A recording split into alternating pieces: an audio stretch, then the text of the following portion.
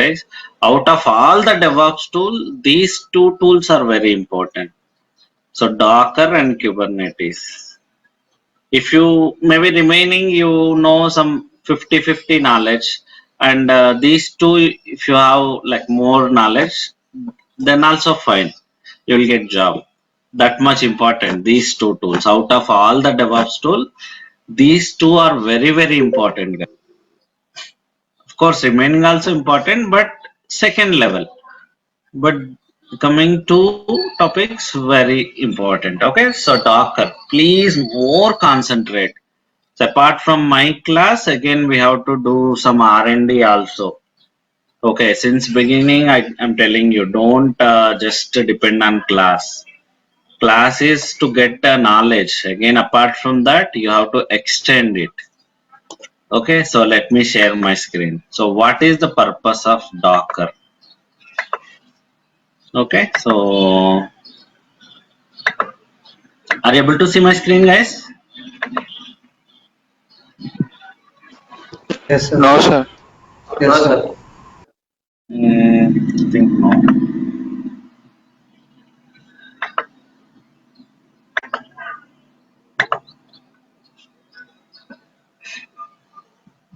Yeah, okay. So what is the purpose of Docker? Okay, why we need a Docker? So I will give scenario. So as I told guys, example, you are working for one project. Okay, now let's take ICICI Bank project. ICICI Bank project. There are multiple usages, guys. By using Docker, okay, we have multiple advantages. I will explain that. What is the purpose of Docker? So let's take ICICI Web Bank, the bank.com. Okay, na? So here you can see multiple functionalities. Okay, maybe once you log into this account also, you will get us different options like personal banking, net banking, card, credit card, debit card, statements, like that huge different functionalities you can see. Okay, let's take WhatsApp. If you take WhatsApp, okay, so in WhatsApp, in my mobile, it's only one application. WhatsApp is okay, but what we have different functionalities in each application. Example, what are the different functionalities in WhatsApp, guys? Audio calling, video calling, group chatting, messaging, payments. So different functionalities I have. Right. So front end I can see only one application in my mobile. But guys, in the back end in WhatsApp organization, they will maintain. Okay. So example, WhatsApp organization is there. This is data center, WhatsApp data center, or else your AWS data. It depends, guys. Your project, your wish. Where to maintain your data center is your wish. You can maintain your own data center, or you can create your AWS account for your project. There you can launch your EC2 instances and all. Okay, so example, this is my mobile. Okay, now. So here in my mobile only WhatsApp I can see with different functionalities. Okay, you may feel only one application it is. Of course, it is one application only, but functionality is different, right? So in the back end, what they do now, they don't maintain everything in single server, guys. For these functionalities, you may need different applications. Maybe the same application, but again, what I can say. So code is different for that and all.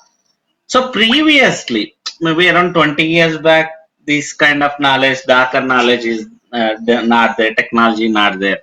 So the all the application related functionalities they used to maintain in single server.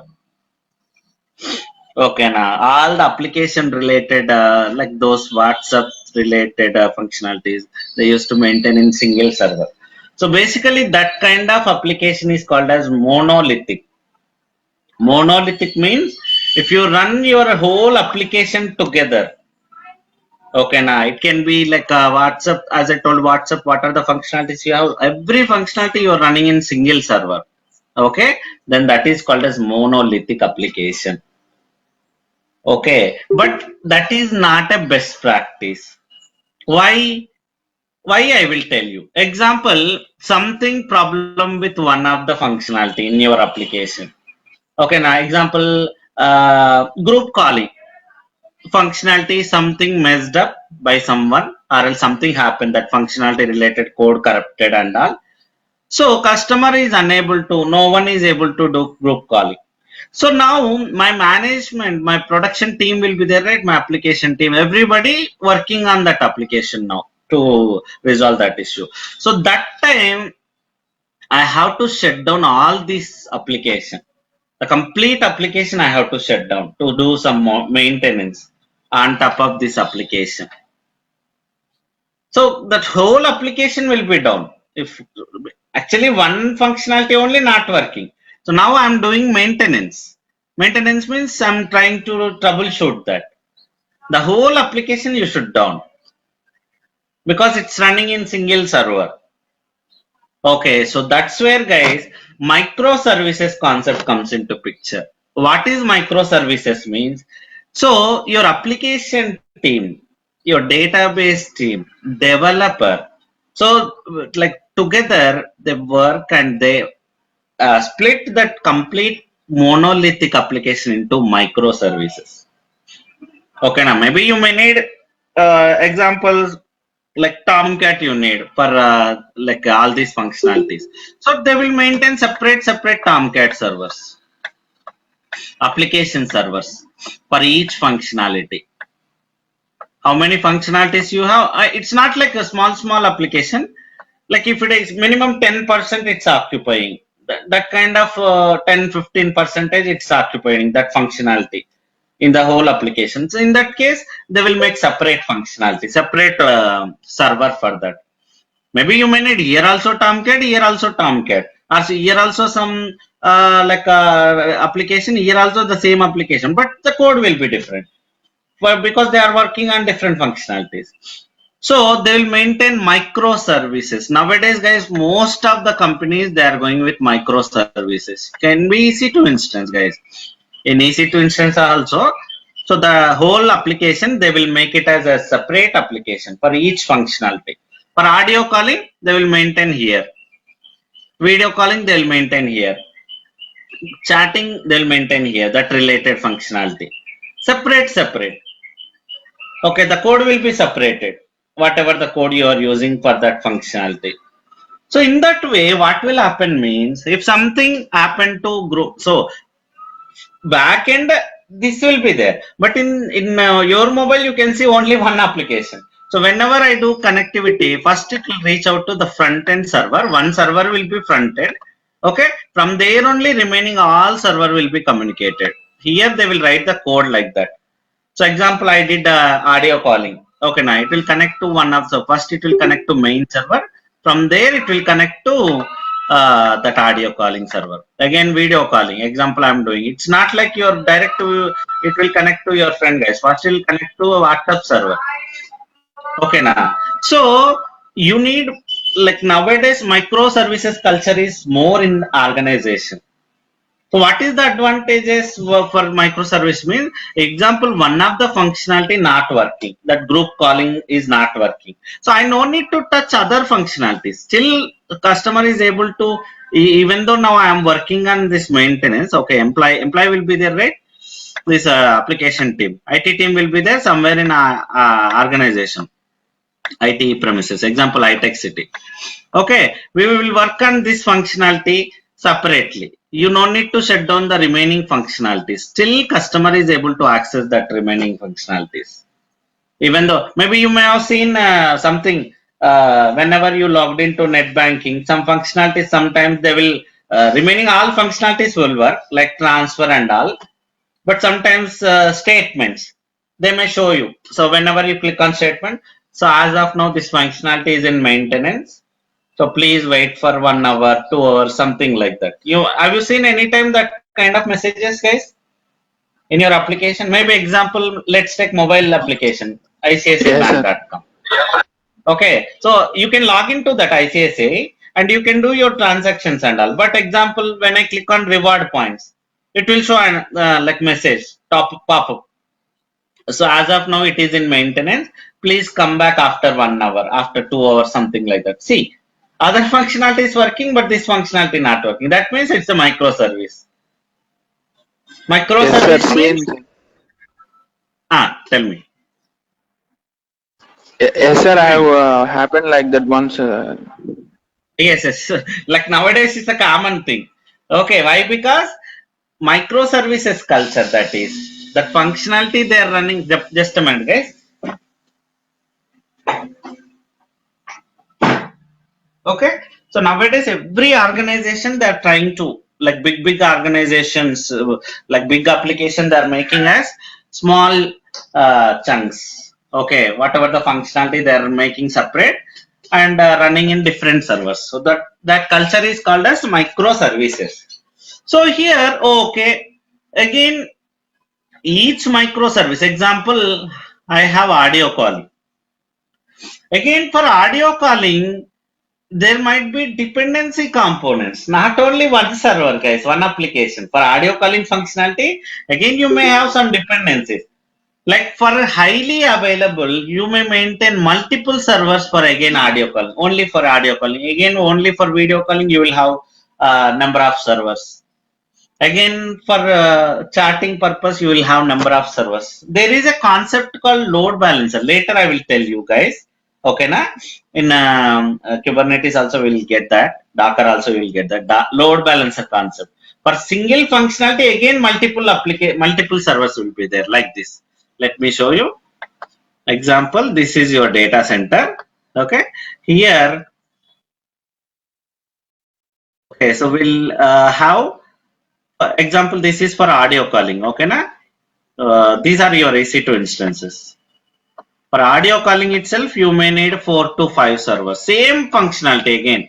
Everywhere. Here also audio calling. Here also audio. This is not EC2 instance. Yeah, just logical grouping I'm making. Okay, so there is a concept called load balancer. Okay, you will get a common URL for all these 4 servers. I will show that later. As of now, just logically I'm grouping. Just I'm in picture. I'm grouping them. Okay, now again for audio calling, maybe video calling, we'll maintain 4 more servers. Again, payments will maintain 4 more servers. So actually, you have 4 or 5, 10, whatever you need based on your load for that functionality, but they will act as one server only because of the load balance. There is a technique called load balancer. Okay, we'll apply that load balancer on each functionality. You will get one URL only. Even though now you can see 4 servers for each functionality, later we will apply load balancer. So front end will be again one server. Maybe one example, this is front end server where customer is connecting. Okay, now here also for this also you will have number of servers and we apply load balancer on top of it. So you will get one URL. That URL only will be available for customer. Example, in my WhatsApp. So when I connect my WhatsApp, what will happen? So in WhatsApp, I will get the setting, this URL to which server I have to connect. That load balancer, because not one server, right? For chat for that front end server. So you will get one URL. That URL only your your WhatsApp will connect. And whatever based on your functionality, example, which one you are talking, audio calling. So it will connect to audio calling URL. You will get one URL only because of load balancer you implemented on top of it. So for WhatsApp itself, so how many servers you need? Like this, in this way. So like each functionality you're running in microservice, again each microservice, each functionality you're running multiple servers for high availability purpose. That's the reason our server never goes down, guys, until unless some maintenance you're doing. Okay, now so I like, generally Google.com, why those servers won't be down? Even though crores of people using it, why? Because they will maintain separate servers. I mean multiple server for each functionality again.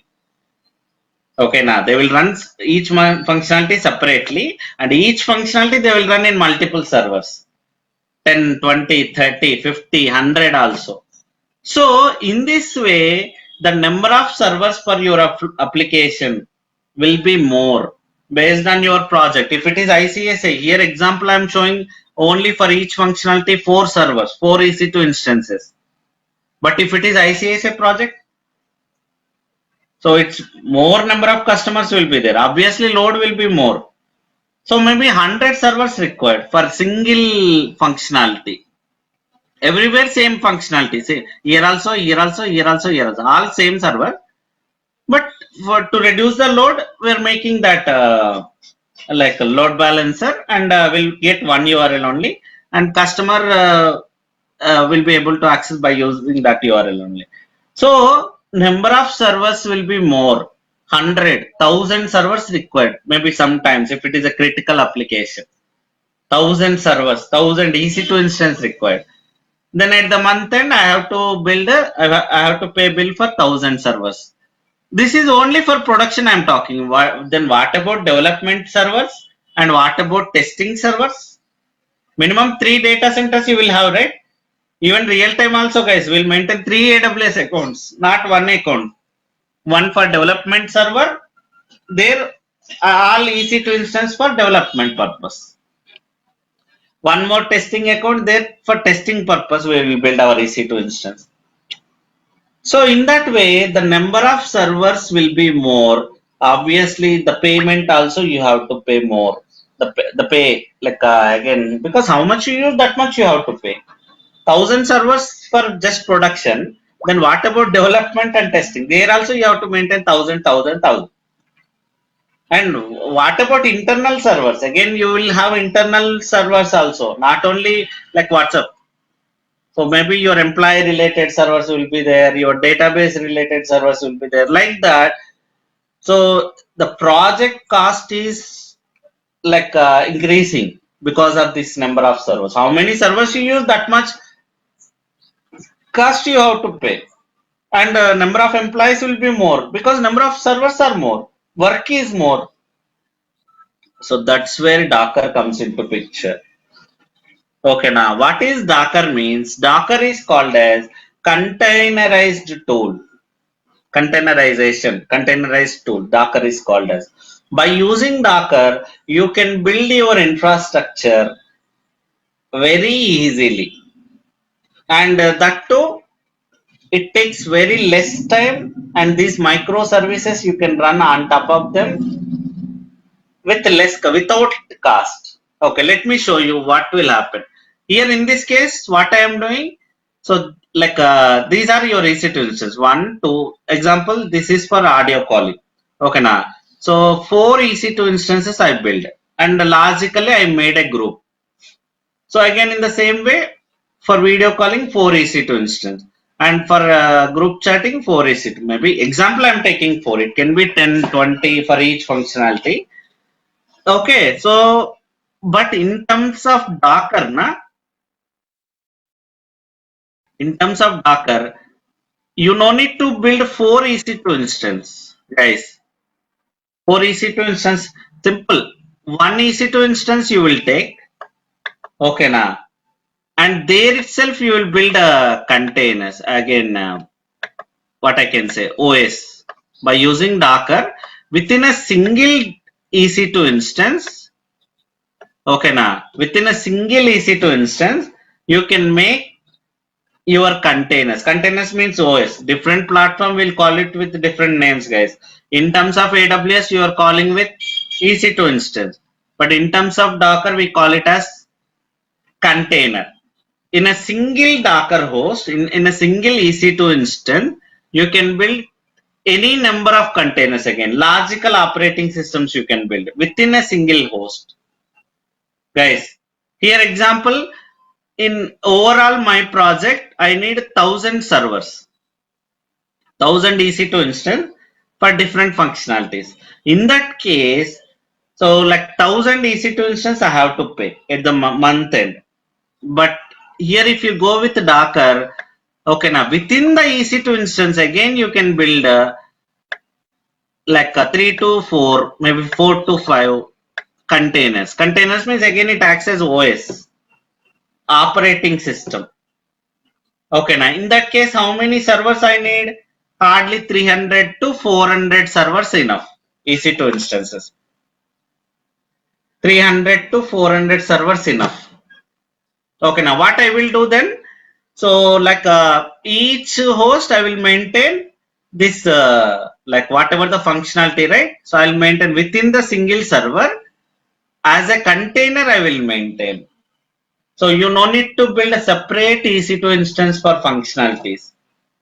Okay, now within a single EC2 instance, okay, so we can build our operating systems. So in that way, for instead of thousand EC2 instances, I can go with only 300 to 400 EC2 instance. Within that EC2 instance, you can build your containers. Containers means again you can call it as a OS. Okay, now but easy way. Generally, guys, to create EC2 instance, how much time it will take for us? Mi- Minimum 2 minutes. Minute, 2 minutes, sir. 2 minutes. But now, can you just guess for this Docker? For Docker, how much time it would take One to build? half Oh, minute, 1 minute, sir. Less than two not minutes. even half a minute. 10 seconds. Within 10 seconds, you can build a OS with Docker. Okay, let's do practically. So here by using Docker, guys, there are multiple advantages. So one advantage is the project cost will be reduced and very easy to maintain these containers, these Docker containers.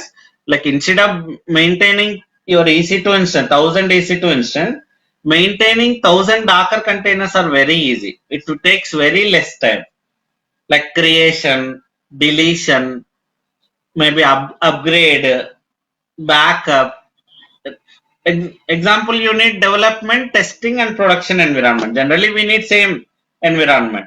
You no need to redo your work if it is Docker. Very simple. Okay, now so you can take the first example. You are building one development server. So this is your EC2 instance. Here you created a function, maybe development server containers for your functionality. Example, this is audio calling functionality. Okay, na? In this EC2 instance, you build your container. You developed your Docker container, Docker OS. I mean, for your audio calling functionality. So one more server also there, right? There we need testing server for the same functionality. Okay, now. So we no need to redo the work manually. Simple. Take this backup. Okay, from this, and from that backup you can recreate your OS. Hardly seconds work.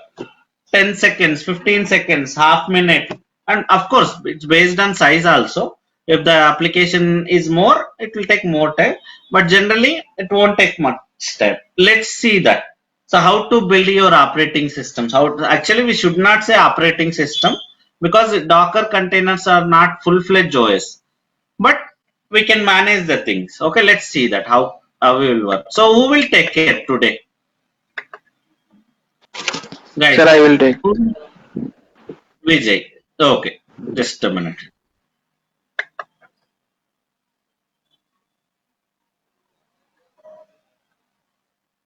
So guys, do more R&D, especially on Docker and Kubernetes. Okay, as I told, these two are out of DevOps tool. These two are very, very important concepts, guys. Okay, now you may not know, so even few people they are getting jobs on top of these two also. If they know like Docker and Kubernetes, that is enough. Let's launch.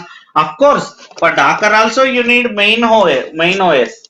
I mean this EC2 or else your own on data center premises server. That is compulsory required. On top of it only we will install Docker. Okay, so compulsory like your OS required first. Yeah, good. Amazon Linux. Sir, with basic only we need to go. Yes, yes, that is enough as of now.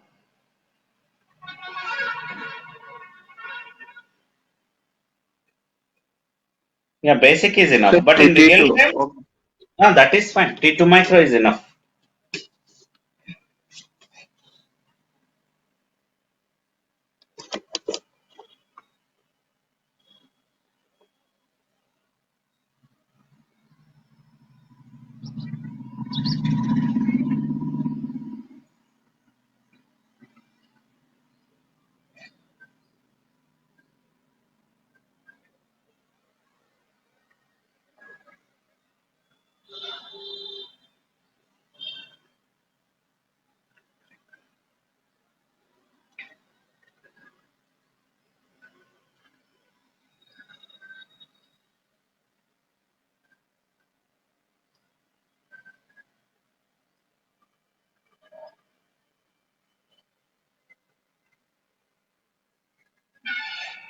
Okay, na? So assume that in your project, okay, you are working for some project, ICSA project. Okay, na? In that case, they requested to build some application. So one application server, one database server, uh, like they requested you. Okay, na? If at all it is microservice, microservice means functionality wise you are building.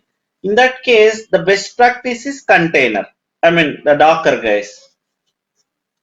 Okay, let's do that. So I will build a sample OS now with Docker. So first of all, we have to install Docker application here. Okay, now then only by using that you can build your OS. Yeah, let's build a Docker. Yum install Docker.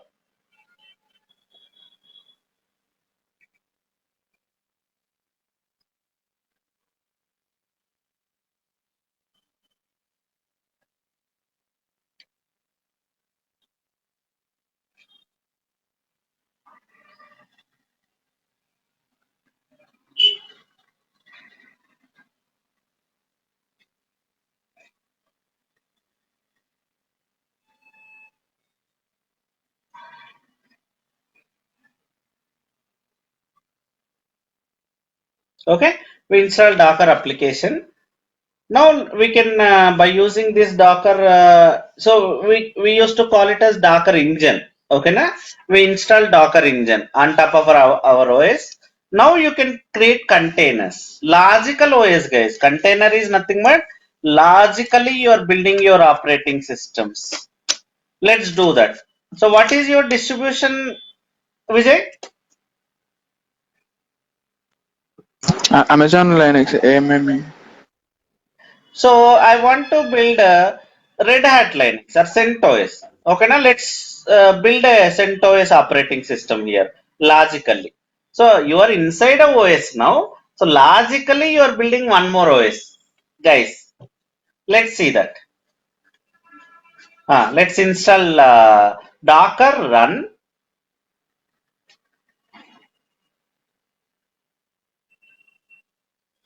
Docker run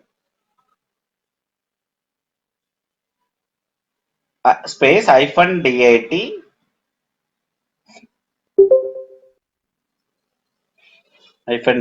space CentOS. CentOS operating system I am building, guys. Now, enter. Oh, what we have to do? What is the error, guys? Why we are getting error? Why we are getting error, guys? In error itself, you have the answer. Is the Docker daemon running? Is not running, so that's why it's shown. What does that mean? Something we need to install daemon, I think. Daemon means service. We need to We activate started that service. service. Service start required. Start the service. Systemctl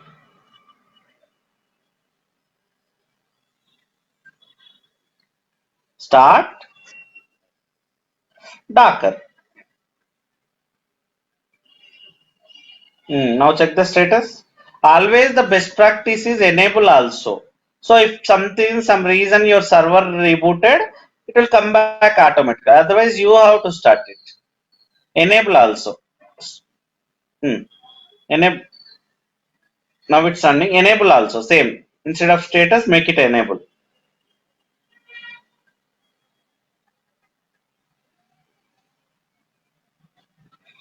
So guys, what is enable command means? It will make sure that if, so example, my EC2 instance stopped, or maybe you restarted for some reason or automatically restarted, your service will come back automatically if you enable. If you don't enable, na, your service won't come back. You have to start manually if you need it. Okay, good. Okay, this is the best practice. Always enable it. Okay, na? Next, clear the screen.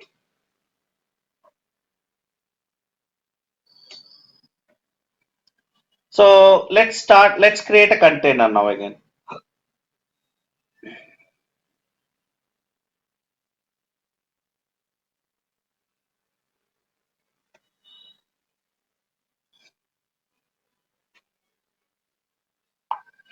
Good. Docker run.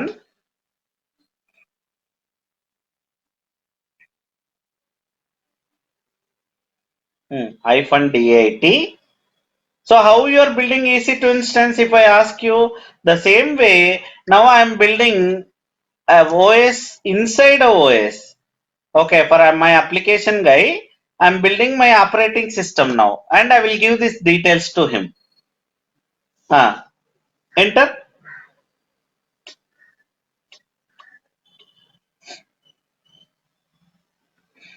Same. Instead of creating one EC2 instance, I'm building this CentOS operating. Maybe CentOS or Red Hat or Windows or your wish, whichever is you.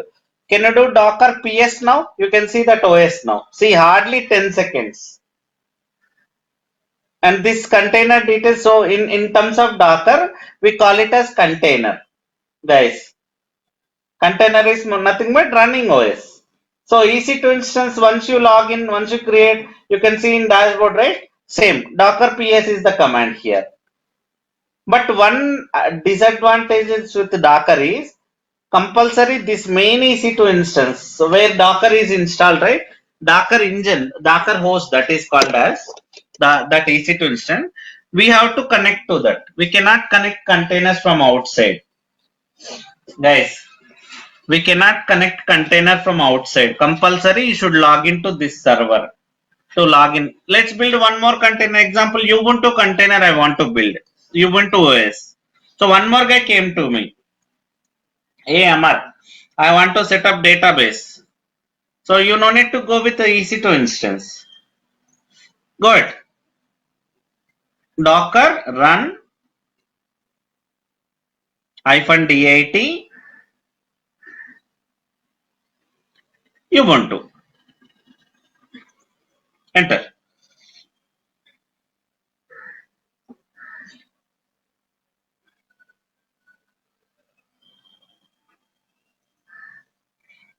So that's it, guys. Do Docker PS again.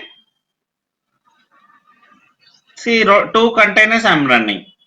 Two Docker. So one container for application, one container for database. See how easy it is. Very easy to manage. Okay, now very easy to manage. Build one more Ubuntu container. Up arrow. You can build any number of EC2, right? In the same way, you can build any number of containers. See, this time, not even that much time. Total 3 containers. Different applications you can install here in 3 containers. 2 Ubuntu containers, 1 CentOS container. Build one more CentOS container.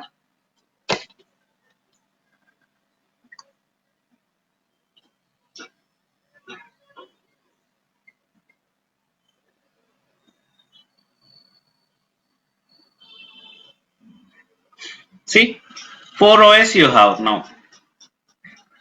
How to connect? I will show you. Clear the screen.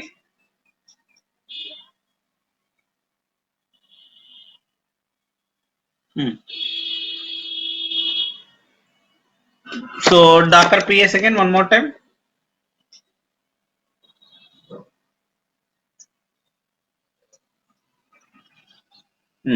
So 4 OS I have. How to log into those containers? So Docker execute exec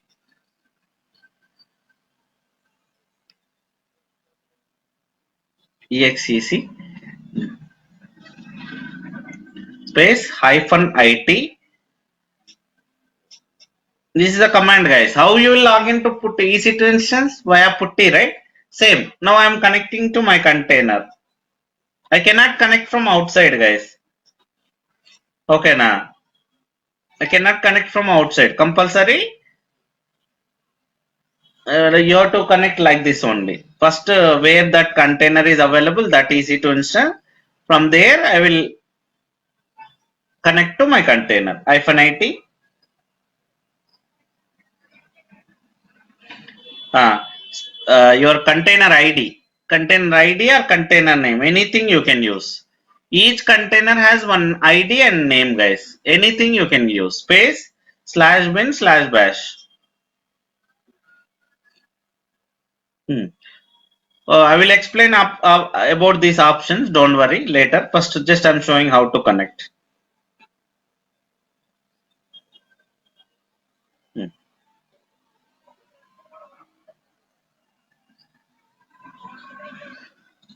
Yeah, see the prompt. You're inside a container now, guys.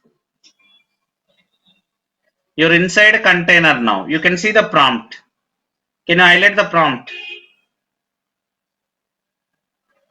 See, you're inside a container now, not inside your Docker host. Guys, whatever you do now, it will be available inside your container now. Okay, now again, it's logical OS, guys. Logically, it is also operating system. Now, whatever you can do in EC2 instance, you can do here now. See, within one Docker host means the main EC2 instance where you install Docker, right? That is called as Docker host. Okay, so there you install logically 4 operating systems again. Each operating system I can use it as my application. Example, I did some modification in some application related. Example, these 4 are different functionalities. Just assume that. Okay, now. So each is for different functionality. One is for audio calling, one is for video calling. So this time I did some modification for video calling functionality, video calling container. Okay, now. So in that case, I no need to restart remaining services. Previously, example, I have one EC2 instance. The complete functionality I'm running in single application. If something problem with audio calling or video calling, the complete application I have to restart. But now, here logically what I am doing, in 4 containers I am running my different functionalities. Okay, now one of the functionality not working, maybe corrupted or something happened. Still the other functionality, if there is no dependency, it will run. Example, audio calling, like there is no dependency with payments. So payments running on one container, audio calling I'm running on one container, video calling related functionality I'm running on one container. So database I'm running, that all related I will make it as containers. Okay, so if now to restart, maybe to do some maintenance on audio calling container, I no need to touch other. Still the customer can use them. These whatever the application running on those containers can be accessible. That is the advantage here, guys. Cost reducing, very easy to manage. Open source, guys. Docker is open source. You no need to pay anything for that. Very easy to manage. Now, example, one functionality, maybe later, slowly you will get other like components also. Okay, so how to make high availability for these containers and all that topics I will show you. But as of now, did you understand what is Docker? Guys, Yes, sir. what Yes, sir. is Docker? Did Sir, everybody? But guys, my request is just don't depend on only my class. Okay, now again after the class, you have to go to Google, try to get as much as information, because Docker and Kubernetes is very important concepts, guys. Something still, it's not a easy thing, guys. Within one day you don't get clarity, full clarity. Definitely it will take some time to you. So just keep on working. Even I did not get in one shot, one day or one. So if someone explained you, it won't work out. After the class again, you have to practice. Okay, please make sure more practice, guys. Now I can do anything in my container. sir, Example, one minute. yes, Vijay, చెప్పండి. Tell me. Sir, likewise, we can create a number of OS in this, using that command, right, sir? Yes, but the thing is, again, the best practice is I hardly 5 to 6 is best practice. Maybe 10. It's not like I will take only one Docker EC to one Docker host. or one EC2 instance, and I will install everything like 100, 200, 300 in one Docker, one EC2. It's not a good practice. Why? Because if that Docker hosts something problem, what will happen? All will be gone. All the will corrupted, interrupted. Exactly. So it's not a best practice. Hardly 5 to 6, maybe 10, not more than that. Okay, na? So for that also we got some like Okay, sir. workarounds. Later I will tell you if something. If example this Docker host is down, what will happen? So example 5 containers running here, 5 will be gone. 5 containers will work. Will Yeah, gone. yes, sir. That is the Yes, sir. challenge here. But there is a workaround. We'll see later topics. Okay, now so there is a high availability concept. That's where Kubernetes comes into picture. We'll talk about that later. Without Docker, you cannot understand Kubernetes. So try to understand Docker first. These two are dependency topics, guys. Docker and Kubernetes. So make sure that understand this. Okay. Yeah. Exit. It depends on that's where, guys, based on my container requirement, my application requirement. Okay, I will use the EC2 instance size. Here as of now, just practice purpose, I have taken T2 micro. But in real time, maybe your application, you should know that your application team will tell you what is the size they need and all. Based on that, you will take that EC2 instance size. Okay, na? Ah, any doubts, guys? Any questions? Did you understand what is Docker? What is Docker container? Any questions? Okay. So next topic is actually, guys, to install any OS, to set up any OS, what do I need? General question. Hardware I have, assume that.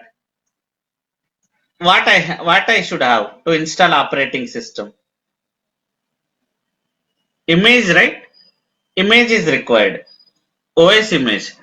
Then have I done anything like downloaded image and all anywhere from anywhere, guys? No, I haven't Yes, sir. downloaded any. No, actually, I haven't downloaded manually, right? So from where it is getting that image, guys?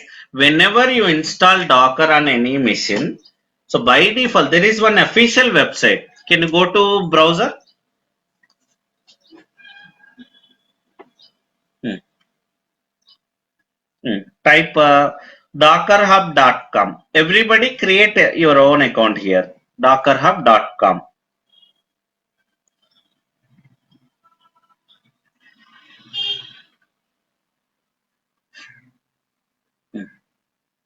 So everybody, guys, create your own account. This is the official website for Docker images, guys. So to build a OS, we need image, right? So images will be available here. From here only, it will download your system. Go ahead and create account. Actually, to use Docker, you don't need any account. But why account required, I will tell you later. First, run that. Sir, actually, I have created sir account in this. Oh, you already created account. Ah, okay, good. Log in then. Yes, sir. Sign in.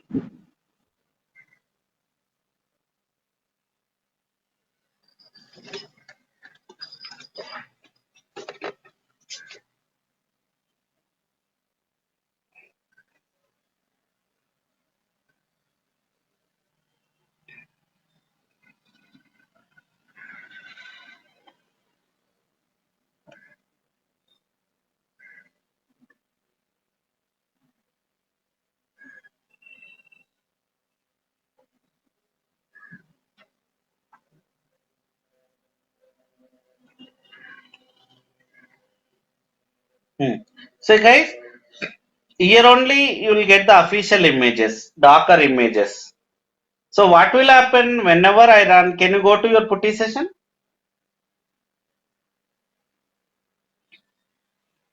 Hmm. Run Docker space images.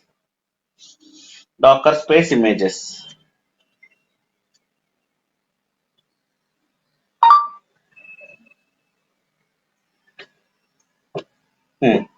See, two images got downloaded. Actually, initially nothing will be there, guys. Here in your Docker host, initially nothing will be there. Okay, now. So whenever you run Docker run command to create your OS, okay, so it will connect to Docker Hub in the backend, and it will download the images. It will keep it here. Now, second time, if you build the same OS, it won't go to Docker Hub. From here only, it will build, guys. See, these are the Docker images. What is the size of the Docker image? What is the size, guys? 7 72 MB. See how small it is. So the Docker images are very, very small OS, guys. It's not like your Windows, maybe your mobile, sorry, your Linux operating. Generally, how much? I'm sorry. Generally, it would be 3 GB, 4 GB size. Our operating systems are. But see here, hardly 72 MB. Your Docker image size is. Why? Because inside your container, most of the commands won't work out, guys. Everything will, so workarounds will be there. From Docker host only we will manage. Okay, now from container, inside container, most of the commands won't work out. Actually, when I install my operating system in my Windows, my laptop, I'll get so many other things which I don't have need also, guys. So many like applications. If you check your program files in Windows, you can see so many things which we don't use. Because of that only, your OS size is very huge size, guys. 3 GB, 4 GB. So that's the reason to install it's taking more time. Again to log in, it's taking more time. Okay. So to to restart, you're taking more time. It's because of the size only, guys. It's because of the size only. But see here, your container, your Docker has very small size. Most of the commands won't work out inside container. If you create image container with this image, most of the commands won't work out. Only what you require, basic commands like cd, ls, even vi won't work out. Can you log into Ubuntu container? I think Ubuntu vi not there. Log into, so do Docker ps.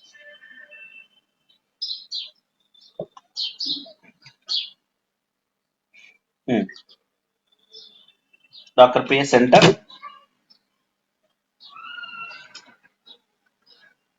So log into one of the Ubuntu container.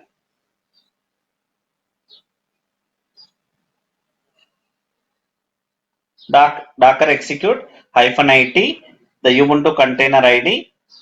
No, that is CentOS container. 52 is CentOS container, right? Exit from CentOS. Hmm. Use Ubuntu container. You can see the image names, guys, there itself. Which image we used? We used the Ubuntu image. Yeah.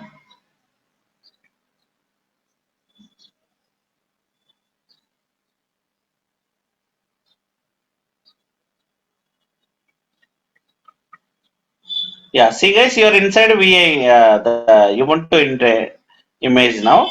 Now, can you use VI command? Maybe do ls. Hmm. ls. Okay. Can you use VI command? VI space some file name. VA itself not will it's not there.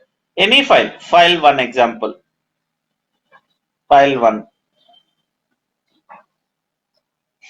No, it's not a. Just give file one. See, guys, VA command kuda ledu. VA command itself not there, guys. So how to manage? There are workarounds, guys. Generally, we don't log into container. Only for installation and all we will log in. But after that, everything you will manage from Docker host only, guys. I mean, without login only. Exit. Exit. Actually, later you will come to know, you will get a storage concept.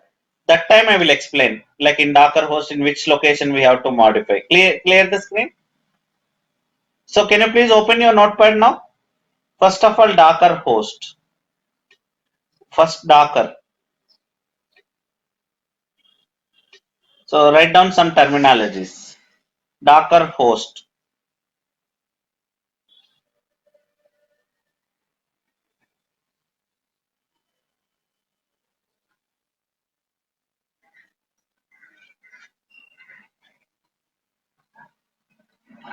Docker host. Write down. Where Docker engine or Docker application is installed. Where Docker engine is installed. Where Docker engine is installed means we install Docker, right? M install Docker. In which EC2 instance or which machine you install. Okay, that is what. Where Docker engine is installed, that is called as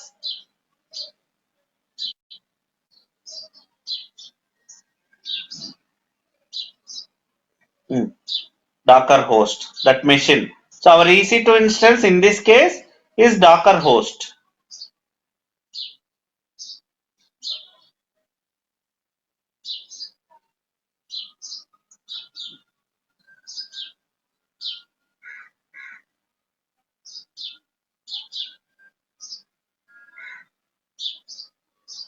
Yeah. Next, Docker image.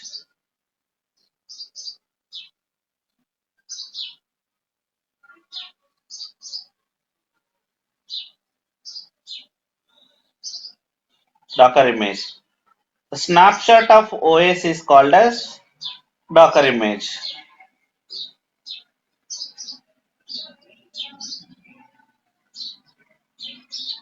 Snapshot of OS is called as Docker image. With Docker image, we build our containers. With the Docker images, with the Docker images, with the Docker images, with the Docker images, we build our Docker containers.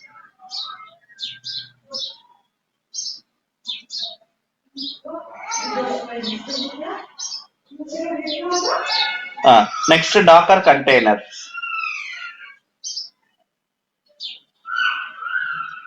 Docker container. Running instance of image is called as Docker container.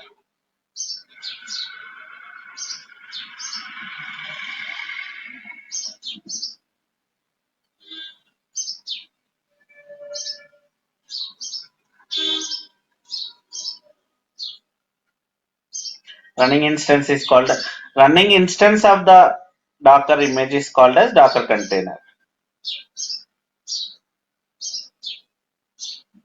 Running instance of Docker image is called as Docker container. Okay. So yeah, write down the commands also.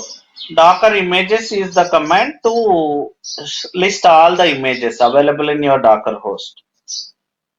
Docker images. Okay, to list all the images available in your Docker host. So by default, in your Docker host, nothing will be there, guys. Okay, now by default in your Docker host, nothing will be there. I mean, images.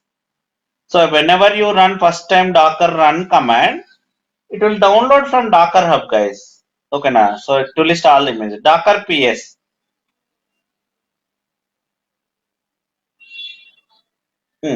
Docker PS to list all the running containers.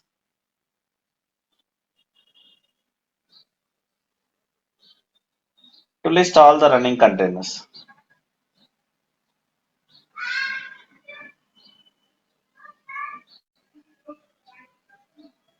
Okay, next, yeah. So Docker images, Docker PS, Docker run command. Okay, Docker run -dat. No, Docker run space -dat Image name,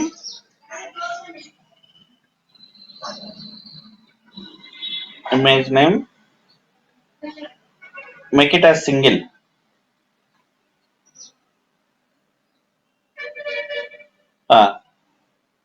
Okay, so this is to create a container from your image.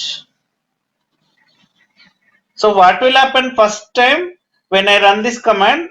If the image is available, it will run, it will create directly. If the image not available, guys, write down to create image, to create a container. అక్కడే అదే line లో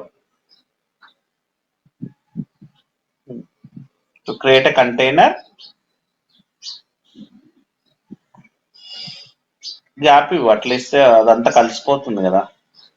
command కి description కి తేడా లేకుండా అయిపోయింది, కొంచెం hyphen something ఎట్లా అలా అని కాదు, ఇది కమాండ్ కూడా కలిసిపోయింది. Docker run command image name వరకే కమాండ్. నో అక్కడ కోలన్ ఇస్తే మళ్ళీ అది కలిసిపోయింది కదా, ఆ కోలన్ తీసి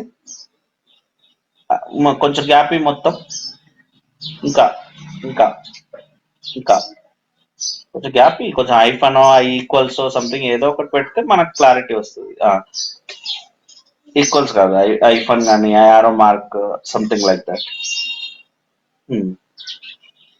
Okay, so this command is to create container. Next, docker execute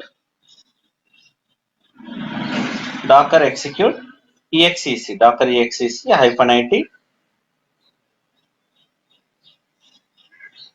-it. So your container id or container name,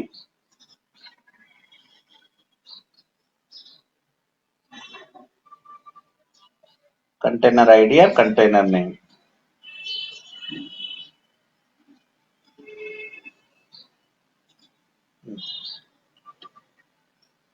అట్లా గ్యాప్ ఇవ్వకు, అది ఒకటే రాయి, కంటైనర్ ఐడి కానీ నేమ్ కానీ, ముందు గ్యాప్ ఇవ్వకు. Container ID or container name again మళ్ళీ అక్కడ అట్లా రాస్తే నీకు ఎట్లా అవుతుంది, ఒకే దగ్గర రాయి, స్లాష్ నేమ్ అని రాయి, slash name space slash bin slash bash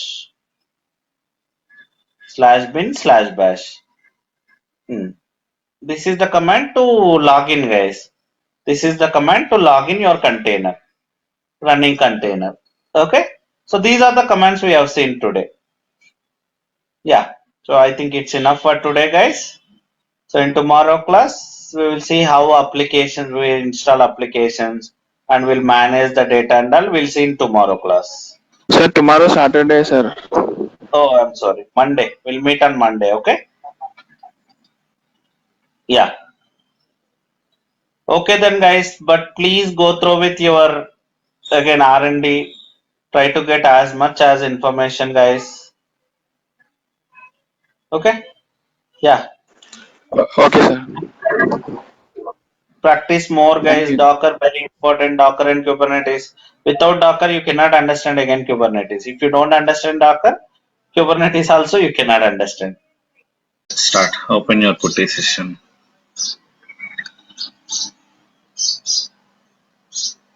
Yeah. Okay. Let me recall the previous class, guys. So we started Docker. So Docker is called as containerized tool. Okay. So here why we are using Docker means, so the main usage is infrastructure cost, guys. Okay. In real time there will be so many servers required. Okay, so we'll maintain different applications, databases, technologies in your organization, and for that purpose, like we would maintain number of servers, thousands of servers if it is a critical project or big project, like I say bank. Okay, so maybe WhatsApp, Twitter, Facebook, so huge number of servers required. So day to day life, the project cost, I mean, like the hardware cost, if you see, like if you maintain your own data center, the hardware cost is very like huge. Okay. So you have to spend huge amount and time taking also, it's time taking also, like in terms of hardware maintenance, creation, operating installation, everything, like building your different environments like development, testing, production. So all these things, very hectic work, huge number of teams required. Okay, so like to reduce all these things, to avoid all these things, day to day, like different technologies we are like adding to like an infrastructure. Like previously, guys, before Docker, VMware we used to work with. Okay, VMware is also similar to Docker, but VMware is not free of cost. Okay, so on top of your own data center, VMware we used to. I will explain about the differences. Don't worry. Okay, so Ganesh is saying that my voice is not audible. Is it for everybody or only for Ganesh? I can hear you nicely. You're able to hear me, right? Okay, so Yes, sir. Ganesh, please rejoin.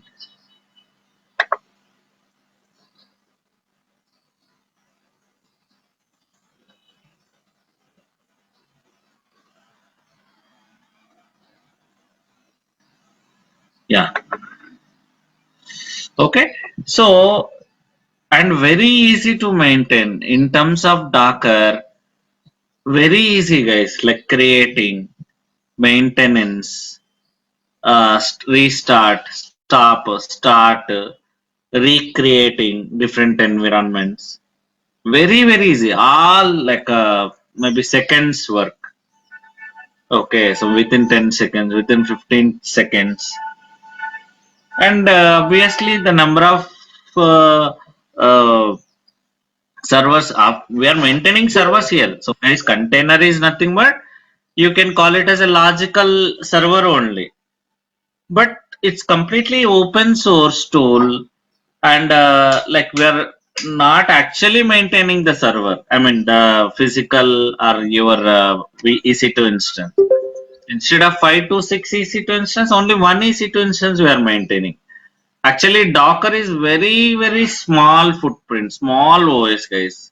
It doesn't have all the things, the junk and all, nothing will be there. So if you take normal your Windows operating system, when you install on top of your laptop, you'll get so many things which we don't know. We don't require also. If you go to control panel, you can see number of applications. We don't know what applications those are. Right. So by default, you will get to so many things. That's the reason your OS size will be like 3 GB, 4 GB, the ISO image size. But in terms of Docker, it will be in MB only. Okay, nah. So like nothing will be there inside your container. Only what application you need, that application related thing and compulsory things only will install inside a container. Okay, everything you will manage it from Docker host only. If something like here, that application example, as I told in last class, we discussed about microservices and monolithic application. So monolithic means all the functionalities you're running together in one server, that is called as monolithic application. If one application, one functionality you want to down, maybe you want to take maintenance, compulsory you have to shut down the whole application because it's a monolithic altogether running. But in microservices, so as I told, functionality wise, they will divide the code and they will maintain applications functionality. One functionality as one functional one application in different servers. Basically, that is called as microservice. Very easy to manage. And something happened to problem with one of the functionality means you no need to like shut down other functionalities. Still others will be running. So these kind of advantages we do have. Okay, now let's recall those commands also. Have you installed Docker already, Vijay? Can you show me Docker info? Docker Yes, space sir. info. Installs. Yeah, run it. Docker space info. So guys, Docker Sir, info will show one you. deactivated, sir. 1 minute, sir. It Yeah. deactivated. Yes, please. So if you run Docker info command, you will get information which version you are using and all.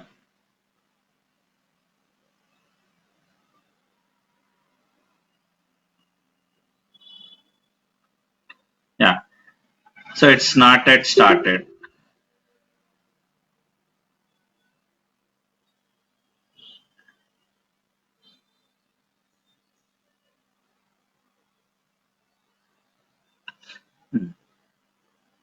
Make it enable also. Always the best practice is enable your service as well.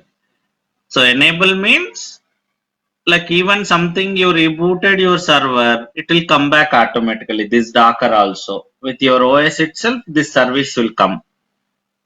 Enable, enter. Uh, so now Docker info will show you full information.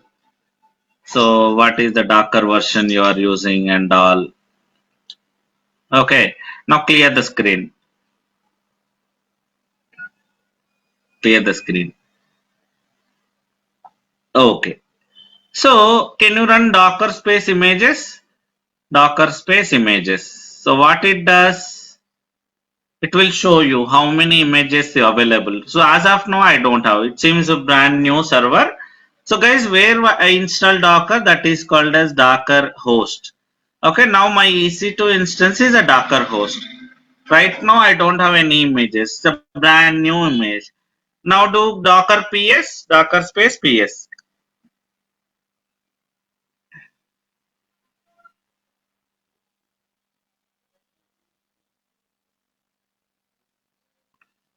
See, as of now, I don't have anything.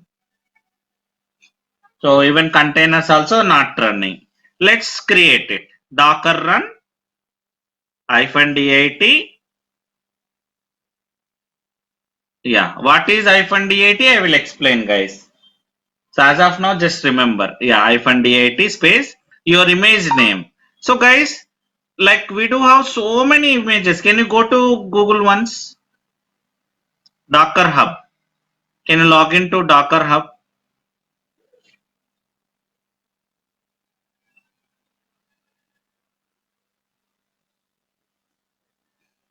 Log in. So Docker Hub is the official website, guys. So Docker Hub is the official website.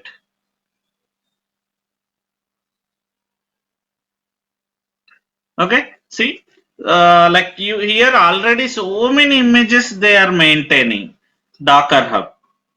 Okay, so whenever I install Docker in my operating system, I'll get this Docker Hub information.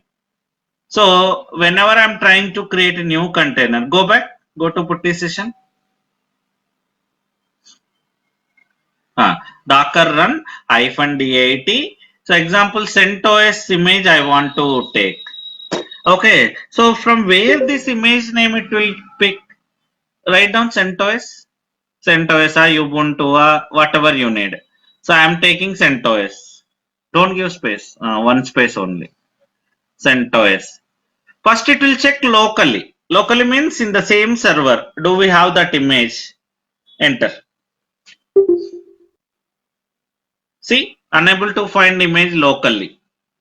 Locally means in the same server. Now it's downloading from Docker Hub. That image. That image should be there either local or in Docker Hub. Then only it works, guys. It's not like randomly I given CentOS. That image should be there already.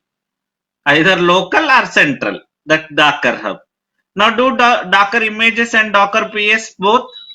Sir, what is Docker Hub? Docker Hub is a website name.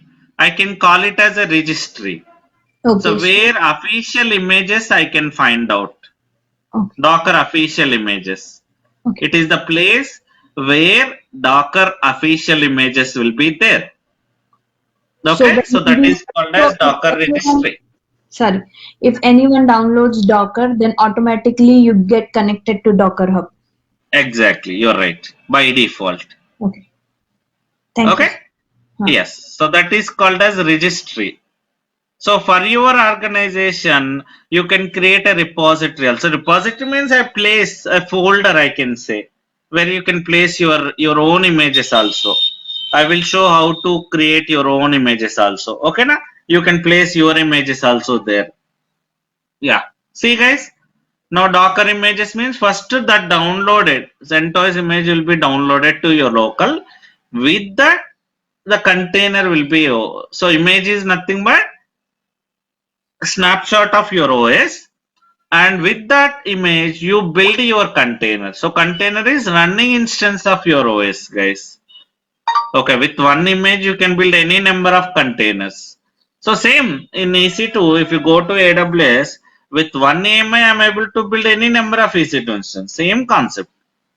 So example, I have two laptops. With one DVD I can install two operating. Same concept this also. Okay, na? Yeah, now let's build one more container with the same CentOS.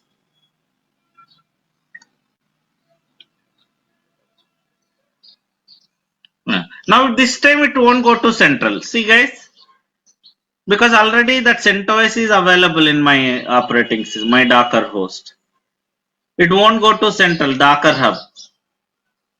From here itself, now do Docker PS.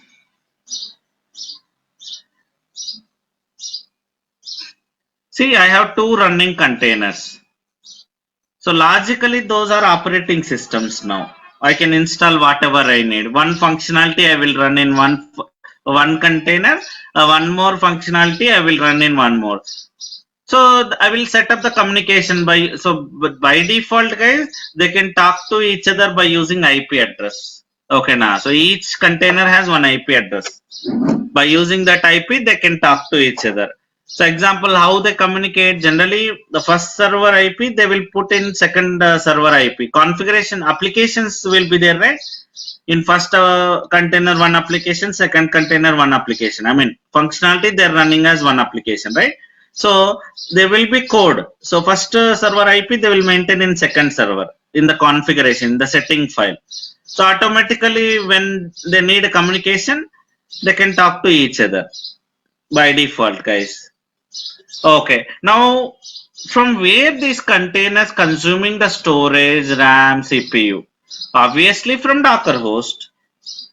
Can you run Docker space stats? Docker space stats. It will show you each container consuming how much RAM, how much CPU, how much network bandwidth it's consuming. Enter. See, guys, right now I have two containers. So each container consuming CPU as of now nothing. Almost see 0% CPU, one MB memory, like 0.12 percentage memory. Memory means RAM. See network bandwidth, storage, very small footprint. Okay, now you can install applications, whatever you need inside your container. Come out, press Q.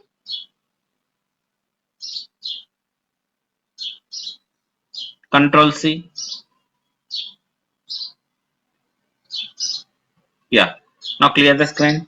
So guys, same like as I told, these are also logical operating systems. I can stop them, I can start them, I can restart them. Do Docker PS, Docker space PS. Hmm. So how to stop them? Do Docker stop container ID or container name. You can use any one of them. Docker stop. So shut down means. So guys, I'm shutting down. In Docker PS now it won't show you. Can you run Docker PS? See, only running containers it will show you. If you need a stopped containers also means Docker PS -a you have to type it. It will show both of them. Just a minute.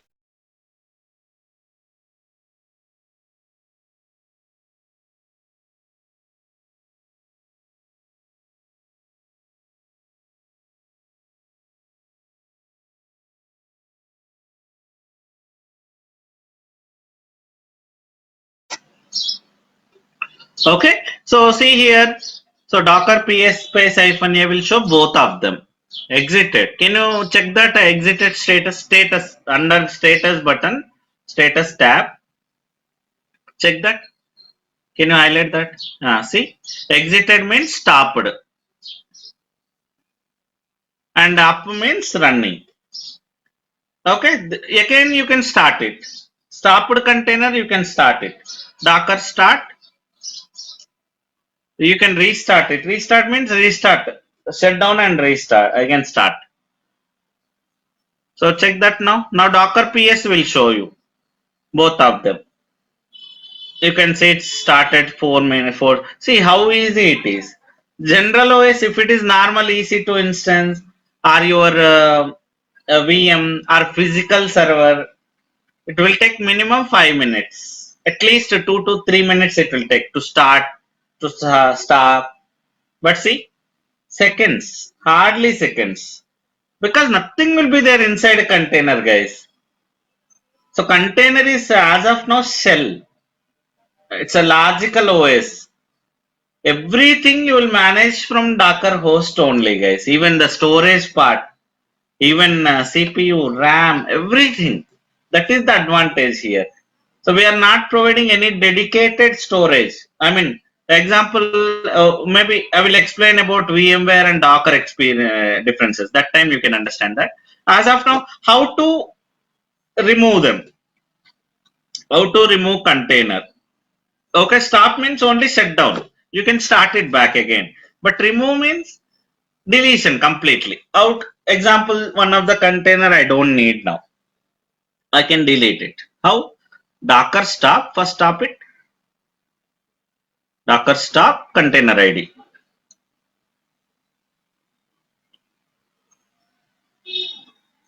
Yeah. Then Docker RM container ID.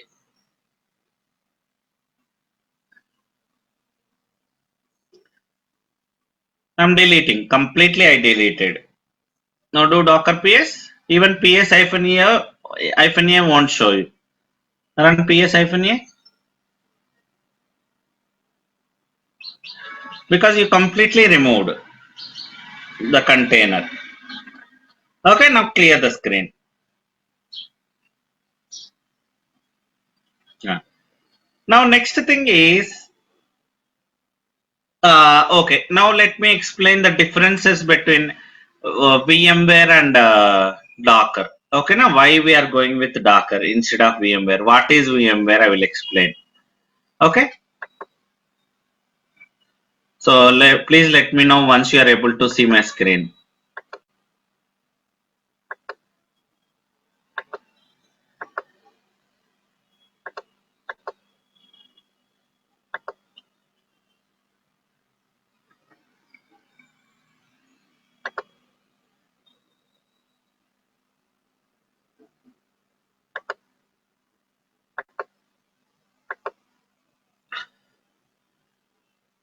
Are you able to see my screen? Yes, sir. Yes, sir. Okay. So what is VMware means? So guys, around 20 years back, okay, now there is we don't have all these things like Docker, VMware. Okay, only example I want to start my organization means compulsory I should maintain my own data center. 20 years back there is no uh, like virtualization concepts. Okay, now compulsory I should maintain my own data centers.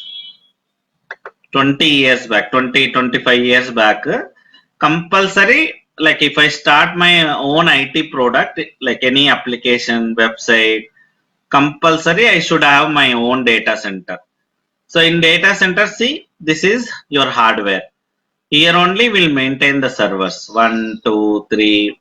So these are called as physical servers, guys.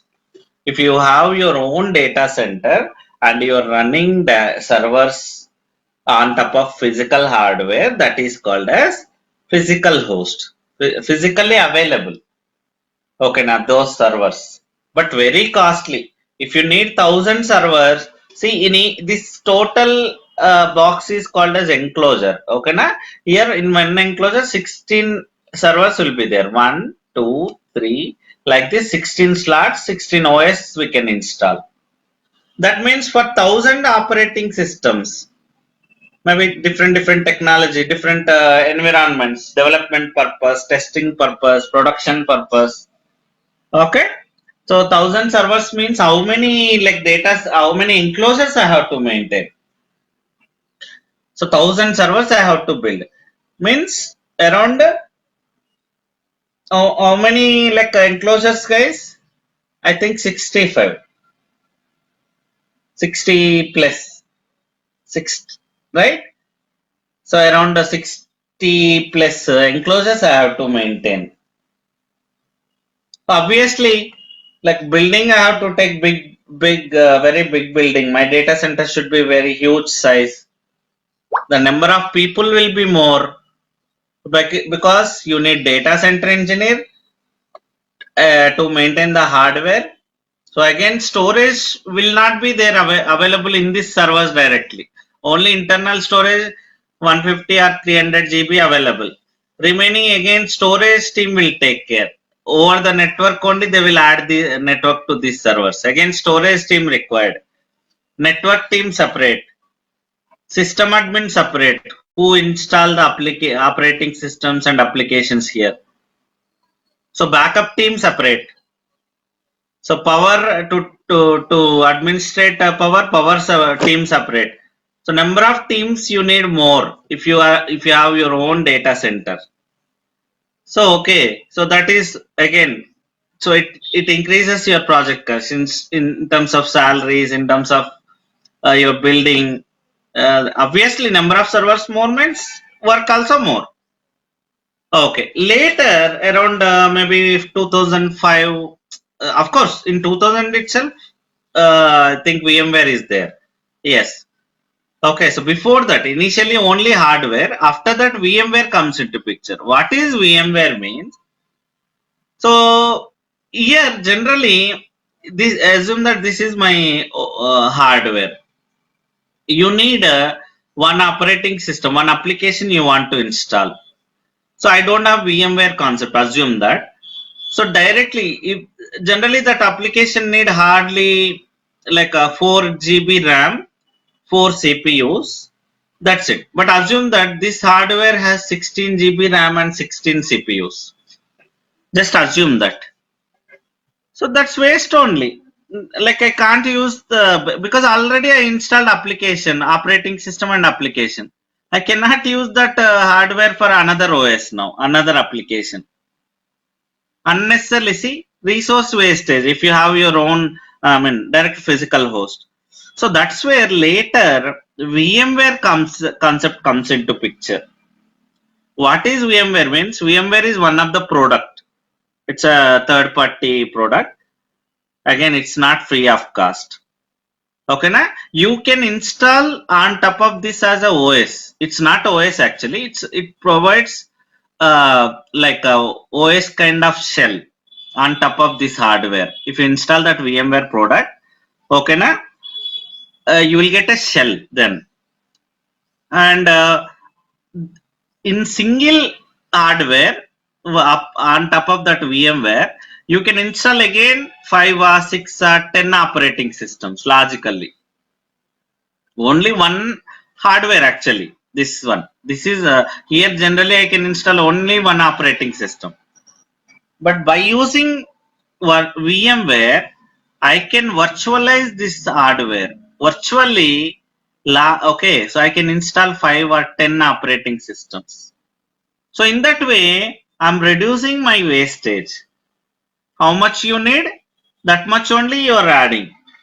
Okay, for example, one application need 4 GB RAM, 4 CPU. Totally 16 GB RAM and 16 CPU in this.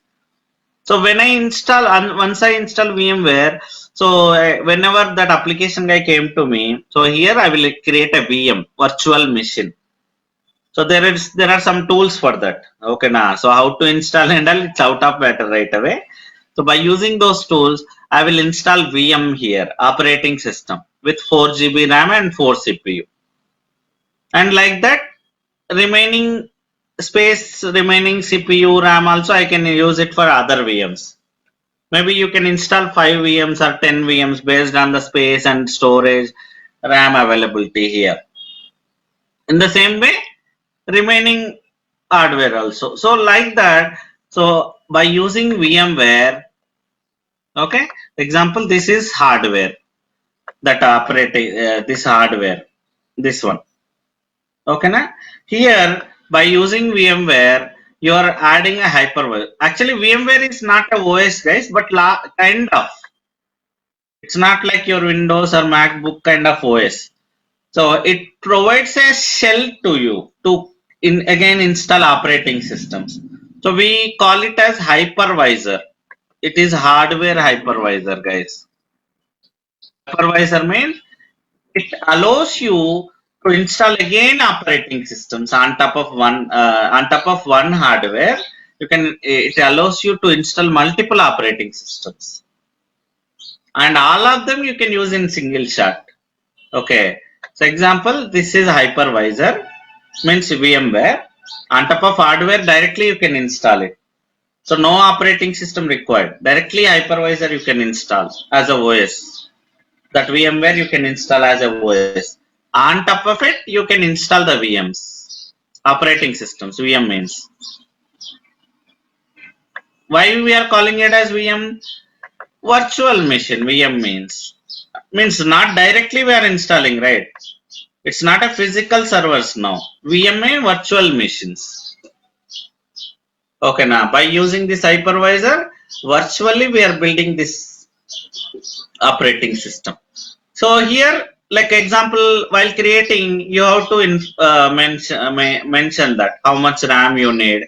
So total example, assume that this hardware has 16 GB RAM and 16 CPUs and maybe 300 GB storage.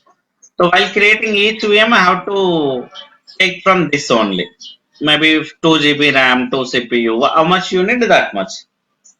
Okay. So dedicated things are required here, like RAM, how much CPU. So if you while building this one, you take example 4 GB RAM, 4 CPU, maybe 100 GB storage. You cannot use the same again. This is blocked only again. Once you create this VM, once you started this VM, even though this VM not using this much CPU, RAM, storage, it will be blocked for that particular VM only. Now, example, my application there, maybe currently it is consuming only 1 GB RAM, but still the remaining 3 GB also will be there with that VM only because dedicated storage and resources required here. Okay, here by using this VMware, you are sharing the hardware resources directly for your VMs. So basically, this is called as VMware. Sorry, virtualization, guys. Virtualization is nothing but sharing the hardware resources directly from hardware by using hypervisor is called as virtualization.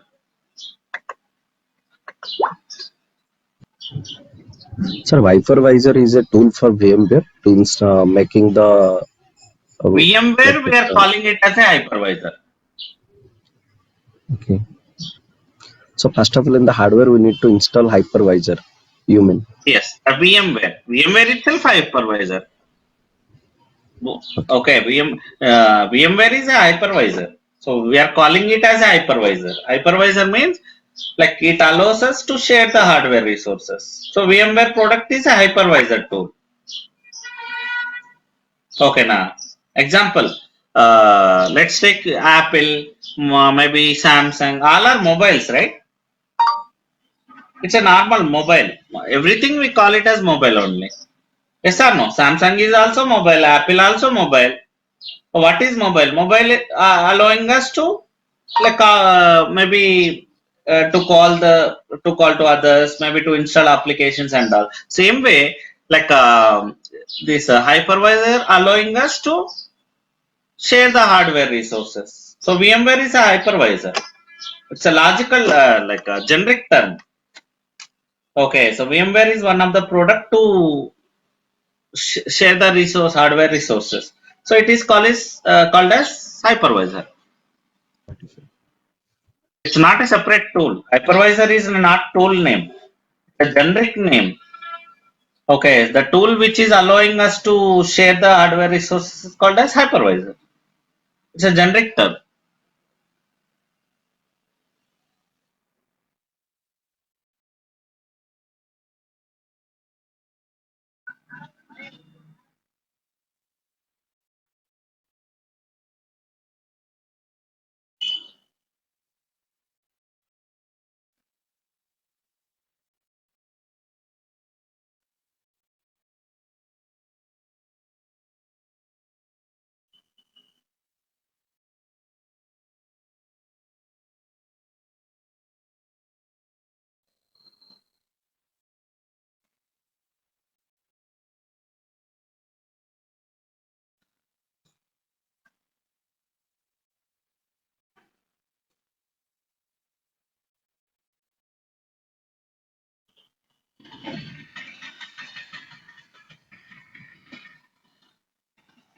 Okay. So here, like whenever someone asked you what is VMware, or maybe what is the difference between virtualization, I will explain about containerization also. So you have to explain these things, guys. So let's take what is containerization. I will take. So this is hardware. Okay, na? Maybe it can be your AWS hardware. It can be your physical hardware. Okay, so on top of it, first we are installing OS. Maybe we are installing EC2 instance first. So EC2 is a OS, right? Your operating system. On top of it, we are installing Docker as an application.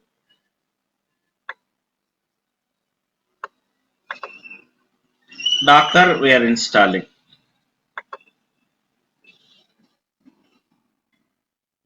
And then we are building our containers.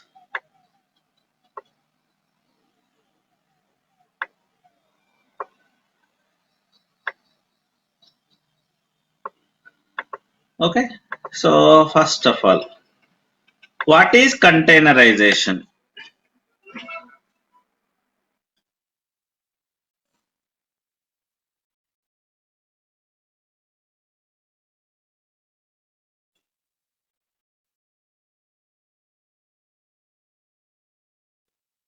So here we are not taking hardware resources directly.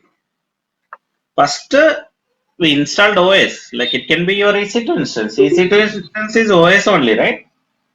On top of AWS hardware, you install EC2. EC2 is a VM, operating system. On top of it, I install Docker. On top of it, I am creating containers. But here, first directly on top of hardware, VM, that VMware. No OS, no operating system like Windows, Linux, we are not installing. First, VMware like tools we are installing as a hypervisor. Okay, now on top of it, we are building VMs. So basically here, hardware resources we are taking directly assigning to our VMs. That is called as virtualization. So containerization means first we build our OS. Okay, now it can be your physical operating system or VM. First VM like we are building. OS we installed, EC2 instance. On top of it, Docker application we installed. On top of it, we build our containers. See, here OS resources we are taking. Okay, now so where you install Docker, right? Where you're running your containers, that OS resources we are taking. Not from hardware directly, we are not taking. So your OS consuming your hardware and your OS resources you are consuming. Okay, na? Second one, Docker is a free version.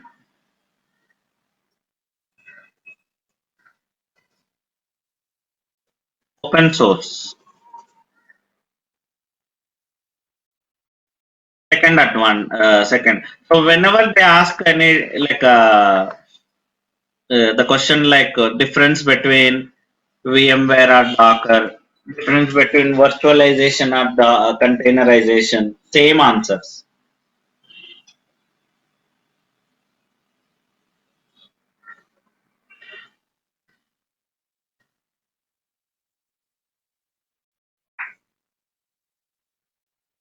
So here guys, if you remember, while creating container, am I giving any like information like how much CPU you have to use, how much RAM you have to use, how much storage you have to use?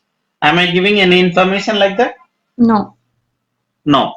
So no dedicated RAM CPU. So how much it need it will take. Example, right now just I installed some HTTPD application. Assume that. Here also one more HTTPD application I have. So currently how much load it has. Example, my total OS has 16 GB RAM, 16 CPU. Okay now. So now currently this HTTP only load we have 1 GB load we have. So for this application, only that much it will consume. Remaining still 15 GB will be with this OS only. It won't touch the remaining. How much it needs, that much it will take at any point of time. So no dedicated RAM CPU required. Example, morning time this one is busy. This application has more load. I assume that. So evening time this application may have less load, more load. So in that case, like that kind of situation. So this is very useful, guys. Dedicated RAM not required for your containers. Of course, we can give also, but by default, it's not required. How much you need, that much it will pick. It won't be blocked by your container. Okay, that is third advantage. And fourth one, maintenance takes time. Maintenance in the sense like creation, deletion.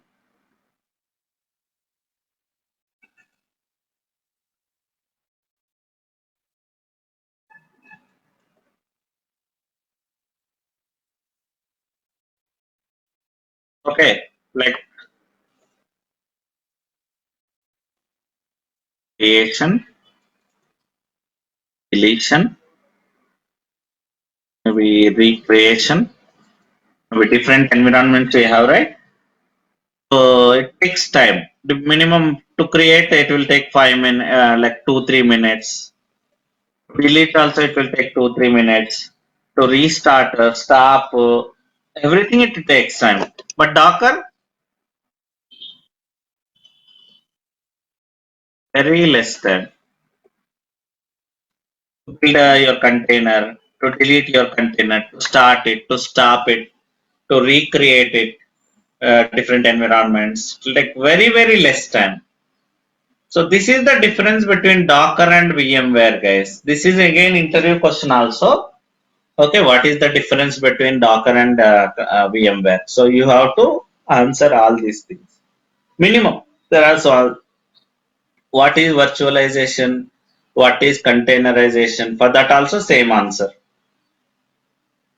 So any questions, guys, here? Are you clear about this? What is the difference? Did you understand? Yes, sir. Okay. So this is about Docker, and that's the reason we are using Docker, guys. Docker has more advantages.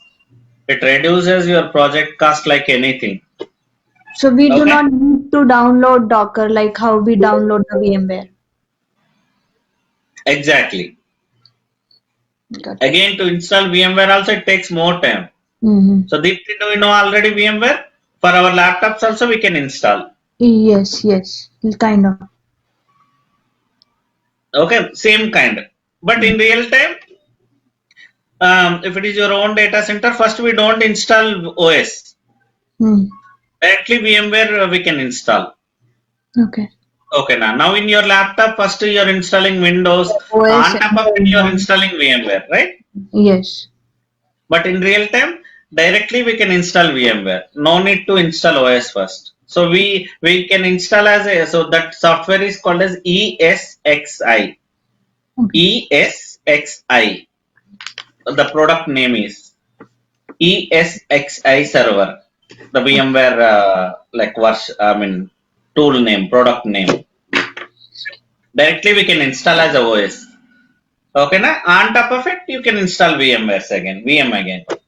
First VM, second VM, Windows or Linux or whatever you need, you can build. Got it. And for Dockers, you need an operating system, and on that operating system, you're just downloading it. It's just an image file, not the actual, right? Yes, you're right. Okay, so you can take a screenshot if you need. Yes. Everybody, someone can you please take this screenshot and send it in group chat?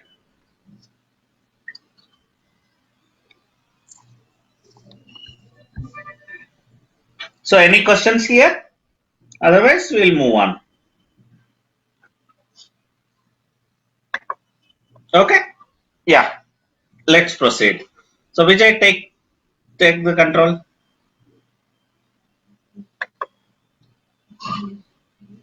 Okay, okay, sir.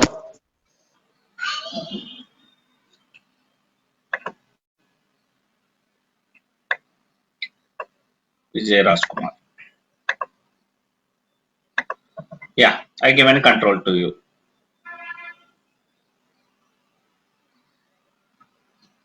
So guys, even we can install our own images also, guys. We can create our own images also. So there are different ways. So one of the way I will show you now. Why I need image, I will tell you. Okay, but just create it. Let's create it. Example, like in your environment real time, guys, compulsory you need three setups for anything, for any application. One development server will be there, one test server will be there, one production server will be there for same application, compulsory. Okay, so generally it will be same setup, same thing required, only maybe names might be different and all, but remaining all setup will be same.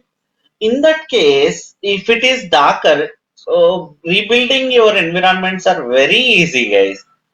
Okay, let's take, I have a requirement now. Okay, to build three servers, three containers for your application. One for development purpose, one is for testing purpose, one is for production purpose. Now let's see that how to do that. Do Docker PS.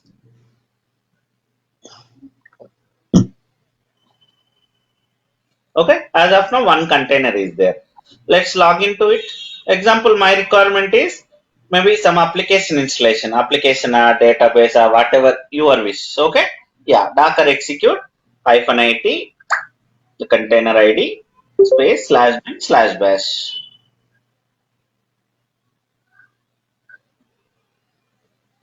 Okay, so let's install some Java. Yum install Java. You're inside a container now. See the prompt. You're not in Docker host now.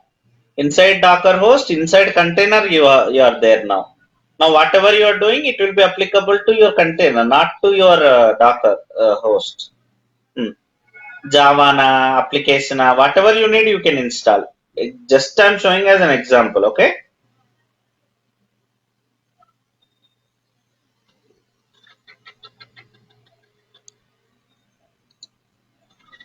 Install Git also.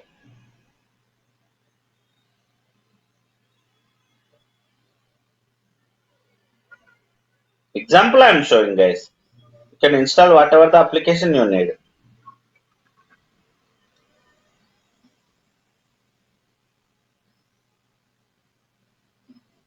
See, most of the commands won't work out in Docker container. Okay. Example, I'm installing Java, Git, HTTPD, whatever you need. Install HTTPD also.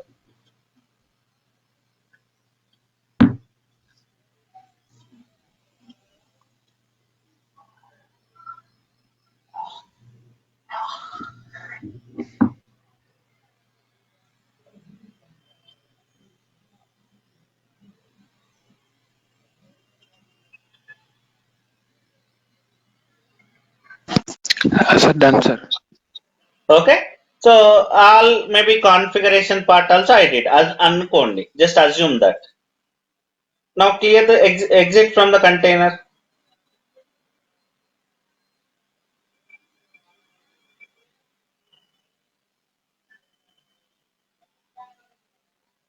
Okay, now guys, just assume that.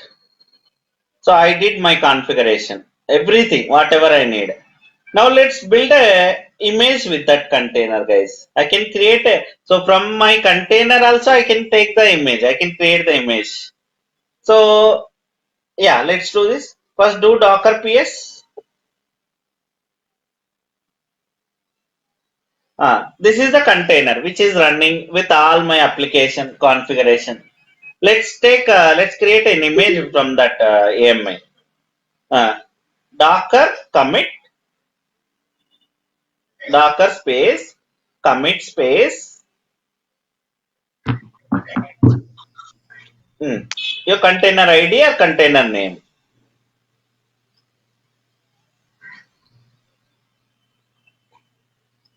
Name also you can use it, guys. Wherever you are using container ID, you can use name also. Enter.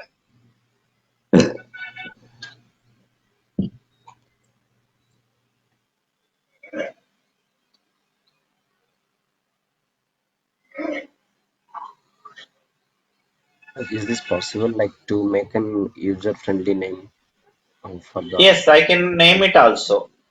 So do Docker images now.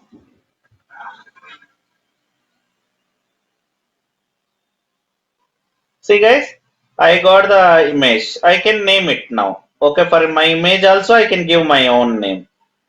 Let's give it. Docker tag. You can give while creation also, but after creation also you can give. Docker space, tag space, your image ID. You got one image ID, right? Space. Do you have Docker Hub account ID? Give the Docker Hub ID. Yes, sir, I have. Yeah. Give that ID.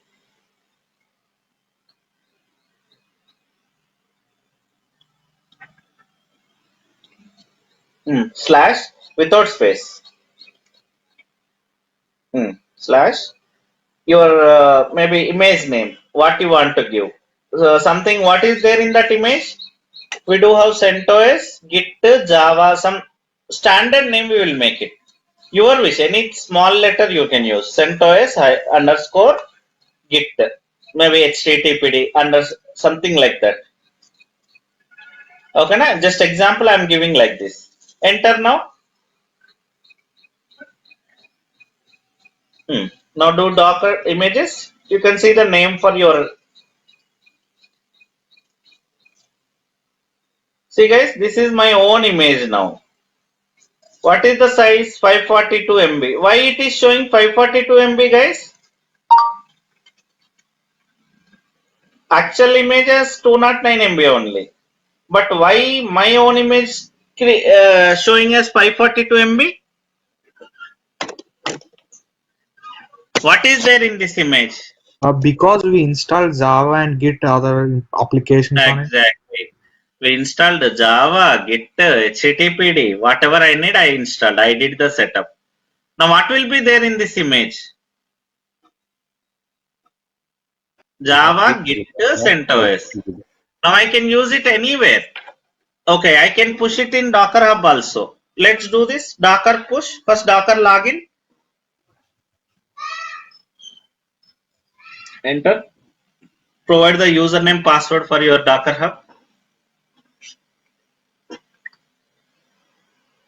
So what is the use of this Docker image? I will explain in tomorrow class. As of now, let's create login.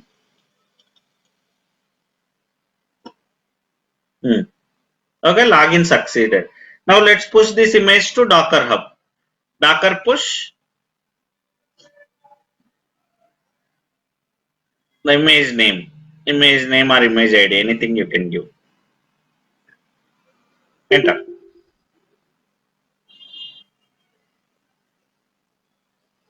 Okay, give the name only. It seems ID it's not taking. Docker push. The complete name.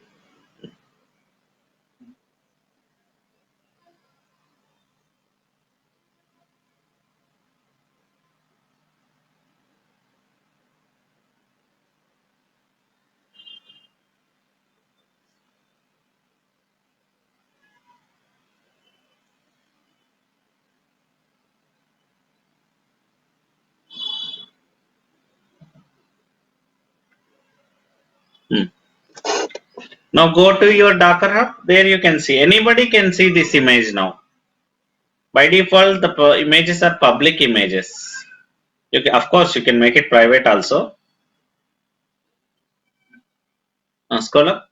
So here repositories option is there. Scroll up.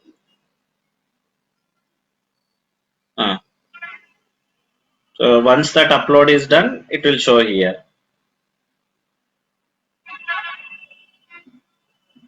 See guys. Now anybody can use it. Anybody has Docker host now? Example, I have test purpose one more Docker host, one more EC2 instance. Okay, now there I can build a new container with this image now. I no need to redo my work. Whatever I did in development environment, I no need to redo it. Simple. In one click, I can build my Docker container with for testing purpose also. So in one more Docker host, I will maintain Docker for production purpose. I will create one more Docker container. I no need to redo my work. Okay, na? So this is how you can create your own images also, guys. And in tomorrow class, I will explain what is the advantage of these images. Why we have to create our own images. There is one more way also to create image. Maybe that is the last concept, not now. Okay, there are some topics before that. Okay, but this is one of the way to create your container, to create your images. Okay, na? Yeah. In tomorrow. So, any questions in today's class? Sir, if So, you guys, do Docker PS now, not only the thing which we are covering in class, as I told guys, after the class, again go with Google once.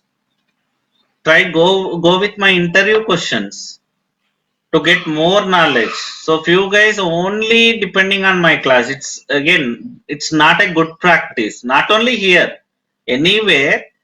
Okay, so there are so many things. Again, Docker is it's a ocean again. After the class, go with interview questions. In that way, you can extend your knowledge. Try to do that, guys. Do R&D. Go with my Google Drive. There, you have so many things to learn. Docker folder is there. There, go with that. So, what exactly there? What are the things I have to know apart from the class? YouTube. Go with YouTube videos. Go with Google again to do R&D. In that way, you will get the knowledge. Okay. So again, yeah.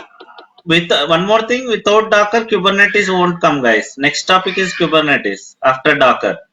So if you know Docker, then only you can understand Kubernetes. Please make sure that. Yeah. Any questions? sir, in the Docker PS, when we are doing, so the current images, whatever install in that server, that we can list it up over there, right? Yes. Docker PS will show Docker containers. Example, if you go to EC2 dashboard, what it will show? It will show all the running and stopped whatever you have, right? Same. Yes. Docker PS also PS-EA will show both. Docker PS will show only running. Okay. Okay? Yes, sir. In the Docker Yeah. PS, we are seeing a name, right? The container ID and the end at the Yes. end we are seeing a name. That name Yes. will we can change as per our convenience, or it will be fixed. Yes. Yes, we can change it. So while creating your container, you can give the option called hyphen name space your name, which name you need. So I give an hyphen DAT option, right? Yes. Hyphen DAT space hyphen name space your name, which name I need, space your image name. So you will get the name, desired name for your container. Okay? Yes, it is possible. Yeah, good question. But again, guys, whenever you get a doubt after the class or maybe in class, that is fine. But after the class, if you get a doubt, first try to Google it. Okay, so because while Googling with one topic, you will get other topics also, guys. That is the advantage actually. So try to get as much as information before the class itself. Okay. Yeah. Now we explained about Docker commit command. What is Docker commit? How it works? What is happening? So those things, and I'll Google it after the class again. It helps you. Yeah. Okay then, guys. So we'll meet again tomorrow. Same time, same link. Practice more. Docker is very important topic, guys. Okay. Yeah. You can show me Docker info. Docker space info. Okay. So do Docker images and Docker PS. Okay. Nothing is there. Docker PS. Clear the screen. Okay. Yeah. So guys, as I told, so Docker containers. Okay. So by default consume storage from Docker host only, obviously. So because it's inside Docker host, right? So what is the default folder? As I told, can you create a new container quickly? Docker run -dit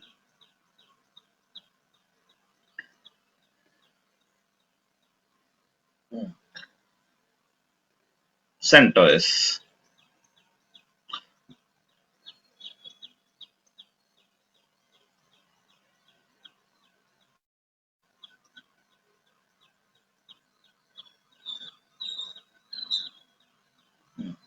Now do Docker PS.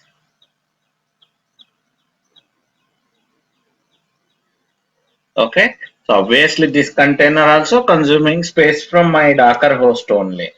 So what is the default path? Let's check that. So can you please do Docker inspect the container ID or container name?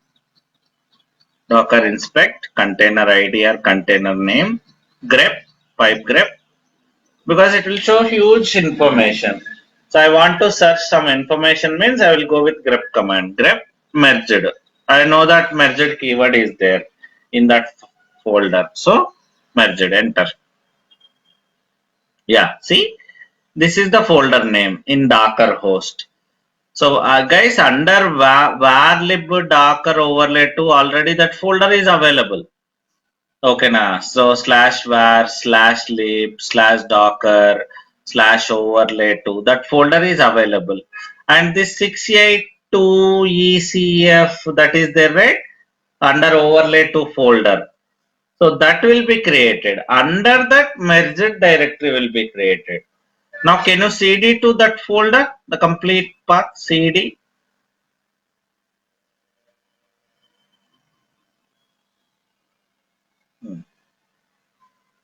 Enter. Do ls.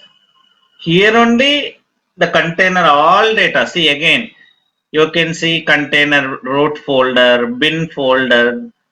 These are not easy to folders, guys. These folders.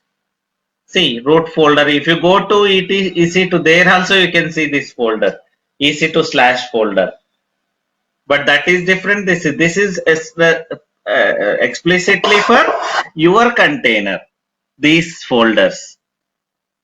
Now inside that, if you do anything, it will be stored in your container. If inside container anything you do, it will store in this folder only by default.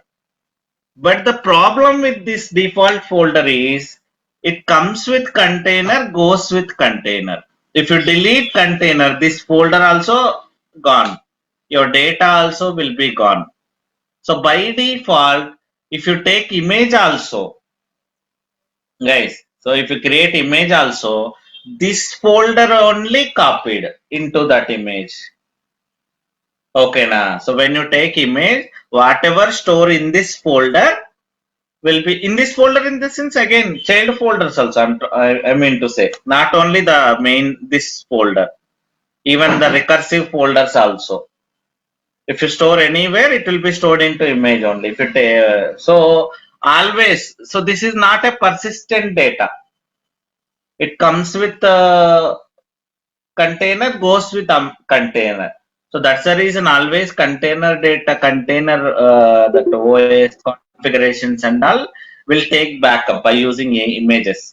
Whenever you do some changes into like images, sorry, that OS configuration and all, compulsory will take the backup by using AMI. I mean by using the image. Okay, that is fine. But as I told, okay, so what is the problem if this like data gone? So clear the screen, maybe come out of this folder, cd double dot, maybe just cd, enter. No, no, just that's it.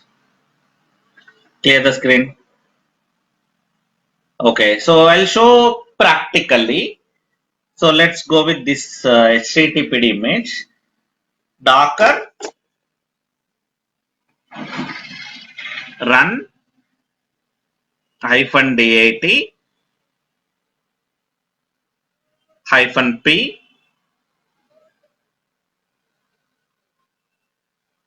AIT:80. So Docker host port : Docker container port space httpd. Enter.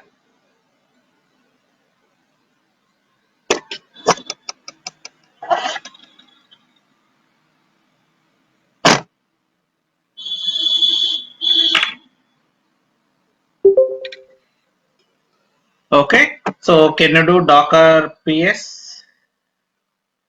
For this also a new folder gets created.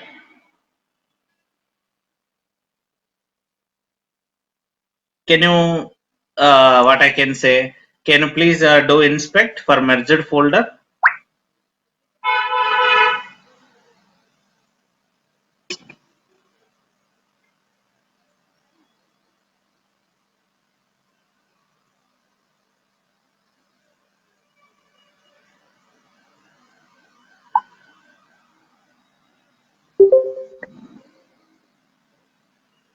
Hmm.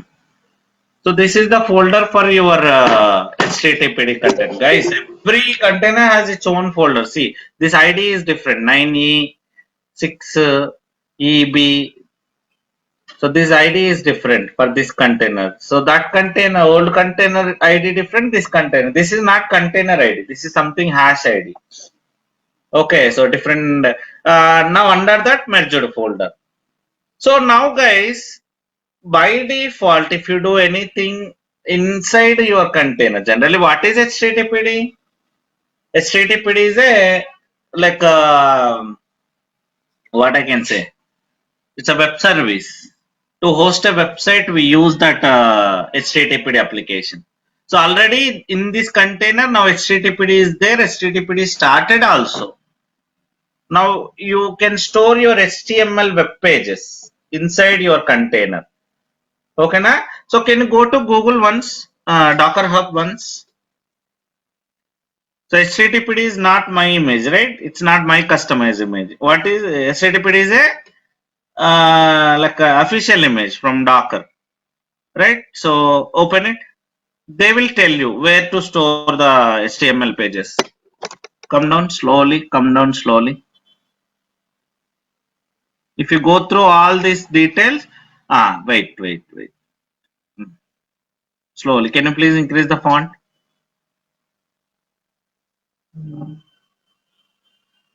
Come down. Come down.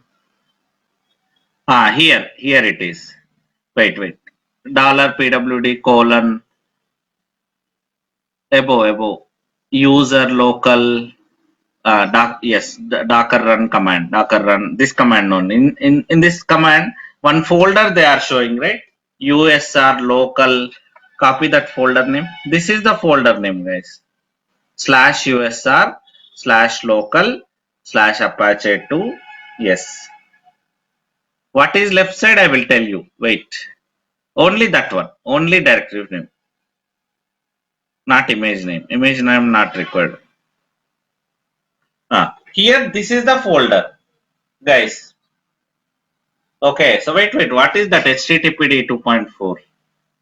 That is not required, as I told. Just keep it aside, not here.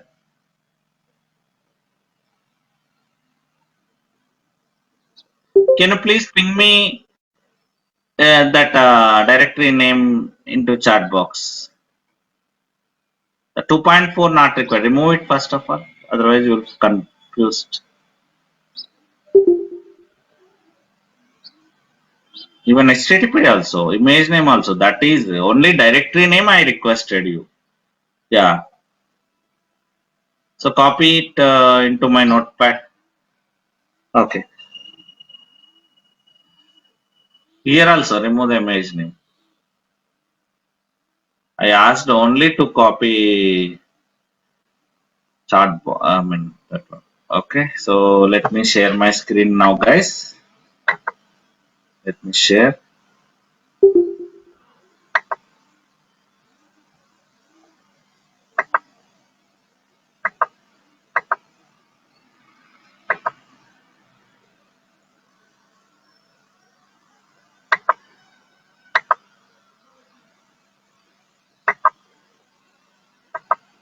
Are you able to see my screen?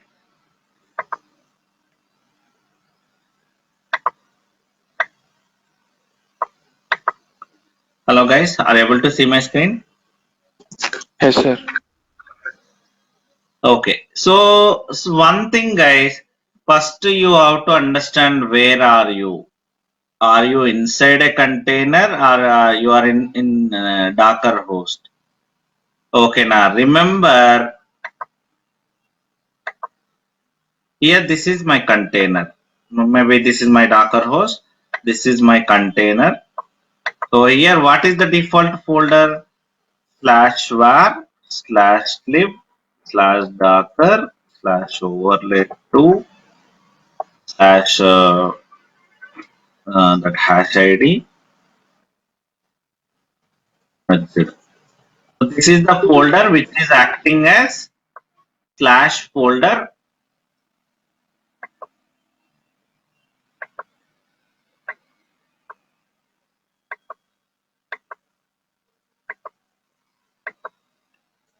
Okay, slash folder inside my Docker host. So that means here outside in Docker host merged folder. Okay, so equals to slash inside a container by default. So that means in container slash usr slash share slash apache slash is it the folder name, Vijay? Anything wrong? Sir, sir, /user /local and /apache 2. Not share is not there, sir. Okay, local Apache 2. Local This is the Apache. yeah. So guys, this is where application configure. Sorry, that HTML pages. So this is HTTP application, right? So every application, guys, there are two things, three things you should know that every application, guys, you should know any application. I'm not talking about Docker. I'm not talking about HTTPD. I'm not talking about Jenkins. Any application, you should know these things.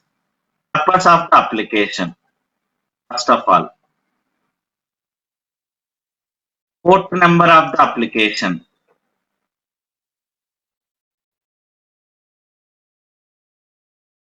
Configuration of the application. Configuration file for the application. Then application data.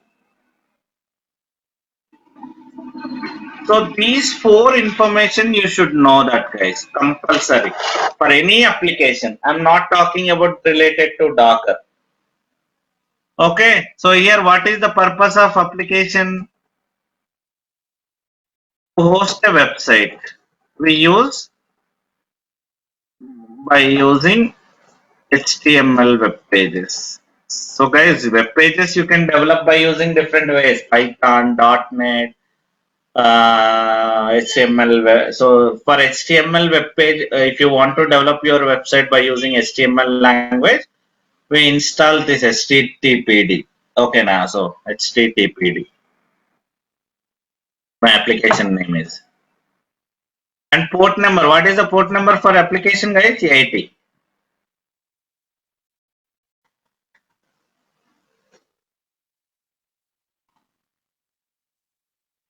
80 is the port number.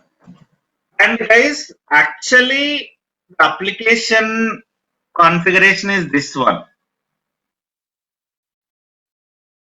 General, it is like if you install your own HTTPD, this is the configuration. But what happened?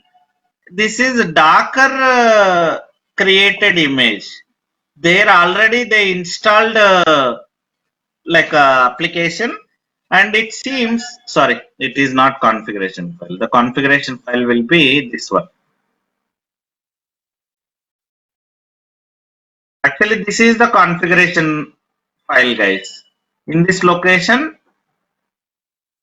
okay, under etc. General concept I'm telling you, not related to Docker.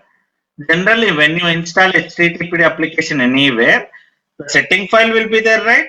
This is the setting file for HTTPD. Okay, now so under this only we do the configurations under this folder. But now you are using customized image, not your image. I mean, Docker created image. So you have to follow Docker that image, who created that image, that folder, that config. We don't know. Maybe he changed the configuration. Is like using different configuration file, right? So we have to follow him. If it is not your image, please check with vendor who created that image. Actually, this one, if you don't install your own that image, okay, so you have to check with vendor what is the configuration file. So this is the default one. Generally, if you install HTTPD, this is the folder. And application data means the HTML web pages I can put here. This is the folder. Generally, if you install your own HTTP. But here in this case again, this is not your image. So you have to check these four details, guys. Compulsory, any application, try to understand these four details. First, purpose of the application. What is the port number for that application? What is the configuration for that application? Where settings I can do, how that website should behave, those kind of stuff. Then application data, where to store, like in this case HTML pages, the web, the files, code, right? This is the folder. But in this case, as you are using Docker image, I mean, so already created image for HTTPD. So this is the folder they are using. It seems they changed the configuration. How to change that like things and all, it's out of matter right away. User local Apache 2. He is using like, because if I go through that description of that image, I will come to know that this is the location where I have to put my HTML file. Okay, now this is the location, not this one. Generally this one, but in this case, this is not your Docker image. So already they created and they are using this as the path. So I have to use the same thing if I go with that image. Okay, now let's copy this.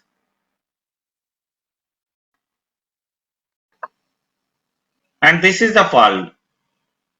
So guys, in container, this is the folder and not in Docker host. If you type, if you do cd /usr /local slash Apache 2 slash htdocs in Docker host, what will happen? Where it will go? Is it a Docker host folder or Docker container folder? This one.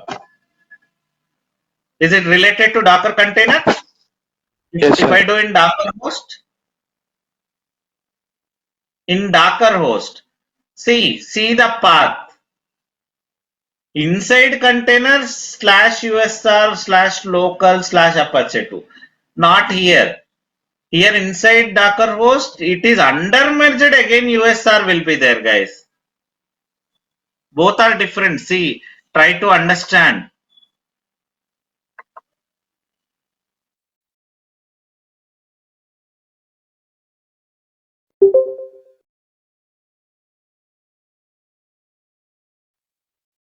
Try to understand. Both are different paths.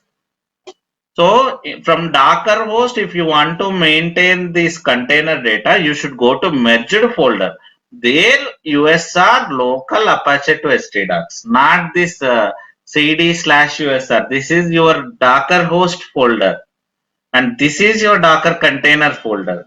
So always try to understand the path, guys.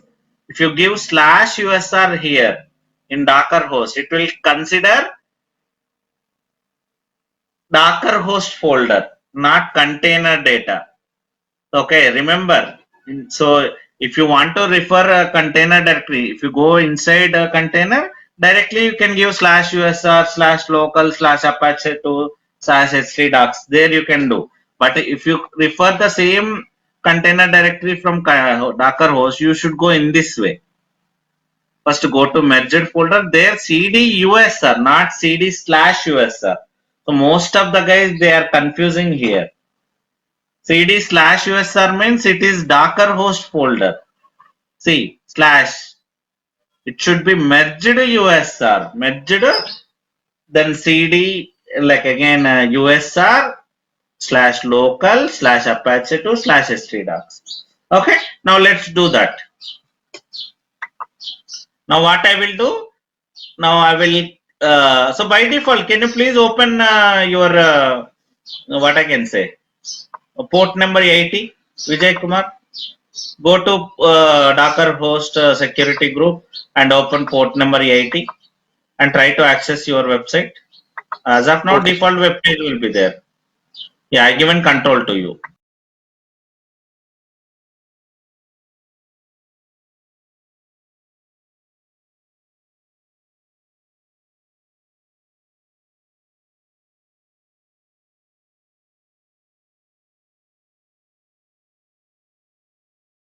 Vijay, I given control to you. Open 80 number port.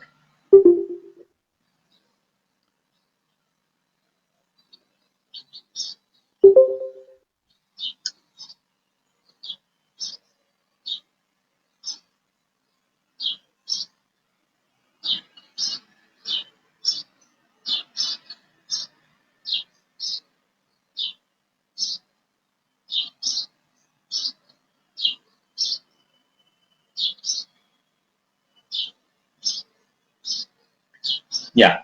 See, by default page is there. That's the reason it's working. Let's do changes. Go to Docker host. Maybe you can manage the data from container. Even you can manage the data from Docker host also, guys. Your wish. Okay. I'll show both. Now, first of all, find out that merged directory.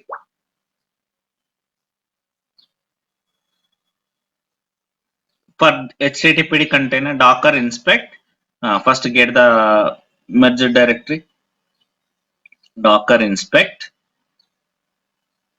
the container ID or container name and pipe symbol grep merged. Because I don't want to see the whole huge data.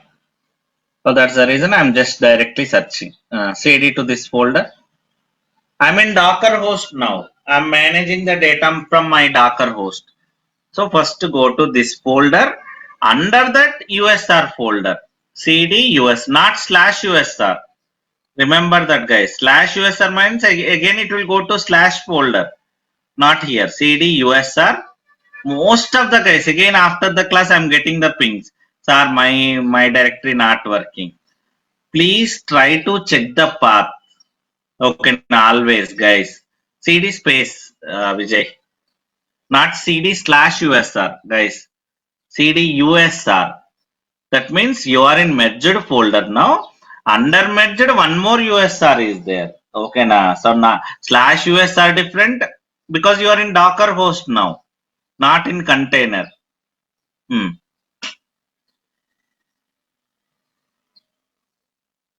I'm managing my application data now. Enter. Do ls. Open this file.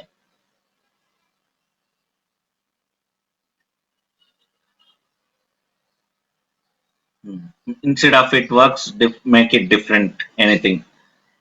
This is my web server, something like that. There itself. There itself in the same line. The same line. Hi, it works is there, right? Just remove it and make it as no. It works is there in between. In middle, it works is there, right? No. Don't change anything. Only that keyword. Come out of this file. Come out of this file first. No. Vijay, come out of this file. Don't save. Come out. Open it one more time. Only మధ్యలో ఉన్న data ఉంది కదా, it works, అది తీసేసి this is my server అని పెట్టండి. Just guys for testing purpose what I'm doing now, I'm changing some data. It's not our responsibility. Your application team will create the data here. ఓకేనా? Just for testing purpose. Save this.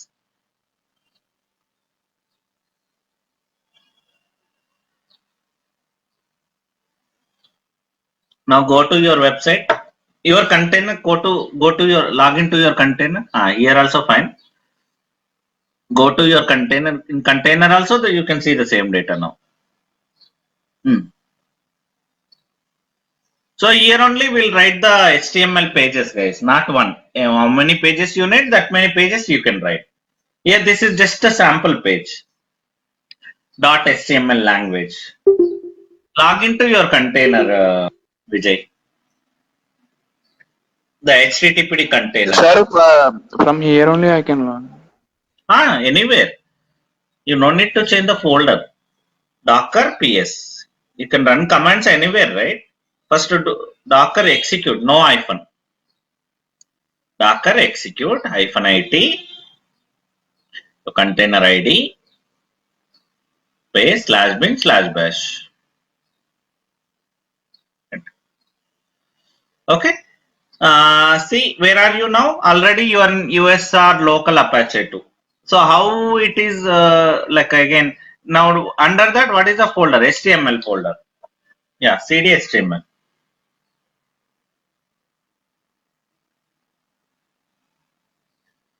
Do ls.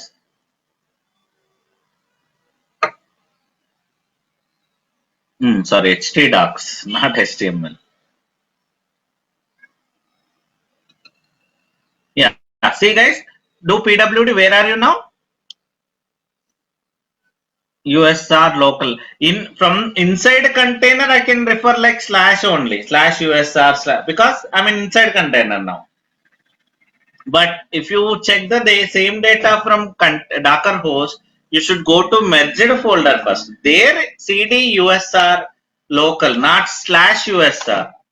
Most of the guys, like, because this is my experience, previous batches also, please try to understand. So guys, whenever you get doubt or some issue, try to resolve yourself to get more ideas. Simply don't leave it or don't depend on others.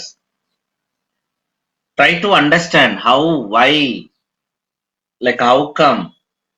Already, like sir explained, this way only. For me, why it is not working? That means somewhere you did mistake. So try to understand. Yeah, do ls.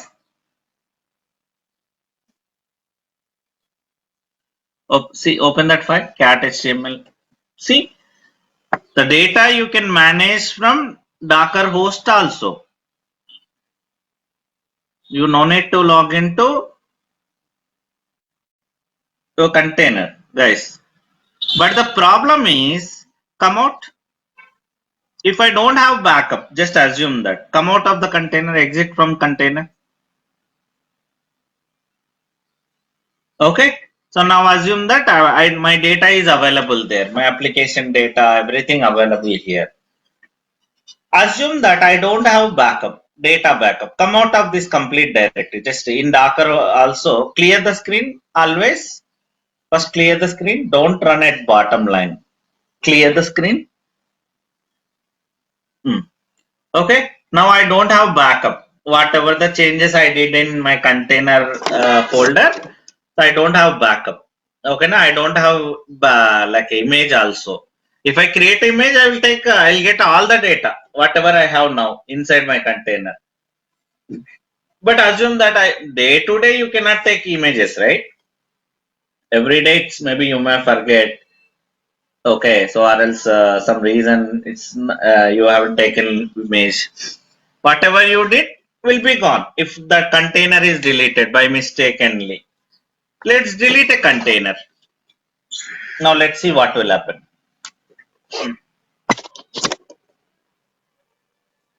Let's delete a container.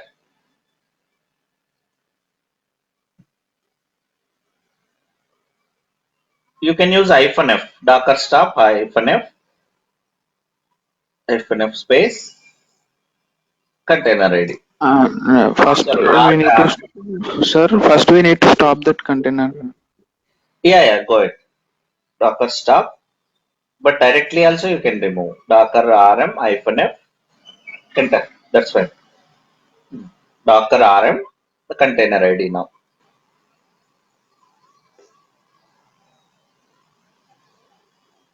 Yeah. Now, so that in that merged directory also will be gone now. Can you use up arrow? Do you remember that merged directory? Up arrow, up arrow, up arrow, up arrow, up arrow, up arrow, up arrow, up arrow, up arrow. This is a merged directory.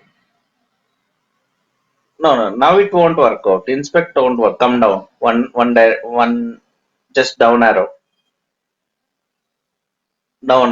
This one is merged directory for my container, right? Press enter.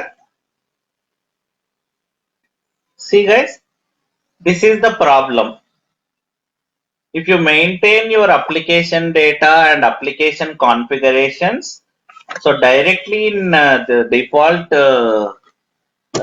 Docker directory means if something happened to your container, if you don't have images, backup image, you will lose all the data. See, I lost my data. Merged directory, the complete container data will be gone, guys. So that's where volume concept comes into picture. Guys, Docker volumes. So what is Docker volume means? The data will be persisted if you add a volume to your container. Let's see that how it works. Okay, so Docker run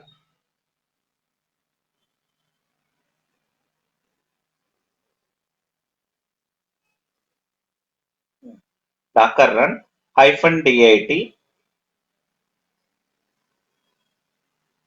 space -p 80:80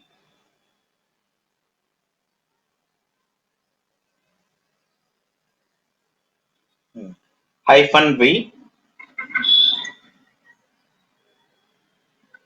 So guys, here what I am going to do, now I want to add a volume to my container. Okay, na? I'm going to add a volume to my container by using -v. Okay, so for volume, I can give any name. Example, volume 1. Volume 1. Actually, this is not a folder name, guys, here.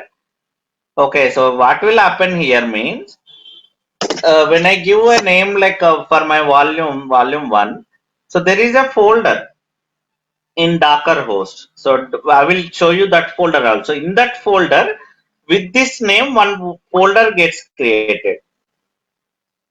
So you given volume 1, right? With this with the same name, one folder gets created inside one folder. Okay, I will tell you which folder it is.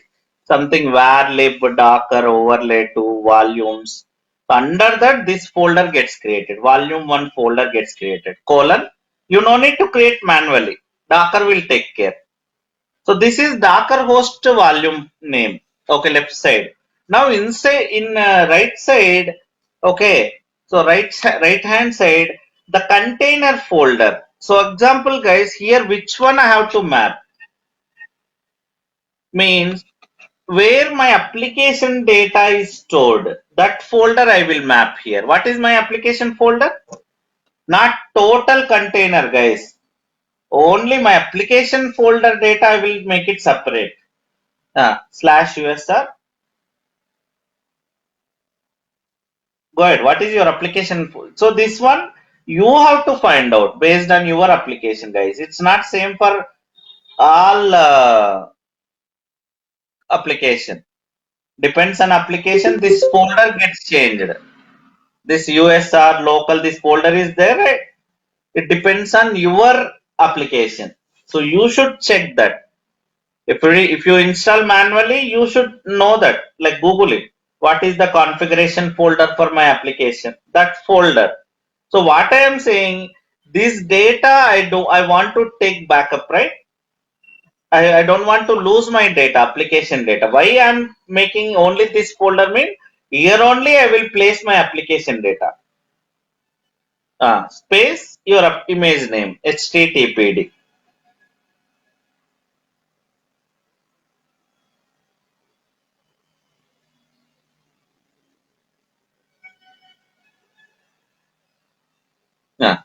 Okay. Now onwards, guys. Okay, so now actually let me show in paint session so that it will be good for you. Just a minute.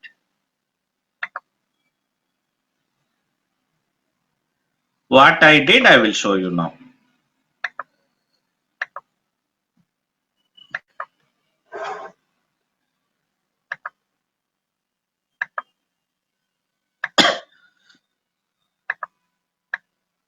This is my Docker host.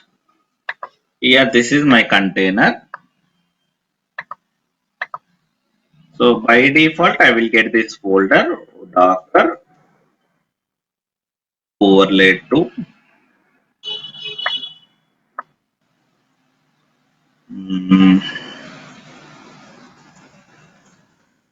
hash ID with the folder method. Right? So already this folder available, and with that only one disk like attached to your container. So this folder only here acting as one slash folder, right?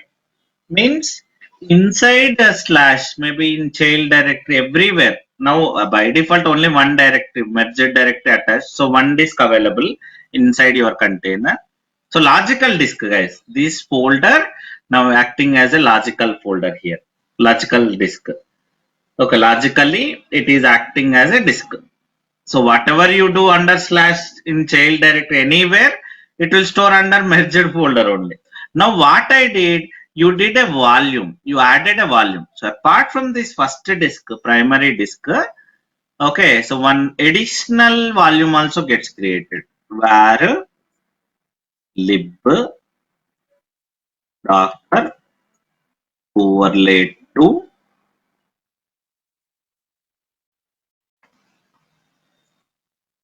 volumes. What is your volume name?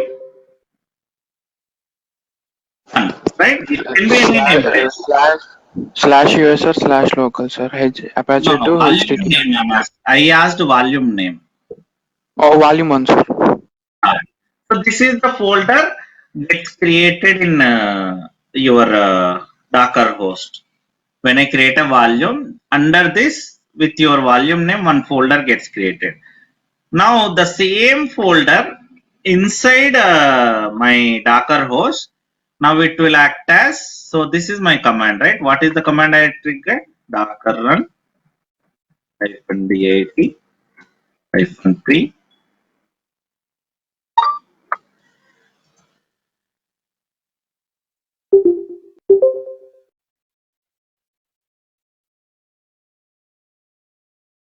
this right hand side folder, it depends on your application. Don't use the same for every application.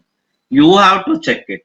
Which image you are taking. If it is official image or Docker, someone else image, you have to check the description.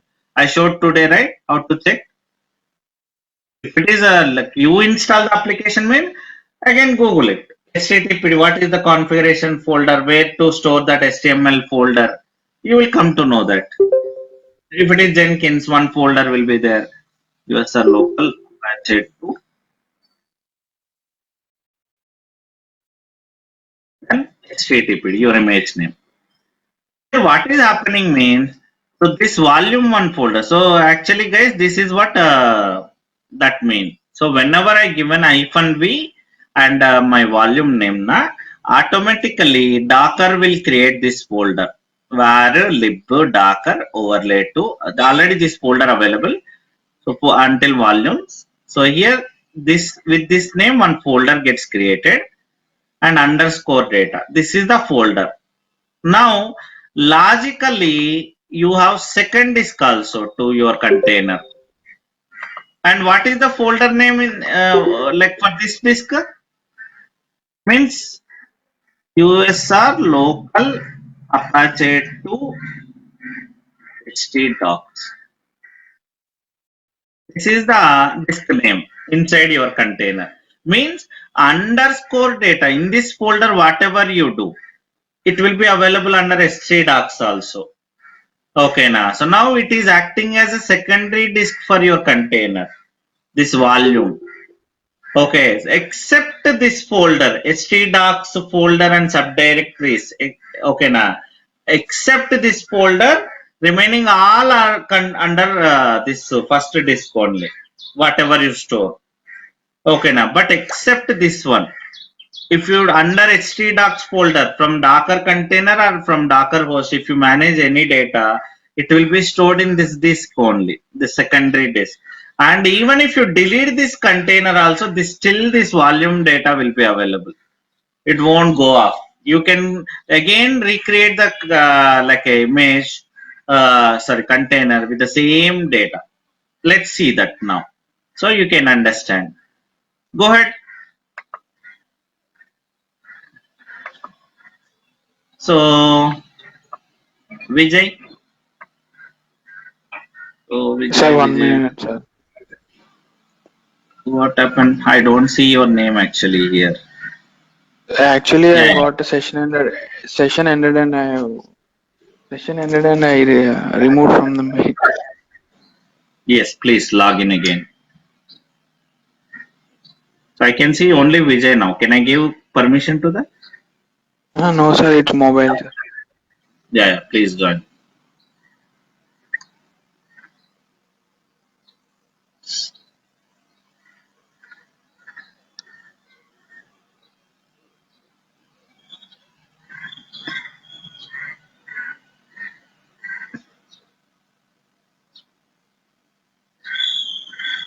So guys, volumes are for persistent the data, to persist the data.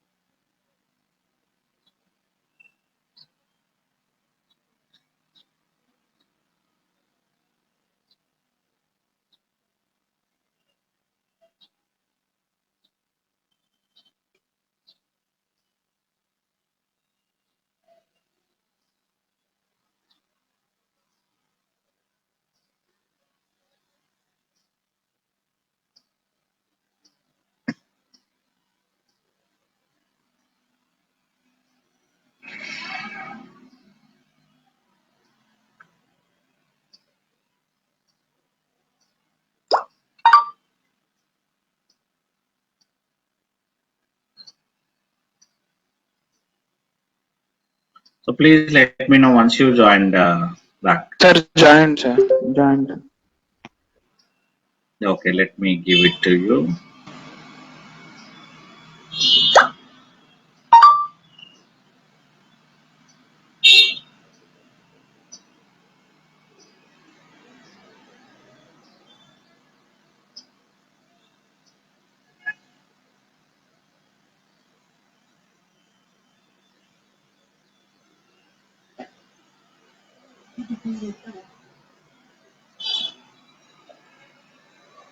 I given control to you, Vijay.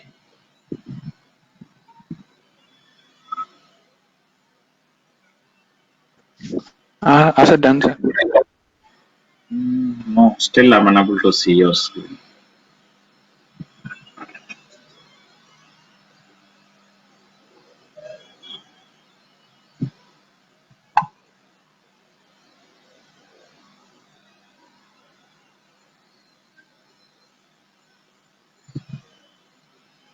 No, Vijay, we can't see your screen.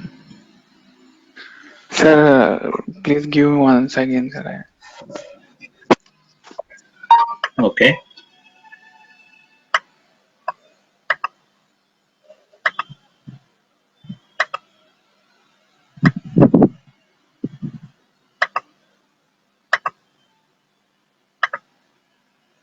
Yeah, check it now.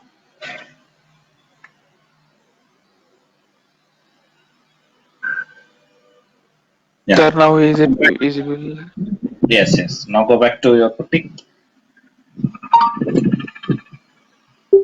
Okay. Show me Docker PS. So we created our container, right? With volume. Okay. Now, can you do this one? CD. I'm in Docker host, guys. Always try to understand where are you. Are you in Docker host or container? I'm in Docker host now. So now I have two different directories. So for image and OS related and all, I'm storing in that what I can say varlib docker overlay to hash id merged directory. And this application data, can you use up arrow? Up arrow, up arrow. The docker run command. Up arrow. No, sir, it not working, sir. Here only stop. Oh, okay, okay. So that's fine. So that's fine. Now cd slash var slash lib slash docker slash volumes secondary disk, guys. I added secondary disk for my container slash volume 1. My volume name is volume now 1 only, right? Always try to give Yes, sir. tab button. Don't type manually like that. Once you give V, if you tab it, it will show you whether you are in correct folder or not. Slash underscore data. Everything you are typing actually. Always after providing the first letter or second letter, give tab. It will fulfill the name. Enter. Yeah. See, I'm in Docker host underscore data, the volume 1 folder now. Under volume 1 underscore data. This is the folder. Now I attach to my container. Okay, let's create any. Can you do ls now? Yeah. So can you add something now? Maybe. So you can add any number of HTML page files, guys. As of now, only one file. Your developer will add a number of files here, web pages. Open it and do the same thing. Open the file.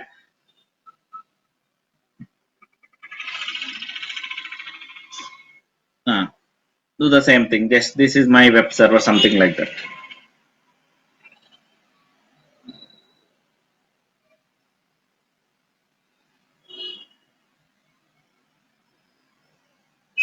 This is my web server.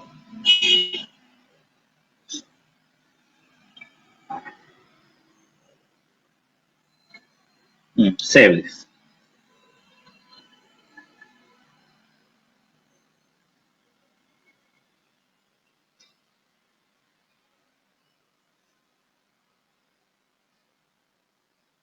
Okay. So even inside container also you can see the data now. Now go to website and check that.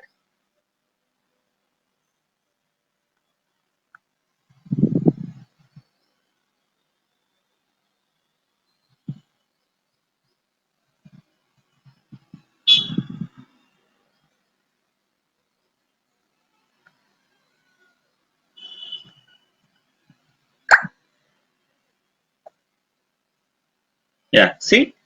Now assume that you don't have any backup also. You deleted your container by mistakenly or something happened. Go to your Docker first and delete this Docker container. Come out of this folder completely. Actually not required, but come out, no problem. Just a CD. It's not a container, right? It's not exit. You have to do CD. No. Sudo hyphen again.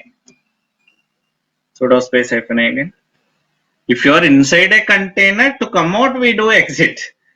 You are in Docker host only. Exit, how it will work? It won't work. Yeah. Now remove the container.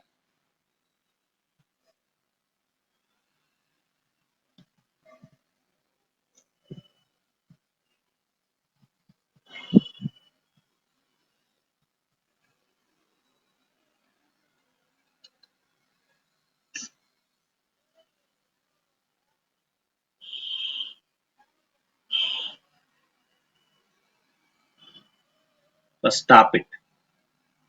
You can use hyphen F also. Docker rm hyphen F. So it will stop and remove.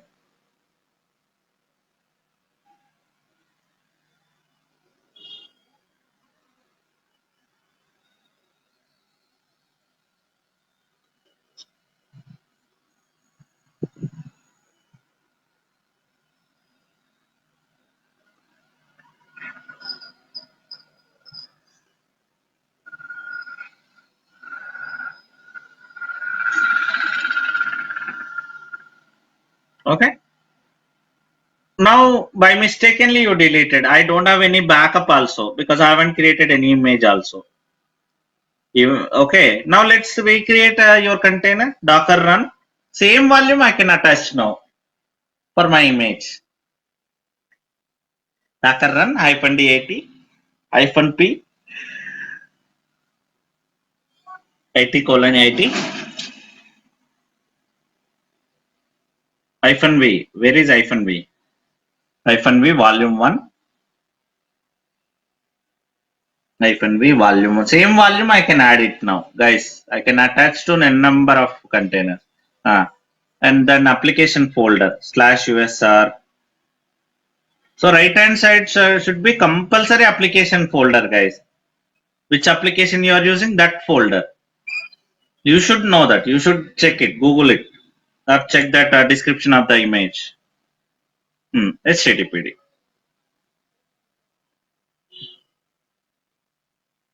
Enter.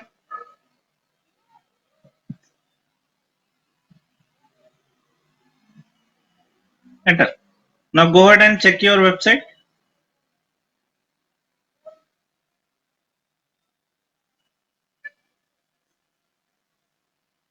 Go ahead and check your website. Get the same Yes, data sir. now. See guys, same data you're getting. Why? Because that volume data never gone. Not like default data. If you store if you have only the default folder for your container, that merged folder, okay, if by mistakenly if you delete your data, gone. To delete your container means the data will be gone. But if you go with volumes, the data never gone until unless you delete manually the data. Even if you delete container also. So example later I got a latest, maybe you not deleted. Example, I got some latest upgrade, latest version, latest new image. So HTTPD new image I got. I want to go with that one. Simple. You no need to worry about the data. And okay, what I will do? So I'll delete this existing container which is running with old version. So new version image is there, right? So the same volume I will attach to new version. So same application data I'll get there also. So that is the advantage of volume, guys. It is it works as a persistent data, the volume data, Docker volume. So guys, please try to understand all these things. Without Docker, again Kubernetes also you don't understand.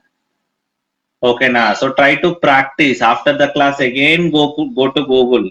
What is Docker volume? How it is working? So try to do R&D, guys, to get more knowledge. So I told many times, don't depend on single source. You should get the answers and clarities from many sources to get the clarity. Okay, yeah. So this is how volume works, guys. And yeah, I think it's enough for today, guys. And in next class, we will discuss about network and Dockerfile. Okay, please practice more, guys. So Docker and Kubernetes are very, very important concepts out of all the DevOps concepts. Yeah. Okay then, guys. So thank you. Thank you very much. We'll meet Thank you, sir. again tomorrow. Bye.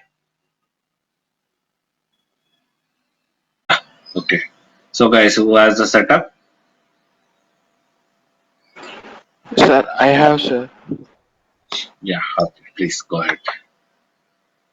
So okay. So guys, today we'll discuss about network, how Docker network works. Yeah. Please go ahead.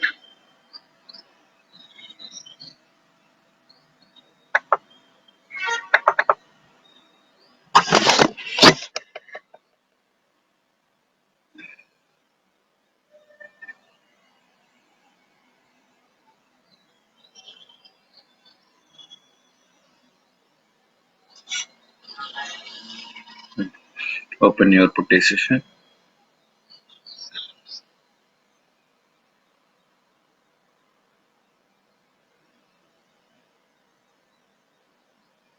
Yeah. Okay. So can you do Docker images and Docker PS?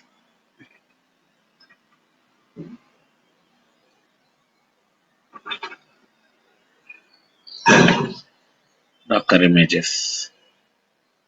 Okay. As of now, nothing is there. So guys, again here very important topic, how Docker network works. Maybe how Docker container will get the network. Okay, and how to maintain the security. So in your project, guys, you may have different applications. So again, each application needs different components. Generally, as I told, the different functionalities will run in different servers. So that means here different containers. So they should communicate with each other compulsory, right? So how the Docker communication works means, by default there are three types of network supported by Docker. Okay, three types of networks. Can you do Docker network space ls?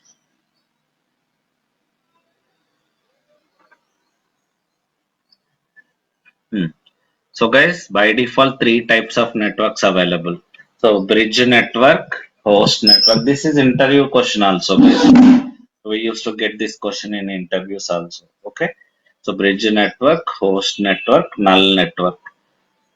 So bridge network means the Docker host network and the container network will be separate. I mean different network, not same network. So whatever the range you are getting for your Docker host, right, that that is different, and the network range for your Docker container, that is network, that is different. That is what bridge network. So you'll get a separate network for that, for your containers. So by default bridge network only, guys, we use bridge network only, we don't use host and null. I never used it. Okay, so what is host network means, your Docker host network, it can be any machine. EC2, I'm not talking about AWS machine.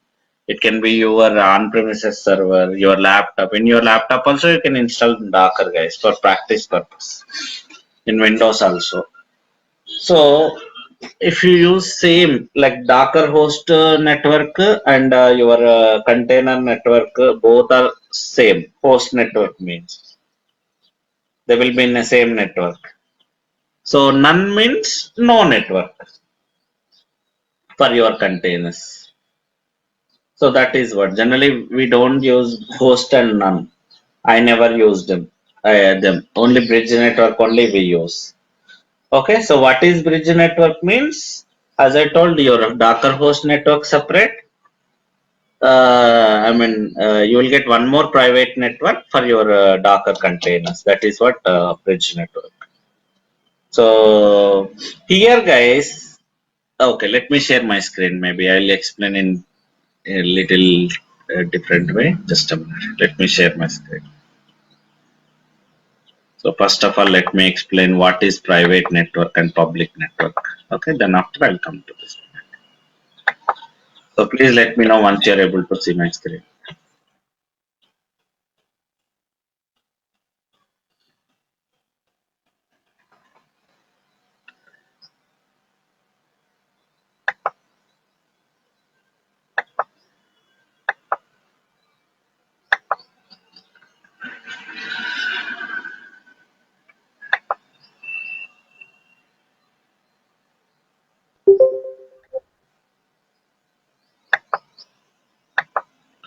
Are you able to see my screen, guys? First, let me explain what is public and what is private. Okay. So, guys, public network means your network provider is providing network, right? That is called as public network. Why do we need public private concept means? So there are different usages. Actually, in India, overall, okay, so maybe in your area you may get different network providers, but overall, like only one, like I think BSNL or Tata or Reliance. Out of these three, one of the provider only. Remaining all sub providers only. Who are you see like Airtel, Hathway, all are sub providers only. So, network provider for their convenience purpose, they divided IPs total number of IPs. Generally, when you get an internet connection, you will get IP address, right? They divided IP address into five classes, guys. Okay, five classes they divide. Class A starts from zero IP address. This starts with 127 okay, is one range, guys. Class B, I hope you know what is IP address. You will get one IP address, right, for your server, for your laptop when you take a network. Again, 128 to 191 C, 192 to 223 D, 224 to 239 E, 242 to 55. So total five classes they divided. It is starting IP, guys. Zero is a starting IP. 0.0. 4 digits will be there. So that's the reason we are calling it as IPv4. Means IP version 4. 4 digits you will get in your IP address. So they divided overall IP addresses into five ranges. And first three only they will use. Four and five for different purpose. Okay, now ABC only they will use. If you see any network provider will provide from these three series only. Okay, now. But the problem is overall number of, if you see 0 to 127, number of IP addresses are like very less. So number of available IP addresses overall. Number of available IP address in class A.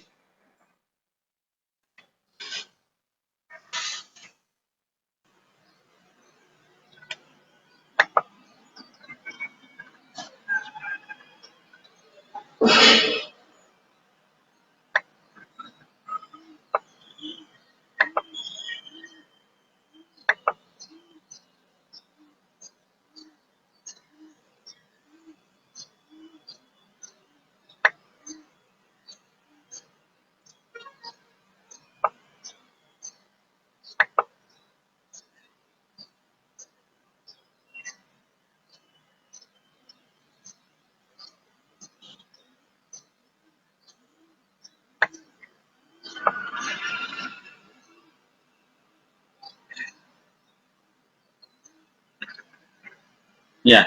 See, even the total number of IP address itself, this much only, guys, including A, B, C, D, E is explaining A, B, C, D, A, B, C. So this many IPs only available overall in the network, overall in world. But how many devices we have? At least people itself, population itself, 1,000 crore minimum. So each one has minimum 3 to 4 devices. In my home itself, 10, 15 devices. How many offices we have? How many MNCs we do have? Each MNC has again how many projects? Each project has how many servers? So one project itself sometimes like having 10,000, 20,000 servers. So in such a case, these IP addresses are not enough in the market. So what they do, guys, actually here, okay, so they leave one of the range like 10 series from class A, okay, 172 from class B. Range that starts with, I'm talking about 192 from class C. Okay, now these series they leave the network provider. So they divided as public and private network. Public and private network. So guys, they divided the network as public and private network. Here, if you take internet connection, they will give the IP address from ABC only, but not they don't use these device like IP addresses. Here there is a concept called private IP. So let me show you. So guys, what is the advantage? I will tell you. Example, this is my home. What I did, I have taken one Wi-Fi, my router. So to router, I connected my network wire, okay, which I am getting from internet provider, right?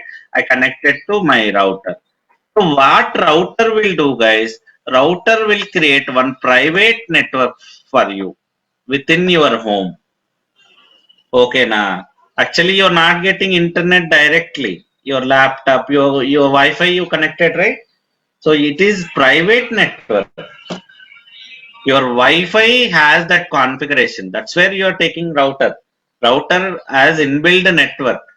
So private. So when I connected to example my laptop, my mobile, my devices, other devices. So when I connected to Wi-Fi, so I'm getting network from my Wi-Fi. My Wi-Fi will create private network, guys. Okay, now private network for me. So and here once it reaches example, this is my laptop. Here I connected google.com. First it will connect here. This is my gateway. My router is my gateway. So from here, once it is reaches here, so I'll get actual IP address for my. Actually, I will get only one IP address, guys, to my home.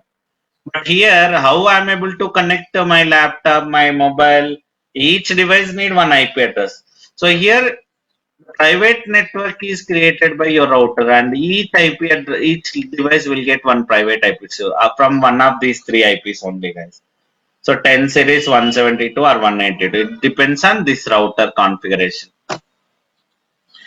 Okay, now. So compulsory. See, if you see, let me check my public IP address.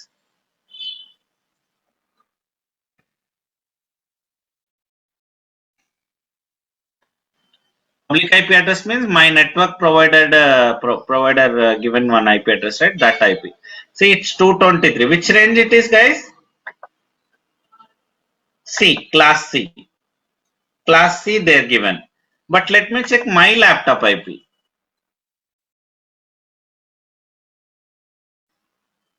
I'll get one private IP address from my laptop. So otherwise, if I don't have my private IP, what will happen, guys? If I don't have my Wi-Fi, see my IP is 192.168. So which series it is? Private series. As I told, three series is available. 10 series, 172, 192. So because of this private network only, guys, what is happening? So what is the first advantage? Cost cutting. Yes or no? Otherwise, for each device, I have to take internet connection. laptop if I have 5 laptops, 5 connections I have to take. Cost cutting or not? I'm doing cost cutting. First advantage with private network. Second advantage is there are no enough IP addresses. As I told, if everybody if my home itself take 15 IP address, what about my neighbors, my colony, my city, my district, my country? What about the world? Thousand, lakhs of crores of IP address we need. If everybody need private IP, public IP. That's where private means private. It is owned by me. It's no conflicts. Even you also can use the same network, same that series. It is private. It is this IP is you cannot connect from outside. That is the reason I'm calling it as a private. So what will happen here? Whenever I connect it to my like Google, so my laptop, it will connect to my router first. So with my IP address, what is my IP address? 192.168.1. Once it reaches here, so your router knows it, how to enter into public network. So it will assign that public IP address to my request. My request goes there, right? To that request, it will assign the public IP address, it will go out. And in the same way, while coming also, first it will come with public IP address only to this net. My Wi-Fi has one public network right now, so it will come there. Once it reaches from there, I got the request, it will go with that IP address to this server. That is what happening. So here cost cutting one advantage there is. So if you everybody, let's take guys, MNCs like IBM, it's IBM, Cognizant, those are like 4 lakhs 3 lakhs employees available. And what about their projects? Each project has minimum 10,000 servers, 1,000 servers. If you need public IP address, there are no public IP address available. So in your offices also, guys, example, let's take Hyderabad campus has 2,000 employees. They don't take 2,000 connection, only one big connection, and by using that connection, they will connect to their routers, and routers will provide the public private IP address to them. Okay, now that is what public and private concepts, guys. So private IPs cannot be connected from outside. That is the reason, guys. If you see your AWS also, example, this is my AWS. Here you launched one server, one operating system. Your AWS providing one public network and one private network also. Two networks it is providing. So maybe in our home we don't need public network for our laptops and mobiles because no one will connect to my laptop directly. Compulsory with public network, unnecessarily cost. But here in real time, you are getting, that's the reason, two IP address, guys. Two IP address. One public IP you are getting, with that only we are able to connect. If you log into your server, you're able to see private IP, guys.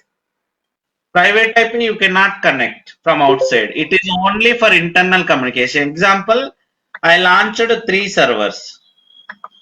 Maybe 3 5 10 20 your wish in my AWS. Okay, na they will talk to they can talk to each other with the same IP, I mean private IP. Why? Because they are in same network. Okay, now so one example, here one application, here one application. They no need to go to internet. They can talk to each other by using this private IP. They are in same network, private network. So guys, why private IP required for your server? Why your AWS server showing two IP address mean? One is for public connectivity. So you want to connect from outside means public only we need. But internally, example guys, here this is my customer. So maybe I'm running one website here. So everything won't run in single server, guys, in my organization.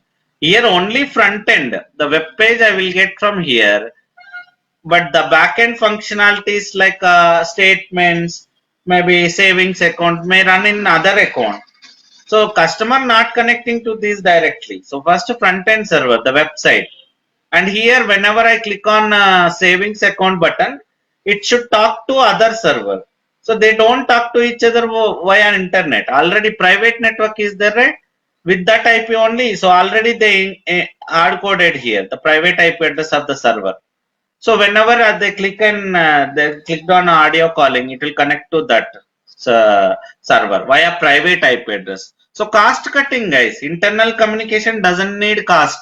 But if you don't have private concept, na, every server need have to, even though they are side by side, they have to talk via internet only. It should go to internet. From there again, it should come back. Time waste process also. Cost also extra if you talk over the internet, right? So that is the problem. That's where public and private network concept comes into picture, and your AWS servers will get to both of them. Public and private networks also they are providing. Okay, now let's move on to Docker. Now let's move on to Docker. So here this is my Docker container. By default, as I told, public also I'm getting, private also I'm getting. So but in server, like guys, server side, if you log in, it will show only private IP address. That 170 series, something like that, right? So when you create a container, okay, so by default, guys, already you have one network. So when you install a Docker, by default, this private logical network gets created inside your Docker host. Here only your containers will be available. Here only your containers will get created. They can talk to each other because they are in same network now.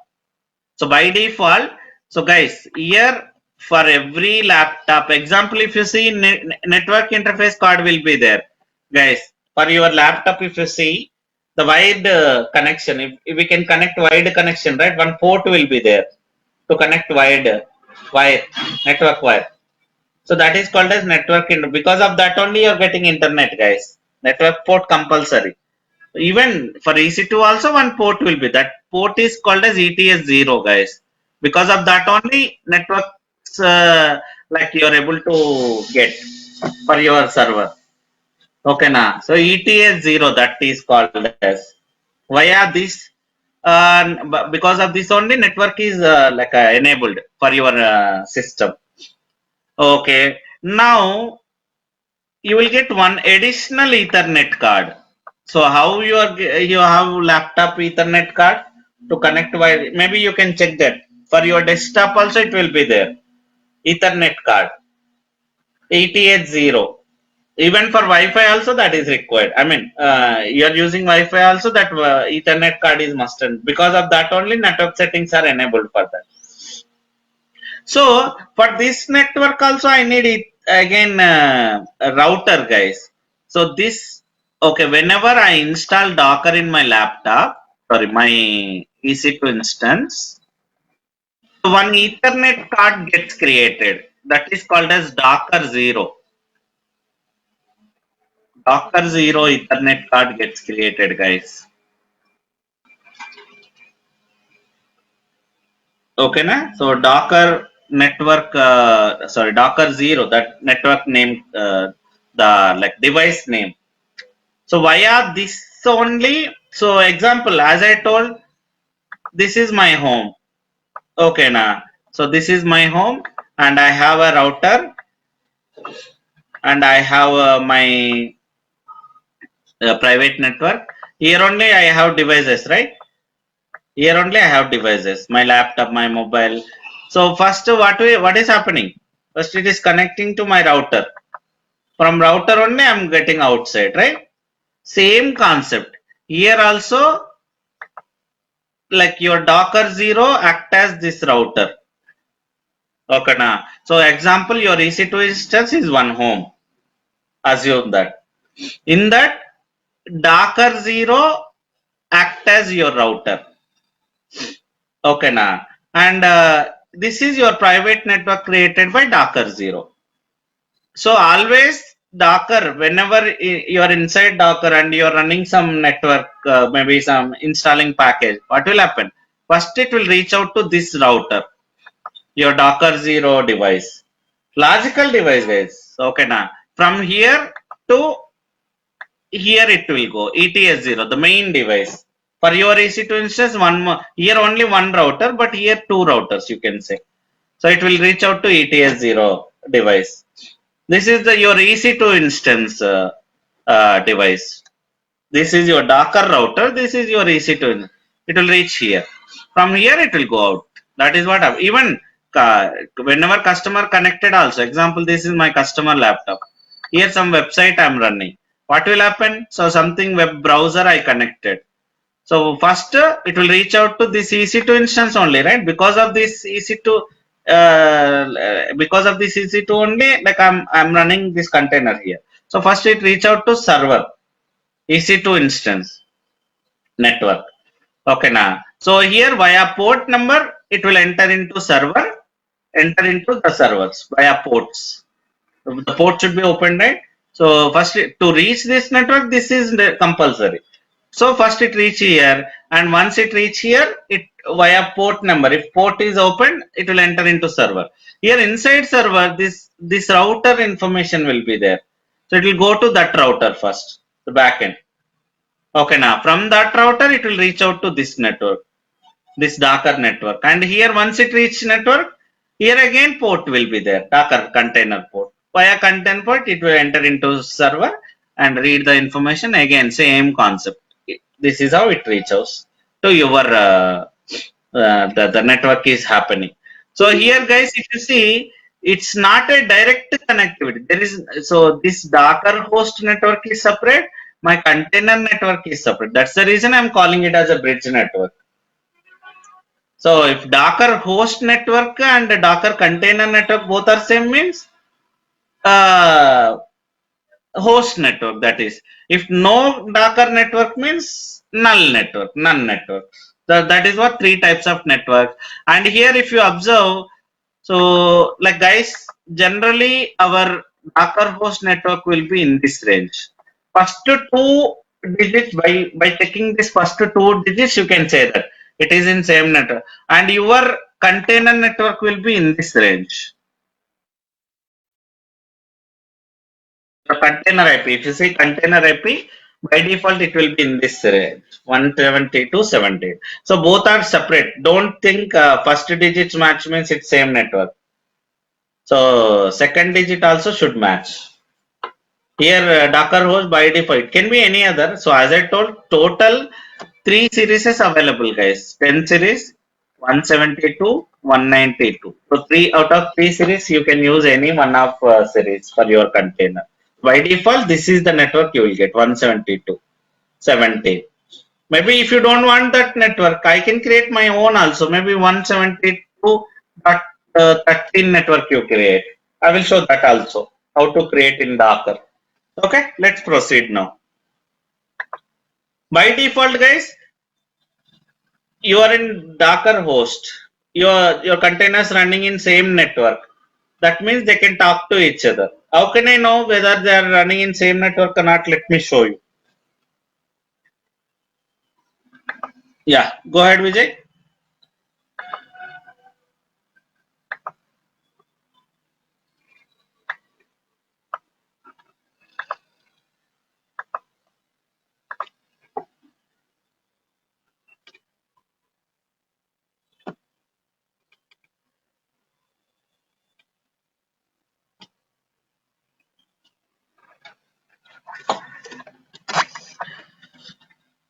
As I told, by default, three networks you will get: bridge network, host network, none network. Three supported networks. So by default, the bridge network only we use. Whenever you create a containers, it will, yeah. See, bridge network only. Can you do Docker? So Docker network inspect.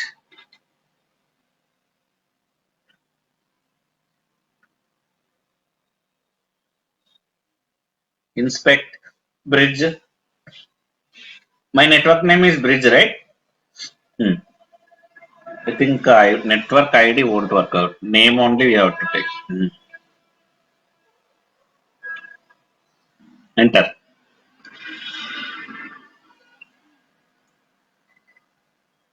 It will show you if you have any containers. Container last part is there, right? Above options. Maybe last around 10, maybe about 10 lines. Bottom to 10 lines. Containers. Above. Yes, below. No, below. ఇంకా కింద మొత్తం కిందనే ఉంది మొత్తం 10 maybe last నుంచి 10 lines అనుకో containers పైన yes below it's gone already containers కింద ఇంకా yes here you can see how many containers available in this network. As of now I don't have any, right? Okay, let's create a container. Docker run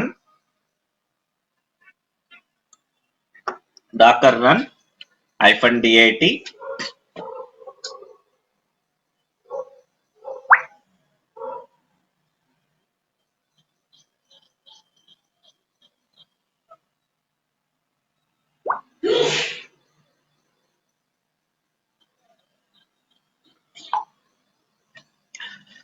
good.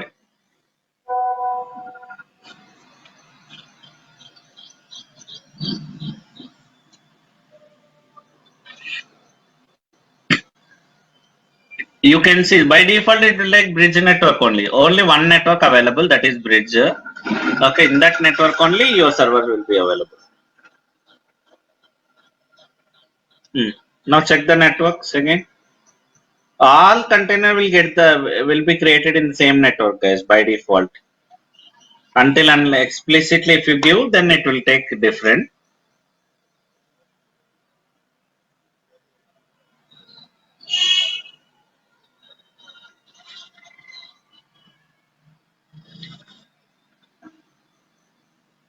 Yeah, see guys, 172 series you got.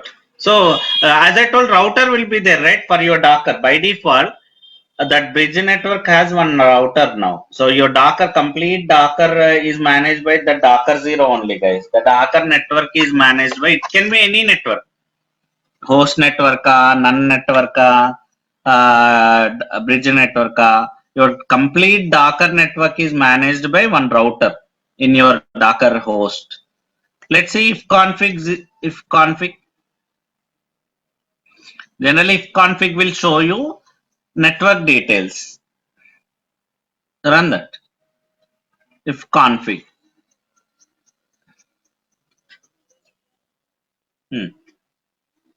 Scroll up. See, scroll చేయండి పైకి. See here, ETS0 is your Docker host network. So same in my laptop I did IP config, right? So IP config will show you network details in my laptop. Same concept in Linux also. If config will show you that Linux box operate network setting. Come down slowly. అంత పైకి కాదు. If config output కావాలి నాకు. Config output చూపించండి నాకు. If config run చేసిన తర్వాత output కావాలి నాకు. This one. Yeah. See guys here. ETS0 highlight చేయండి. Highlight ETS0 lines. 4-5 lines ఉన్నాయి కదా. So 5 or 6 lines. ETS0 is there, right, in this output. ETS0 device name. అదేనా ETS0? అక్కడ పైన ఉంది ETS0. Device name left side లో ఉంది చూడండి. Docker 0 అని, ETS0 అని, LO అని, అవి device names. Highlight those 5 lines, 5 or 6 lines. Completely. That ETS0 to 5 lines ఉన్నాయి, అవన్నీ హైలైట్ చేయండి. Highlight those 5 or 6 lines.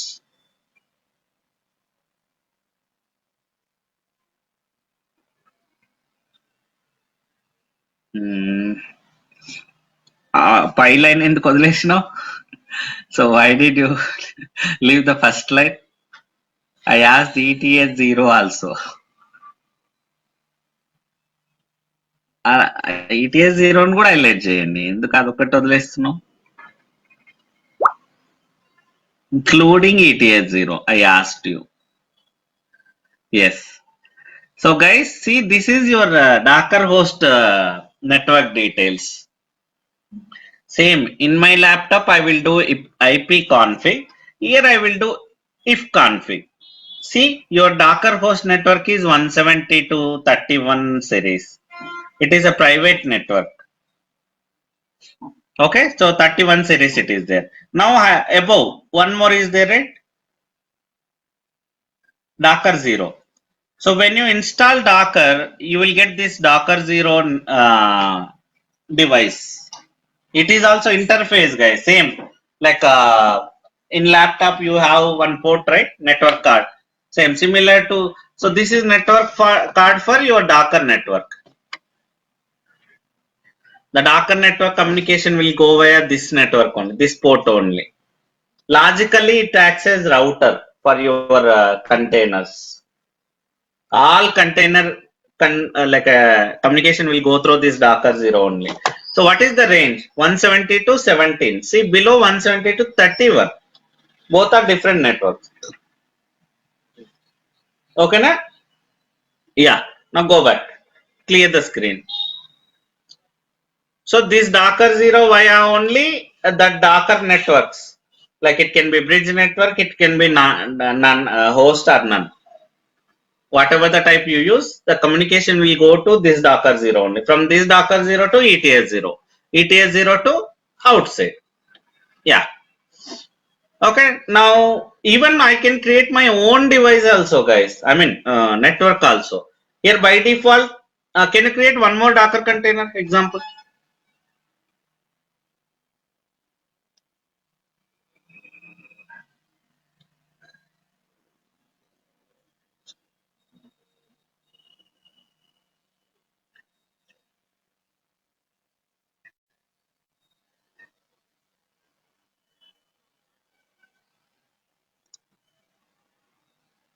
Yeah. Now do Docker PS అవసరం లేదు. So that inspect command, network command. So guys, to check the IP address of the container, I have multiple ways. So directly go to that network, Docker network inspect bridge. It will show you what are the containers have and what is the IP address of the container. That is one way. But individual containers also you can run inspect command, Docker inspect the container ID. It will show also the IP address of that container. Maybe while once you log in also you can do that to your container. There also you can check that. See here, now it's showing two. Come down, scroll down, scroll journey. Yeah. See, now it is showing two containers. Both are in same network. See, 172.17.02 is one IP. Can you highlight those, Vijay? 172.17. One container IP is 172.17.03.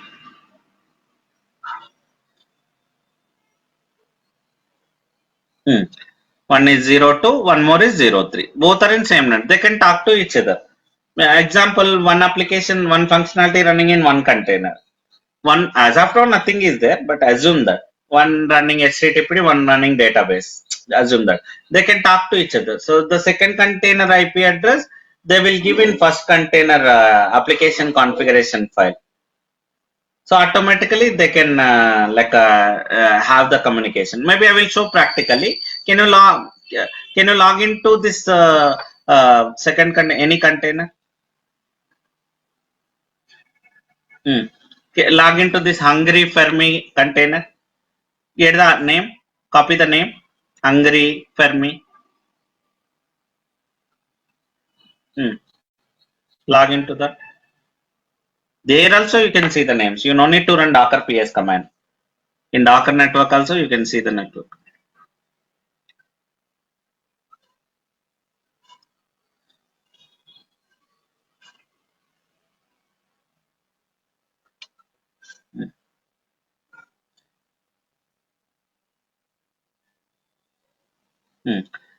Now do ping. So guys, how to check the communication? Ping space the IP address of the second container. As of now, I'm just testing. Ping space the container IP address 172.17.0.2. I think 03. 172.17.0.3. 0.3 or 2. The other IP address. Okay, try both. Definitely both should work. 0.3. 0. Enter. See guys, I'm able to talk because same network. So both together only they are there, same network. So control C. You're getting the like this means your communication is there. So one application you can make it in one server, one functionality, one more in one more container. And that functionality IP address you can add it into first application. The application team will take care, guys. It's not your responsibility. Okay, na? Clear the screen. Even you can build your own network also, guys. Okay, now. So example, I don't want to create my maybe security purpose, guys. Okay, so I don't want to go with default network range. I want to go with 192 range. You can go. Okay, now you can create your own network also, guys. So let's see how to do that. Go back. Just Google it. Create Docker network.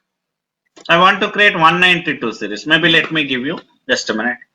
I'll give direct commands only.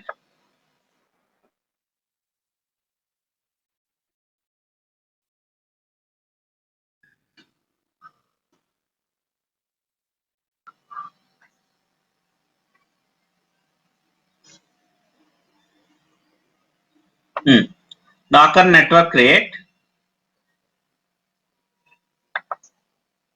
Docker network create.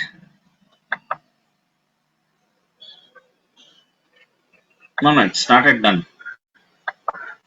Docker network create -- driver. Docker network create -- driver equals to bridge. So -- driver equals to bridge space means I'm taking bridge network. I'm creating bridge network. Okay, without space. అక్కడ space ఇచ్చారు మీరు driver పక్కన driver equals to bridge. So bridge type I'm creating space -- subnet -- subnet equal. This is the syntax, guys. -- subnet equals to your series, your range 192.168. 168.0.0/16. So guys, here what is /16 means? Most of the guys they will think like a 0 to 16 IP address. No, not like that. So 16 is a basically is called a subnet mask. 16 is called as here /16 is there, right? So can you please go to Google once? Actually, that is an algorithm. Okay, there is a network algorithm, network formula. So like how many IP address you need in a network is decided by that range only. That okay. So based on your project, subnet /16 subnet mask. Can you give? So you'll get 65,000 IP address in that private range. Based on your requirement, you can give, guys. /16 subnet range.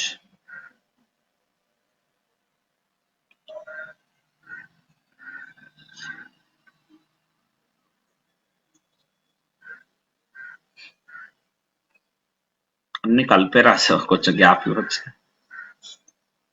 Okay, first open the first one.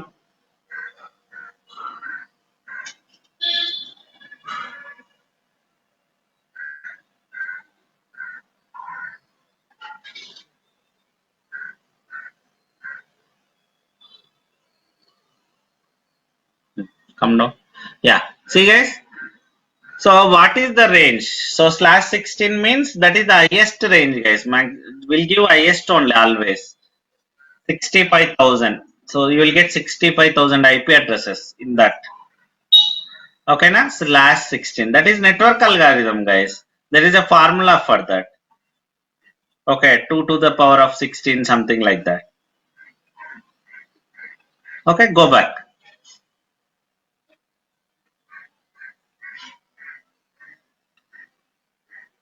Just a minute. So /16 means in this range. So 65,000. You no need to use that many, but safer side your and the network name maybe bridge 0 something like that. For that, for this network you have to give one name, any name, bridge 1, bridge 0, bridge your wish, anything. Okay, enter. Hmm. Now do Docker network ls.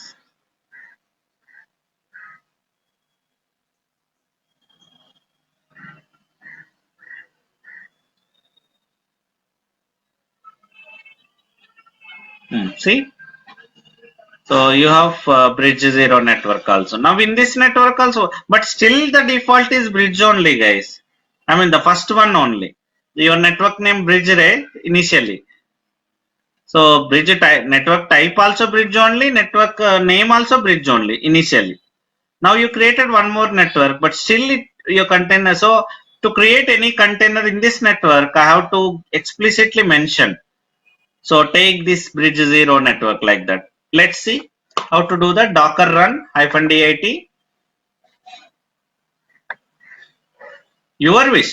If you like, maybe you no need to change entire this one. Docker run. Go ahead. Docker run -dit hyphen network equals to bridge 0, the network name. So I want to create my container in the second network. I don't want to go with default network. Then your image name.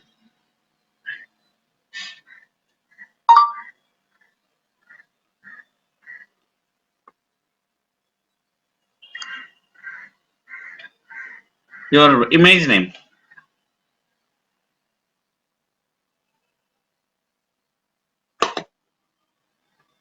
Center, sir.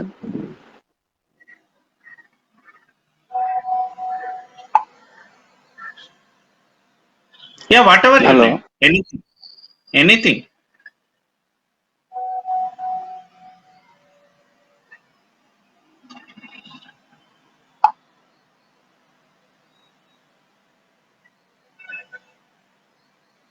Yeah, anything. Go ahead. So guys, those -p, -v, those are additional. Based on your requirement, you can give those also. -p, -v. As already we discussed, I'm not giving those. Okay, now name, -v, -p, all those are your requirement. Here just as my part is this one, so I'm showing network part. Yeah. Now check your this one, Docker network inspect bridge 0. Docker network inspect.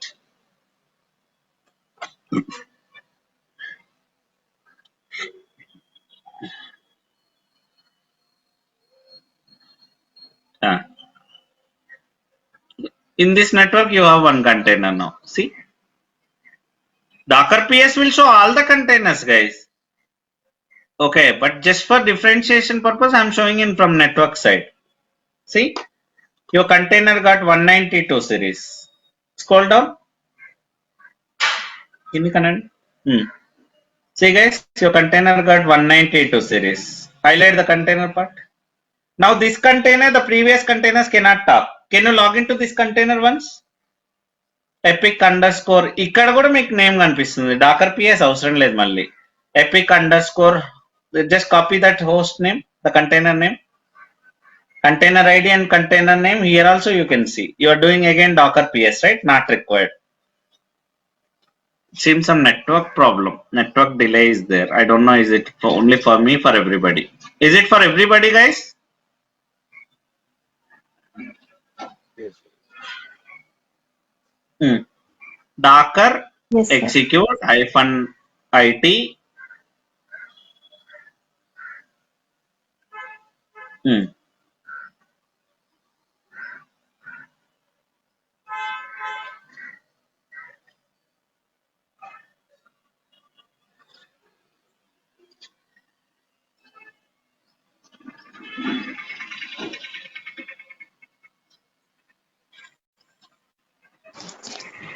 Hello, Go ahead. Why you are sir. waiting? We can use this epic. This one Yeah, name. name Can also we you use can it? use. Yes, name also you can use it, right? Name or container ID, both are same. That is it. Even if you do Docker PS also, there also it will show the same name. That name only it is showing here.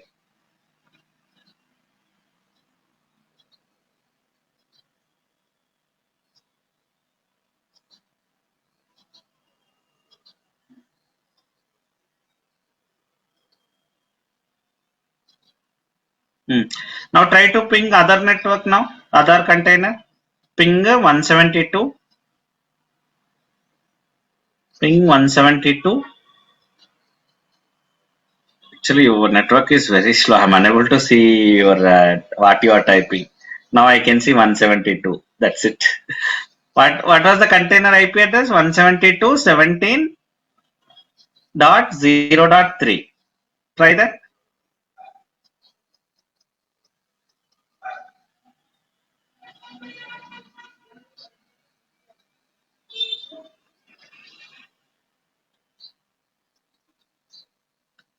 See, it's not working. Even though they are in same Docker host, but logically they differentiated. Now this is like this. Let me show you.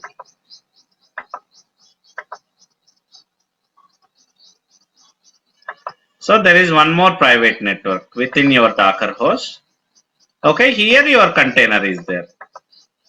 Here your container is there. So there is no like communication from the here to here. Okay, now. So there is no information where this container is there. It's trying to ping that 172, but like how it will reach out this? There is no way. So that's how like here. Now you are here in this container. Uh,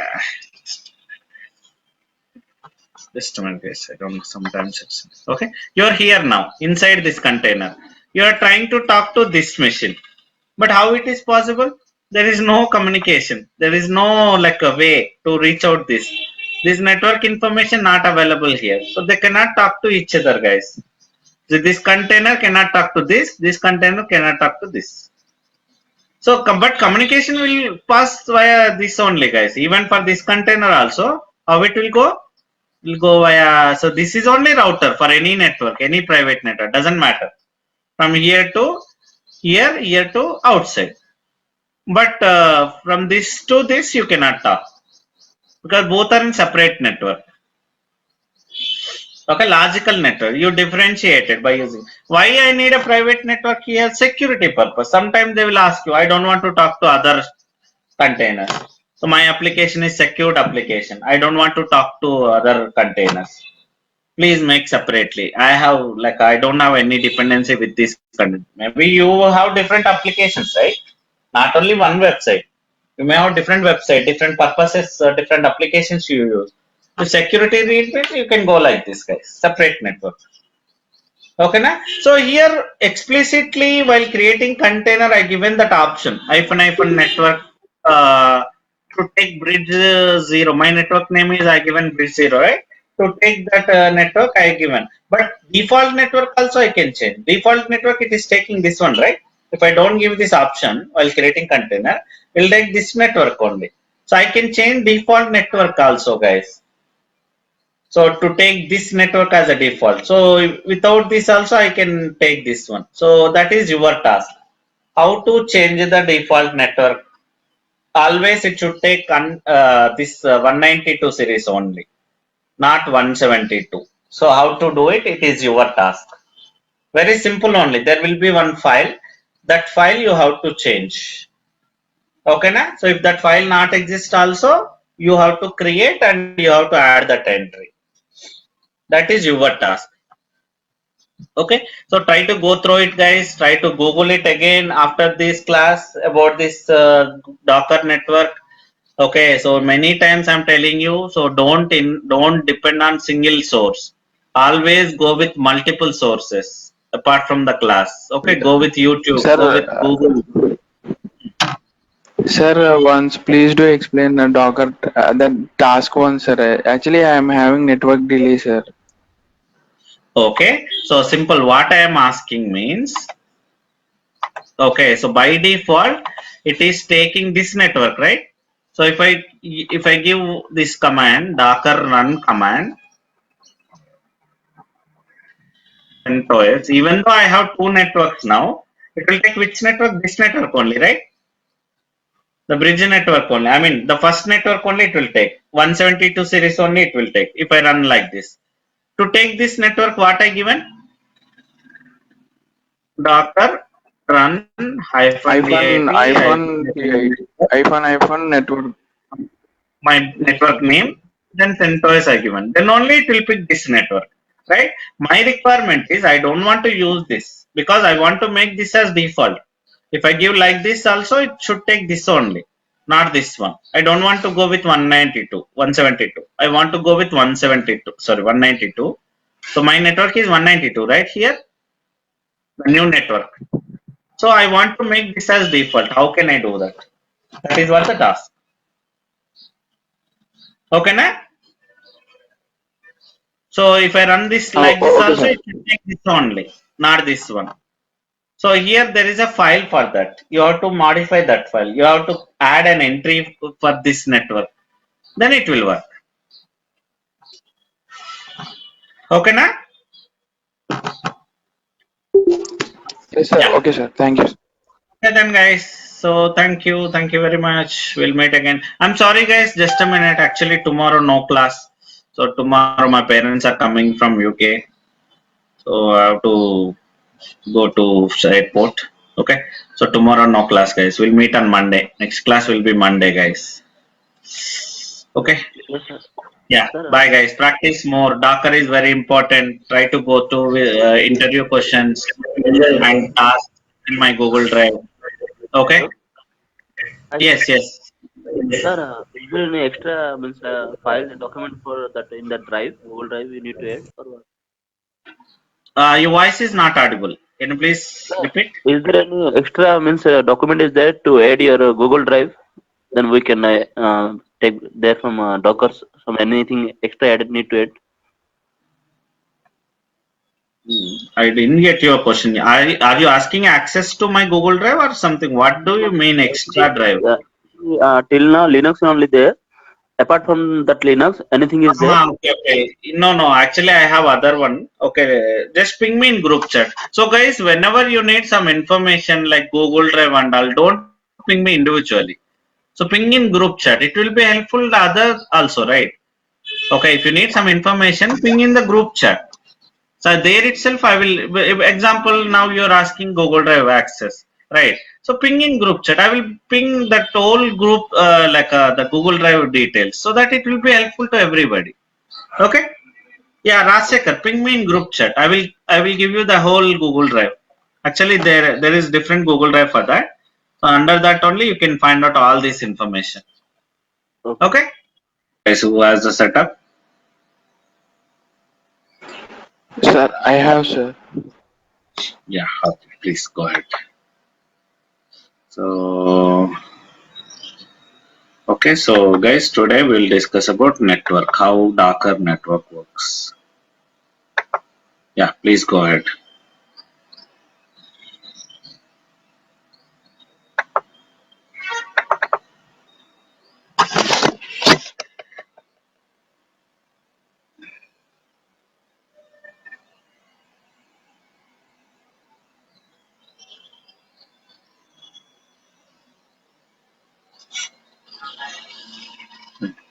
Open your putty session.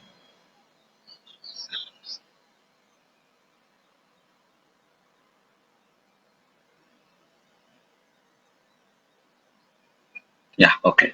So can you do Docker images and Docker PS?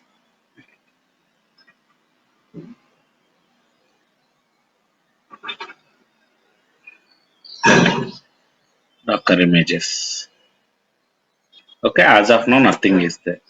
So guys, again here very important topic, how Docker network works. Maybe how Docker container will get the network. Okay. and how to maintain the security. So in your project, guys, you may have different applications. So again, each application needs different components. Generally, as I told, the different functionalities will run in different servers. So that means here different containers. So they should communicate with each other compulsory, right? So how the Docker communication works means by default there are three types of networks supported by Docker. Okay, three types of networks. Can you do Docker network space ls?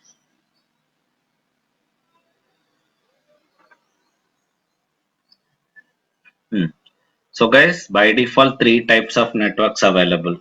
So bridge network, host network. This is interview question also, guys. We used to get this question in interviews also. Okay. So bridge network, host network, null network. So bridge network means the Docker host network and the container network will be separate. I mean different network, not same network. So whatever the range you are getting for your Docker host, right? That that is different, and the network range for your Docker container, that is network, that is different. That is what bridge network. So you'll get a separate network for that for your containers.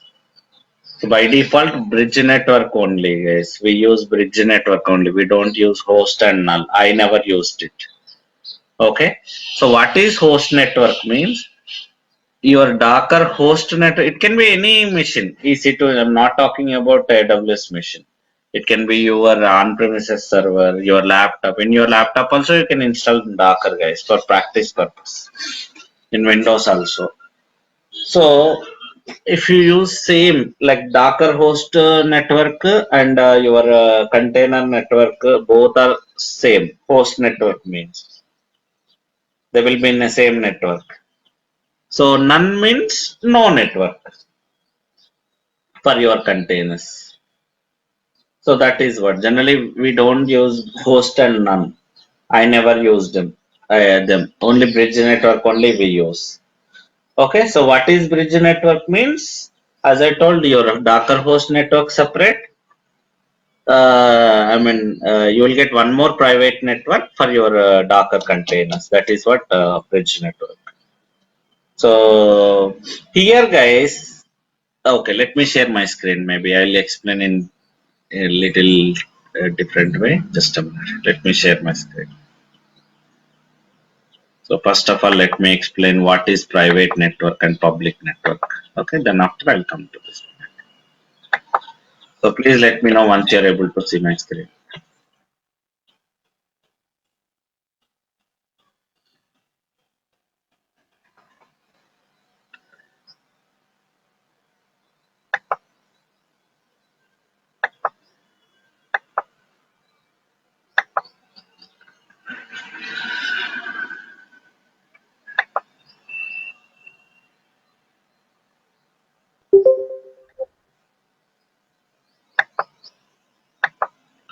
Are you able to see my screen, guys? First, let me explain what is public and what is private. Okay, so guys, public network means your network provider is providing network, right? That is called as public network. Why do we need public private concept means?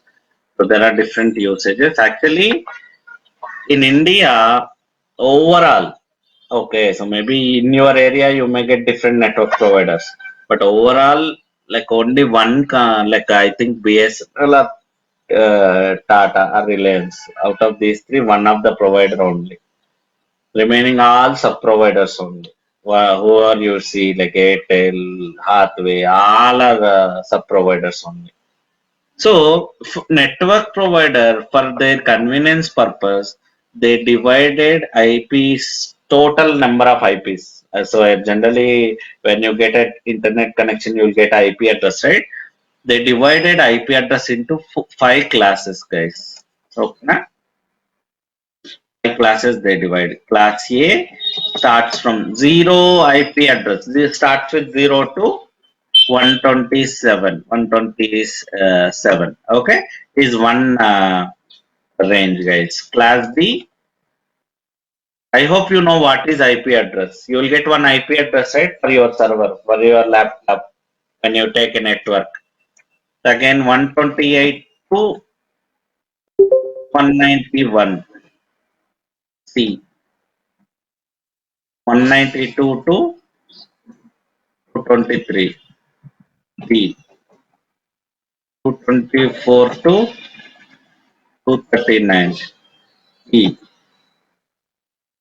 240 to 255. So total 5 classes they divided. It is starting IP, guys. 0 is a starting IP. 0 dot 0 dot 4 digits will be there.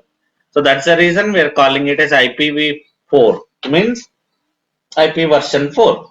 4 digits you will get in your IP address. So they divided overall IP addresses into 5 ranges.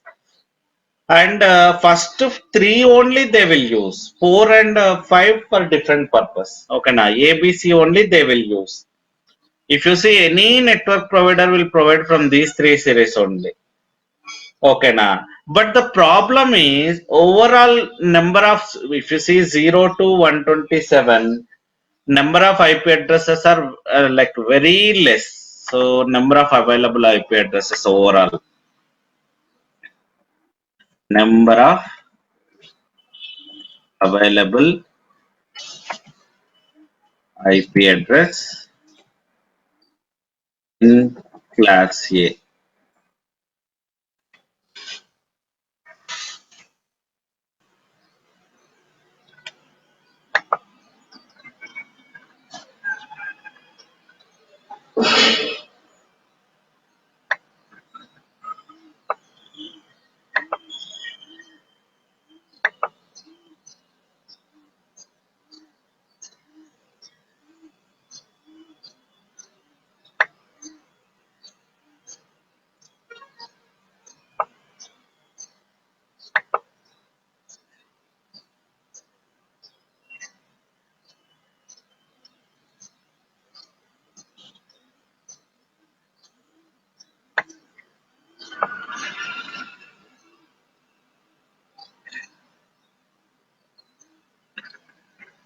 Yeah. See, even the total number of IP address itself, this much only, guys, including A, B, C, D, E is explaining. A, B, C, D, A, B, C. So this many IPs only available overall in the network, overall in world. But how many devices we have? At least people itself, population itself, 1,000 crore minimum. So each one has minimum 3 to 4 devices. In my home itself, 10, 15 devices. How many offices we have? How many MNCs we do have? Each MNC has again how many projects? Each project has how many servers? So one project itself sometimes like having 10,000, 20,000 servers. So in such a case, these IP addresses are not enough in the market. So what they do, guys, actually here, okay, so they leave one of the range like 10 series from class A, okay, 172 from class B, range that starts with, I'm talking about 192 from class C. Okay, now these series they leave the network provider. So they divided as public and private network. Public and private network. So guys, they divided the network as public and private network. Here, if you take internet connection, they will give the IP address from ABC only, but not they don't use these device like IP addresses. Here there is a concept called private IP. So let me show you. So guys, what is the advantage? I will tell you. Example, this is my home. What I did, I have taken one Wi-Fi, my router. So to router, I connected my network wire. okay, which I am getting from internet provider, right? I connected to my router. So what router will do, guys? Router will create one private network for you within your home. Okay, now actually you're not getting internet directly. Your laptop, your Wi-Fi you connected, right? So it is private network. Your Wi-Fi has that configuration. That's where you are taking router. Router has inbuilt network. So private. So when I connected to example my laptop, my mobile, my devices, other devices. So when I connected to Wi-Fi, so I'm getting network from my Wi-Fi. My Wi-Fi will create private network, guys. Okay, now private network for me. So and here once it reaches, example, this is my laptop. Here I connected google.com. First it will connect here. This is my gateway. My router is my gateway. So from here, once it is reaches here, so I'll get actual IP address for my. Actually, I will get only one IP address, guys, to my home. But here, how I'm able to connect my laptop, my mobile, each device need one IP address. So here, private network is created by your router, and each IP address, each device will get one private IP. So from one of these three IPs only, guys. So 10 series 172 or 192. It depends on this router configuration. Okay, now. So compulsory. See, if you see, let me check my public IP address.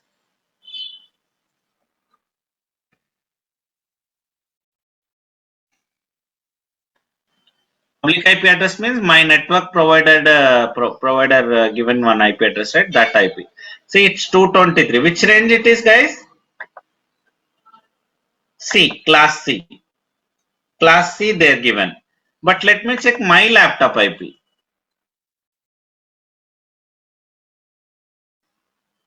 I'll get one private IP address from my laptop. So otherwise, if I don't have my private IP, what will happen, guys?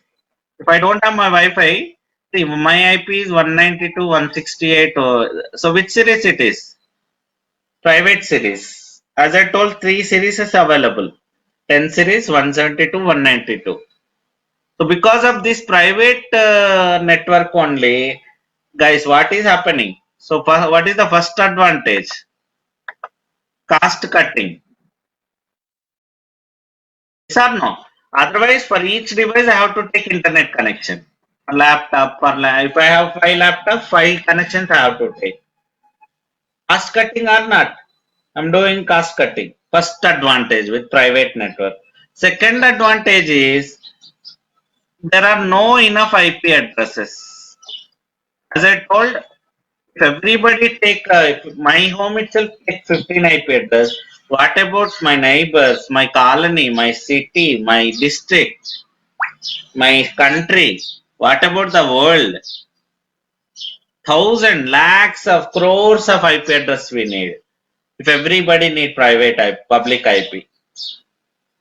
That's where private means private. It is owned by me. It's no conflicts. Even you also can use the same network, the same that series. It is private. It is this IP is you cannot connect from outside. That is the reason I'm calling it as a private. So what will happen here? Whenever I connected to my like Google, so my laptop it will connect to my router first. So with my IP address, what is my IP address? 192.168.1.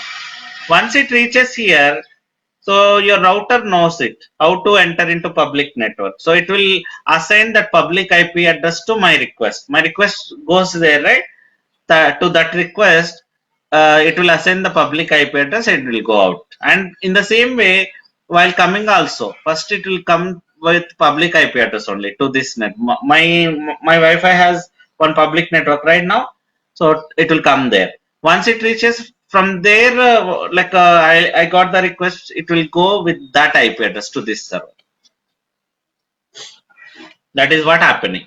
So here cost cutting one advantage there is. So if you everybody, let's take guys MNCs like IBM, it's IBM, Cognizant, those are like 4 lakhs 3 lakhs employees available. And what about their projects? Each project has minimum 10,000 servers, 1,000 servers.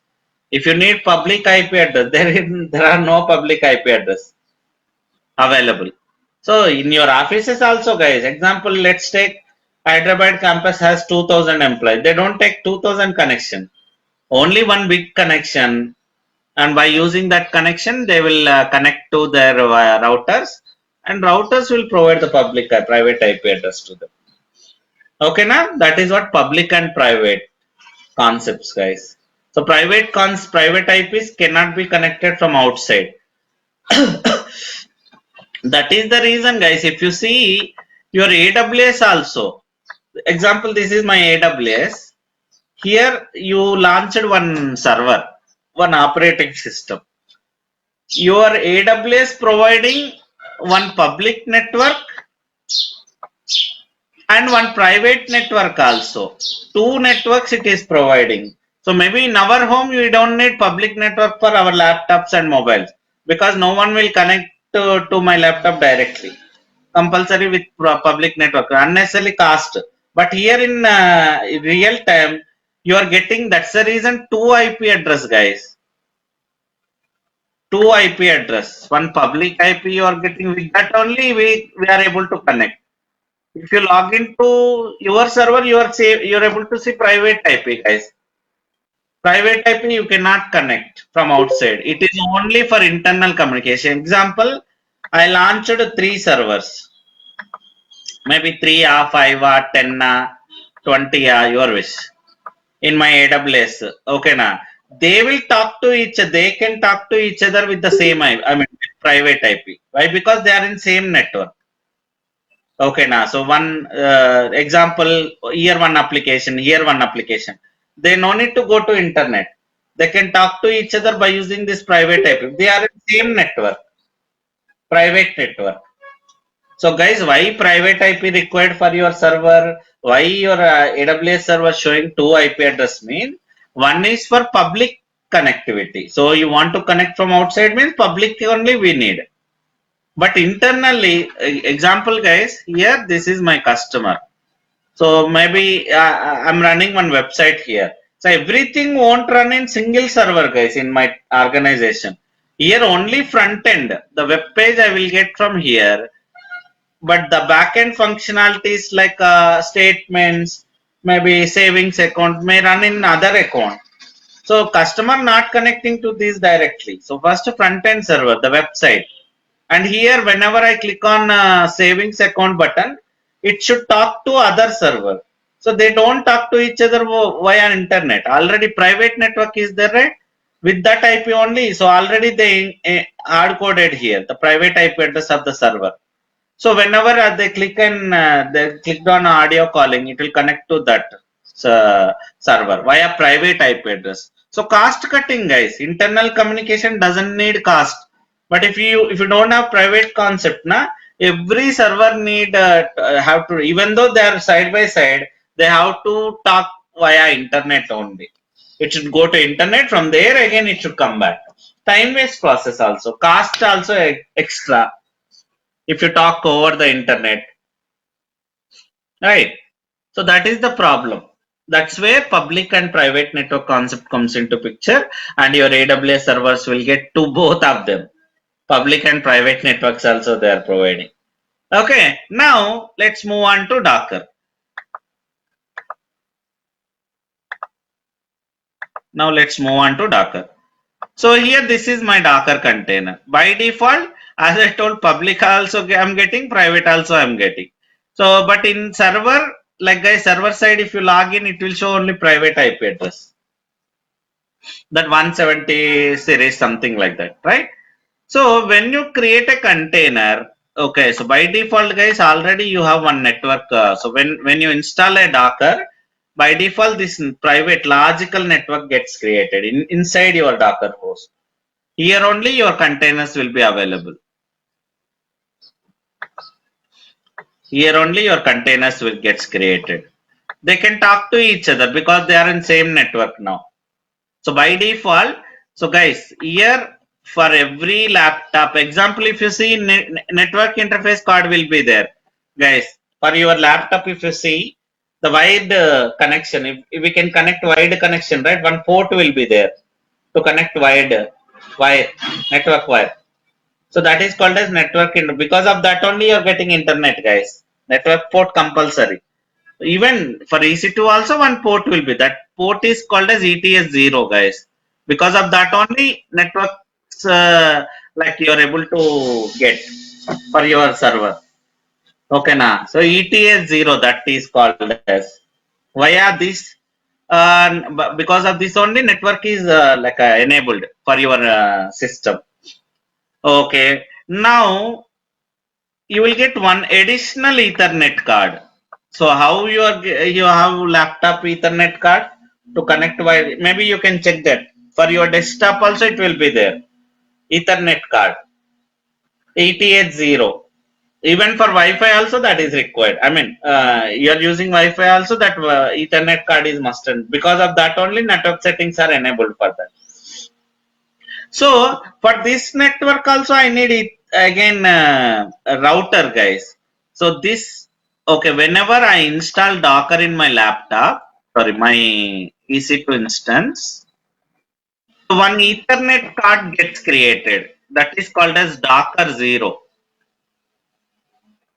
Docker 0 Ethernet card gets created, guys.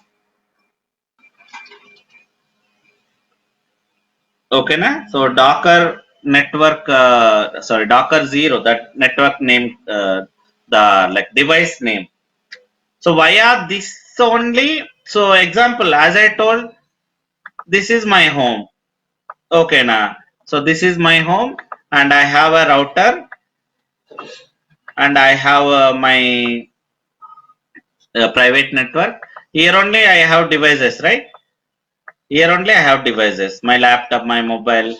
So first, what is happening? First, it is connecting to my router. From router only, I'm getting outside, right? Same concept.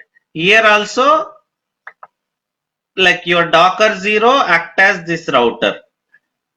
Okay, na. So example, your EC2 instance is one home. Assume that. In that, Docker 0 act as your router. Okay, na. And this is your private network created by Docker 0. So always Docker, whenever you are inside Docker and you are running some network, maybe some installing package, what will happen? First, it will reach out to this router, your Docker 0 device, logical device, guys. Okay, now from here to here it will go ETS0, the main device. For your EC2 instance, one more, here only one router, but here two routers, you can say. So it will reach out to ETS0 device. This is your EC2 instance device. This is your Docker router. This is your EC2. It will reach here.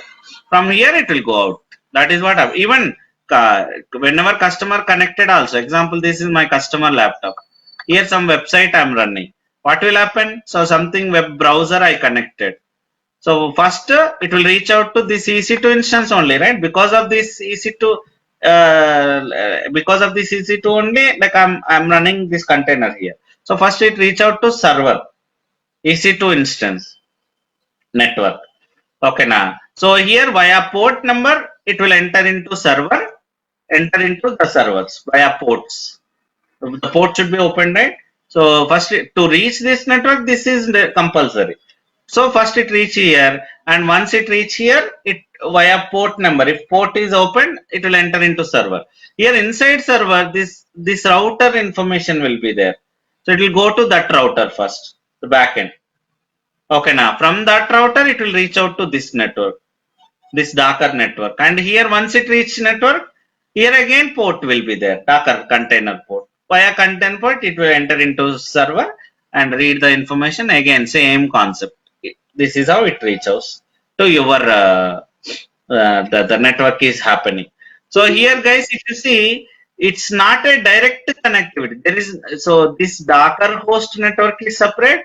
My container network is separate. That's the reason I'm calling it as a bridge network. So if Docker host network and Docker container network both are same means uh, host network, that is. If no Docker network means null network, none network. So that is what three types of network. And here if you observe, so like guys, generally our Docker host network will be in this range. First two digits, by checking this first two digits, you can say that it is in same network. And your container network will be in this range. The container IP, if you see container IP, by default it will be in this range 170 to 70. So both are separate. Don't think first digits match means it's same network. So second digit also should match. Here Docker host by default can be any other. So as I told, total three series is available, guys. 10 series, 172, 192. So three out of three series you can use any one of series for your container. By default, this is the network you will get 172, 70. Maybe if you don't want that network, I can create my own also. Maybe 172 but 13 network you create. I will show that also. How to create in Docker. Okay, let's proceed now. By default, guys, you are in Docker host. Your containers running in same network. That means they can talk to each other. How can I know whether they are running in same network or not? Let me show you.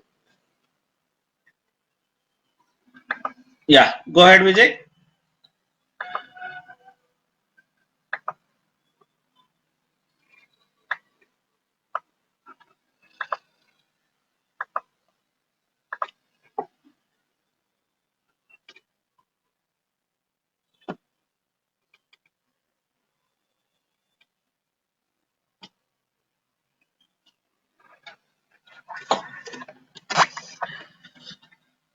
As I told, by default, three networks you will get: bridge network, host network, none network. Three supported networks.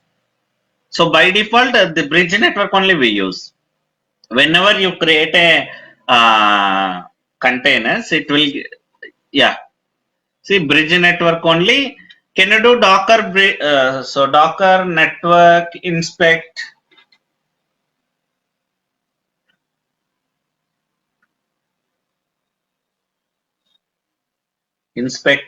bridge. My network name is bridge, right? Hmm. I think network ID won't work out. Name only we have to take. Enter.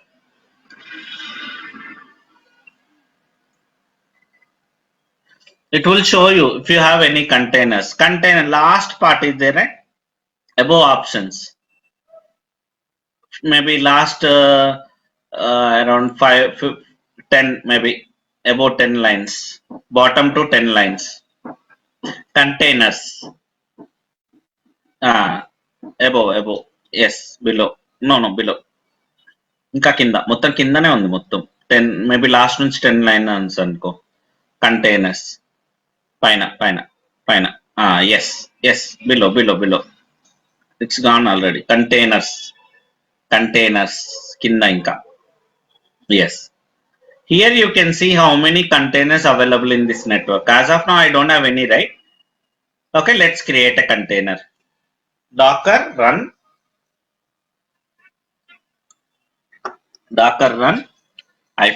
-dit.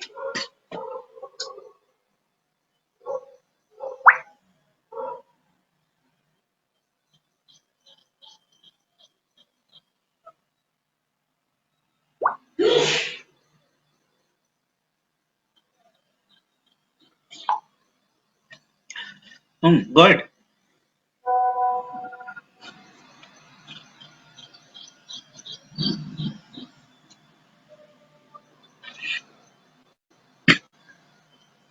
You can see by default it will like bridge network only one network available, that is bridge.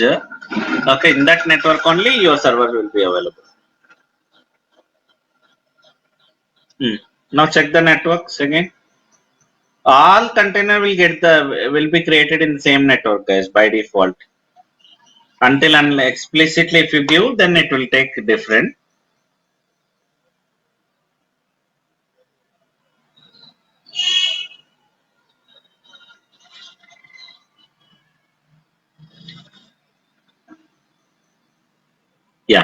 See guys, 172 series you got. So as I told, router will be there, right, for your Docker by default. That bridge network has one router now. So your Docker, complete Docker is managed by the Docker 0 only, guys. The Docker network is managed by, it can be any network, host network, none network, bridge network.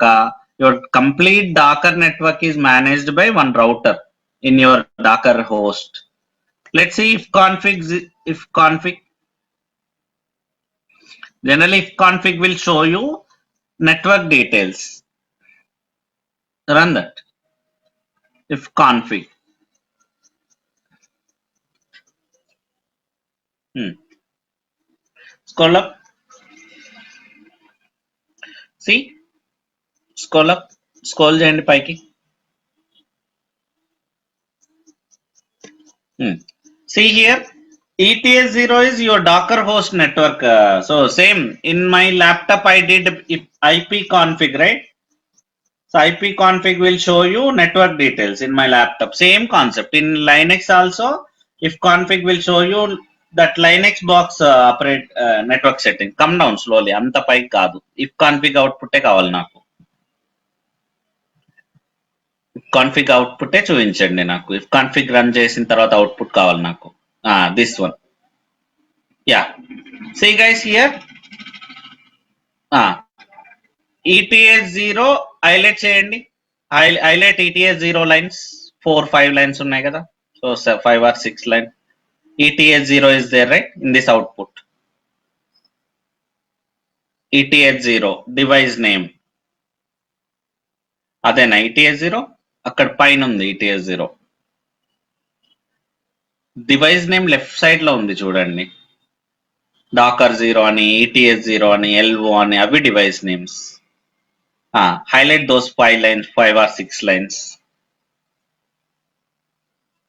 completely. That ETS0 to 5 lines ఉన్నాయి, అవన్నీ highlight చేయండి. Highlight those 5 or 6 lines.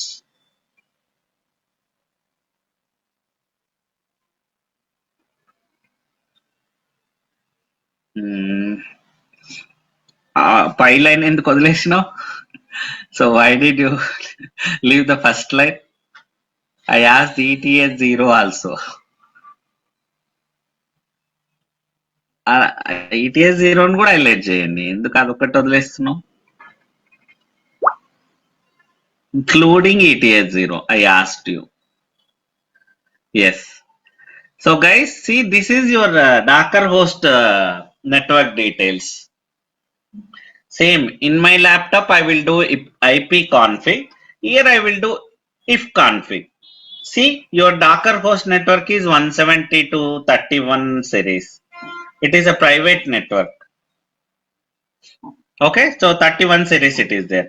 Now above one more is there, right? Docker 0. So when you install Docker, you will get this Docker 0 device. It is also interface, guys. Same like in laptop you have one port, right? Network card. Same, similar to. So this is network card for your Docker network. The Docker network communication will go via this network only, this port only. Logically, it acts as router for your containers. All container communication will go through this Docker 0 only. So what is the range? 170 to 17. See, below 170 to 31. Both are different networks. Okay, na? Yeah. Now go back. Clear the screen. So this Docker 0 via only the Docker networks. Like it can be bridge network, it can be none host or none.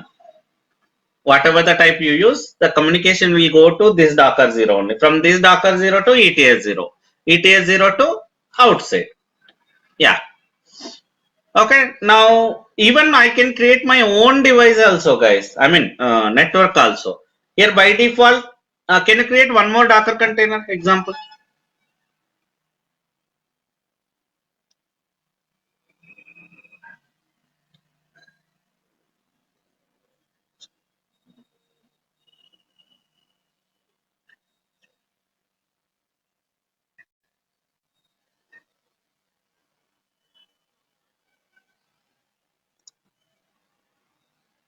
Yeah. Now do Docker PS అవసరం లేదు. So that inspect command, network command. So guys, to check the IP address of the container, I have multiple ways. So directly go to that network, Docker network inspect bridge. It will show you what are the containers have and what is the IP address of the container. That is one way. But individual containers also you can run inspect command, Docker inspect the container ID. It will show also the IP address of that container. Maybe while once you log in also you can do that to your container. There also you can check that. Hmm. See here, now it's showing two. Come down, scroll journey. Yeah. See, now it is showing two containers.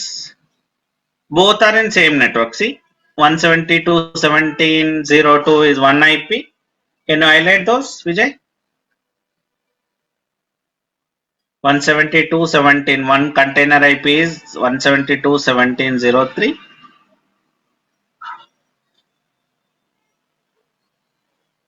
Hmm. One is 02, one more is 03. Both are in same net. They can talk to each other. Example, one application, one functionality running in one container. One, as of now, nothing is there, but assume that one running HTTP, one running database. Assume that they can talk to each other. So the second container IP address, they will give in first container application configuration file. So automatically they can have the communication. Maybe I will show practically. Can you log into this second any container? Log into this Hungry Fermi container. Get the name. Copy the name. Hungry Fermi. Log into that. There also you can see the names. You no need to run Docker PS command. In Docker network also you can see the network.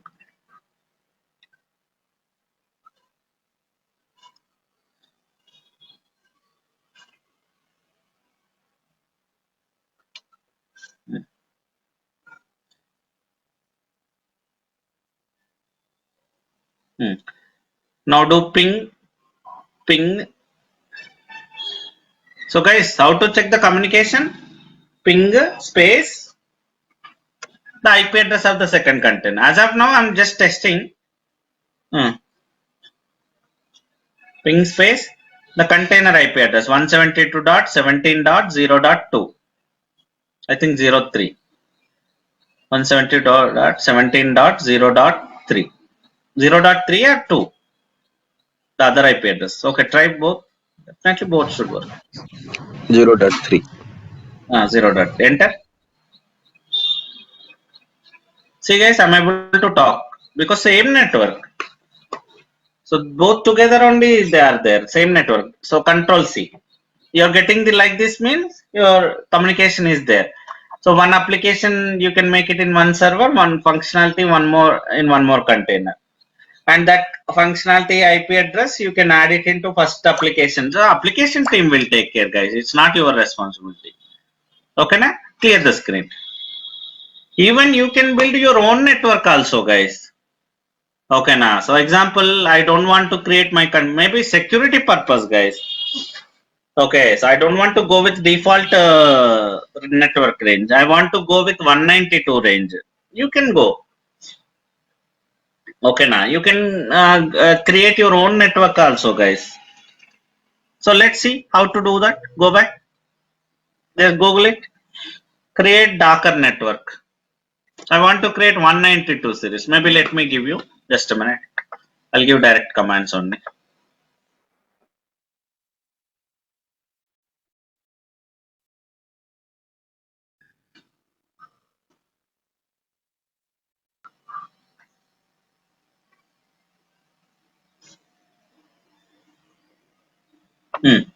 Docker network create. Docker network create.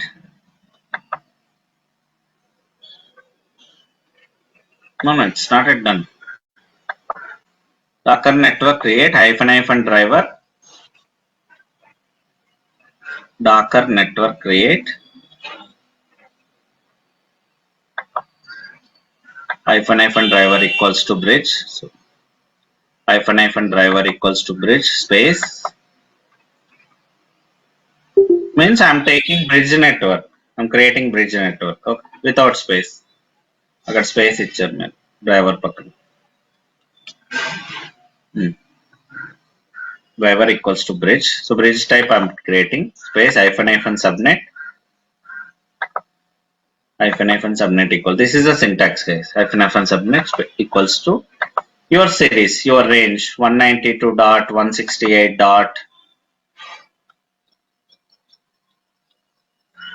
168.0.0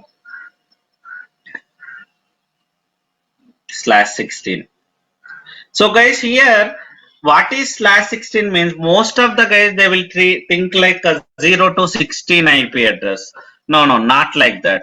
So 16 is a basically is called a subnet mask. 16 is called as here slash 16 is there, right? So can you please go to Google once? Actually, that is an algorithm. Okay, there is a network algorithm, network formula. So like how many IP address you need in a network is decided by that range only. That okay, so based on your project, subnet slash 16 subnet mask. Can you give? So you'll get 65,000 IP address in that private range. Based on your requirement, you can give, guys. Slash 16 subnet range.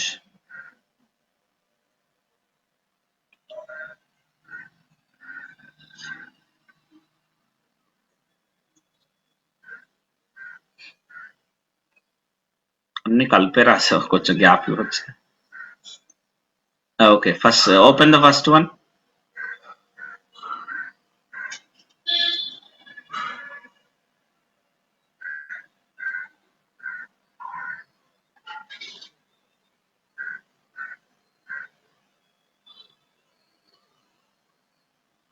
Come down. Yeah, see guys. So what is the range? So slash 16 means that is the highest range, guys. Will give highest only always 65,000. So you will get 65,000 IP addresses in that. Okay, na slash 16. That is network algorithm, guys. There is a formula for that. Okay, 2 to the power of 16, something like that. Okay, go back.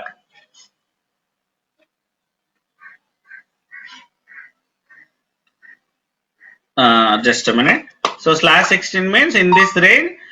So 65,000. You no need to use that many, but safer side your and the network name maybe bridge 0 something like that. For that for this network you have to give one name, any name, bridge 1, bridge 0, bridge your wish, anything. Okay, enter.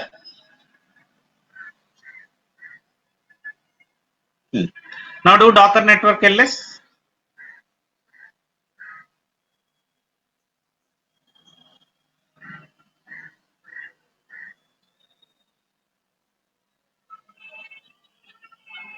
See, so you have bridge 0 network also. Now in this network also, but still the default is bridge only, guys. I mean the first one only. Your network name bridge array initially. So bridge type, network type also bridge only, network name also bridge only initially. Now you created one more network, but still your container. So to create any container in this network, I have to explicitly mention. So take this bridge 0 network like that. Let's see how to do that. Docker run -dit. Your wish. If you like, maybe you no need to change entire this one. Docker run. Go ahead.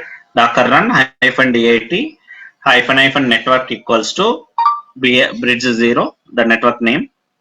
So I want to create my container in the second network. I don't want to go with default network.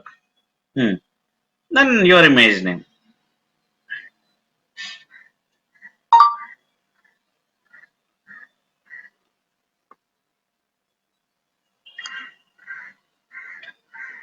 Your image name.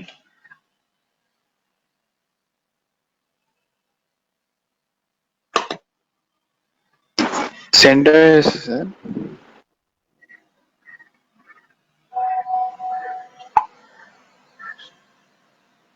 Yeah, whatever you Hello. name. Anything. Anything.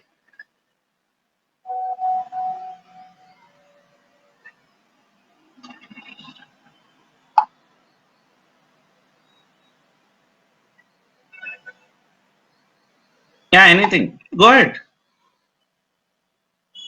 So guys, those -p, -v, those are additional.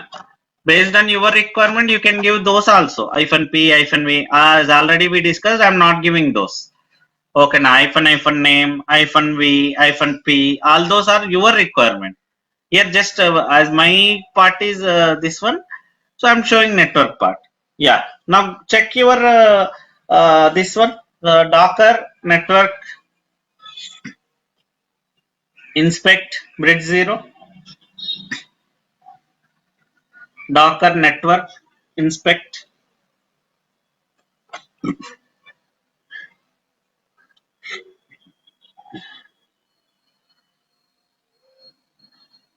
Uh,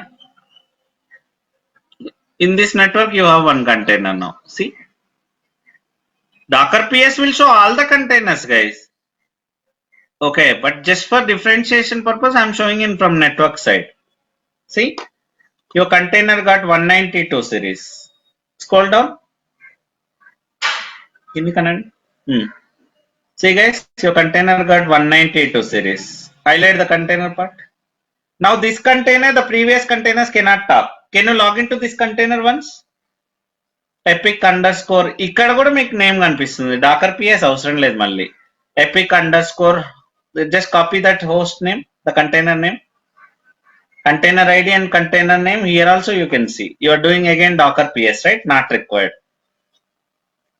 Seems some network problem, network delay is there. I don't know, is it only for me, for everybody? Is it for everybody, guys? Yes. Docker Yes, sir. execute -it.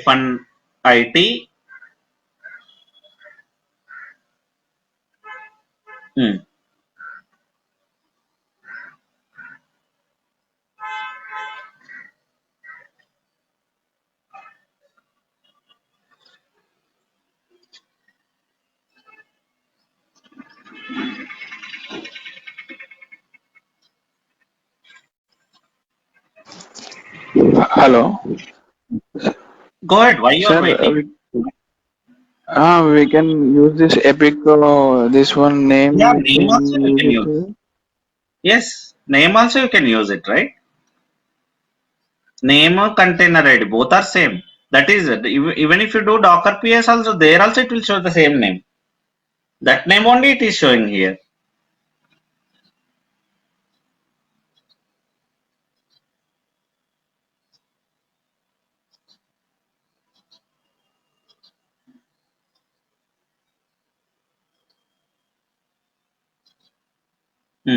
Now try to ping other network now, other container. Ping 172. Ping 172.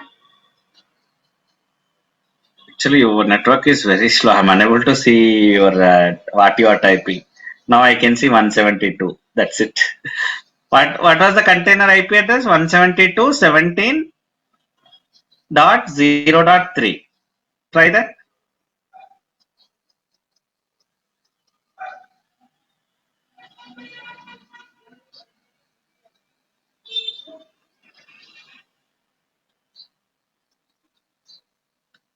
See, it's not working. Even though they are in same Docker host, but logically they differentiated. Now this is like this. Let me show you.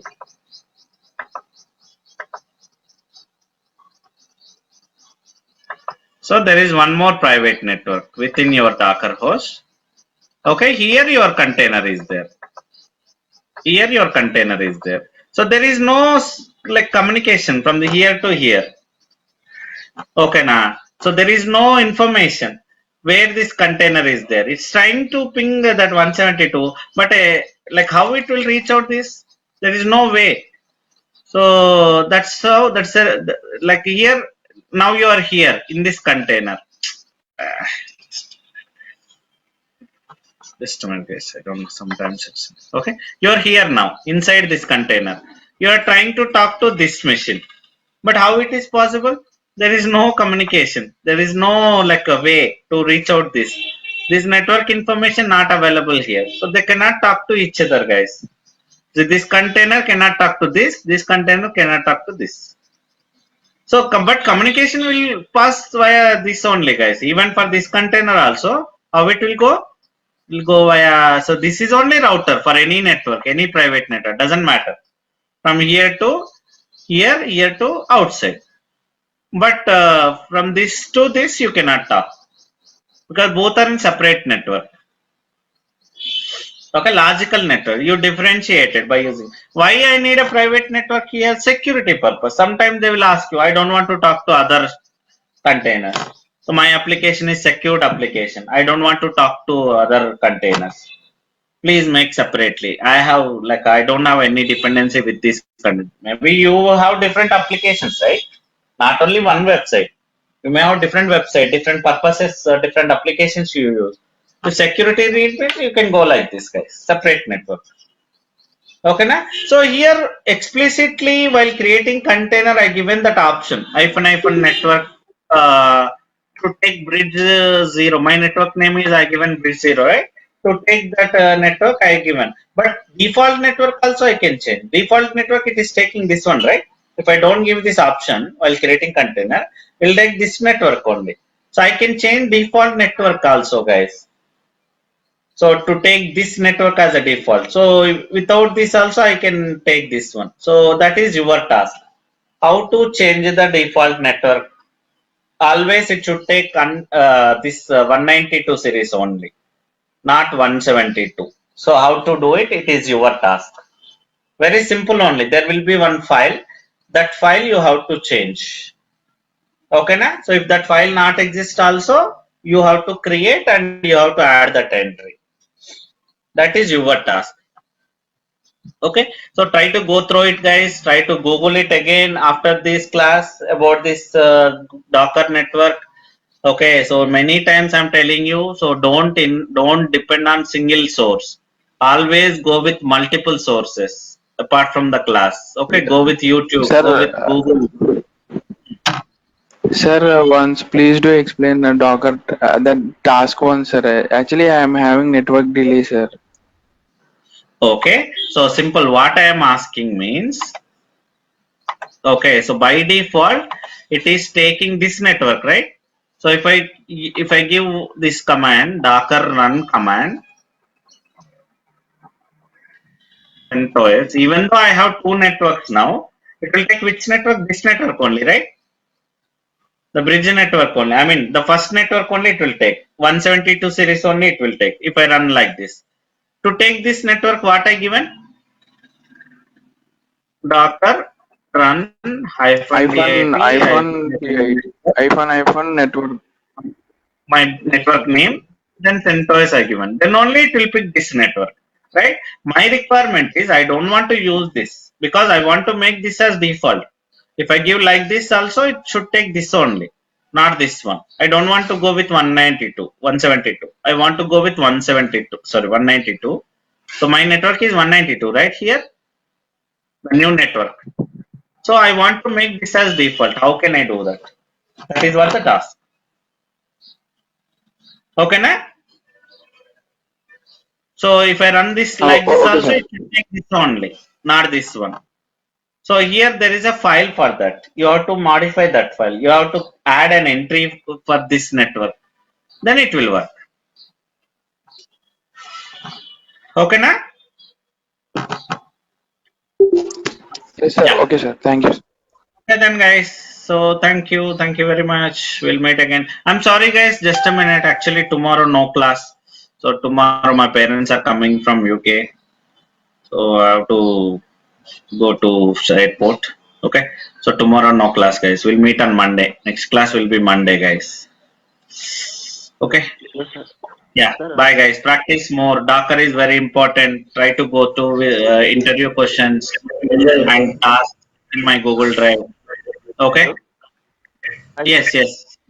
Sir, is there any extra means file document for that in the drive, Google Drive we need to add or what? Your voice is not audible. Can you please Sir, repeat? is there any extra means document is there to add your Google Drive? Then we can take there from Dockers, some anything extra added need to add. I didn't get your question. Are you asking access to my Google Drive or something? What do you No, mean actually, extra drive? till now Linux only there. Apart from that Linux, anything is there? Okay, okay. No, no. Actually, I have other one. Okay, just ping me in group chat. So, guys, whenever you need some information like Google Drive and all, don't ping me individually. So, ping in group chat. It will be helpful to others also, right? Okay, if you need some information, ping in the group chat. So there itself, I will example. Now you are asking Google Drive access, right? So ping in group chat. I will ping that whole group the Google Drive details, so that it will be helpful to everybody. Okay? Yeah, Rajsekhar, ping me in group chat. I will give you the whole Google Drive. Actually, there is different Google Drive for that.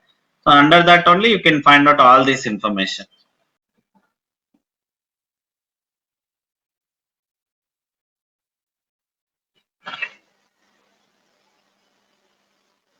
Docker images space Docker files.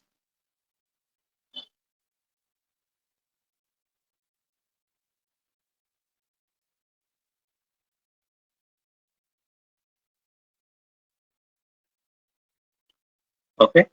Yeah. So guys, today's concept is Dockerfile. What is Dockerfile and how it works? And I showed already one method to create a Docker customized image, right? So today I'm going to show you one more popular method. Generally, we use this method only, guys.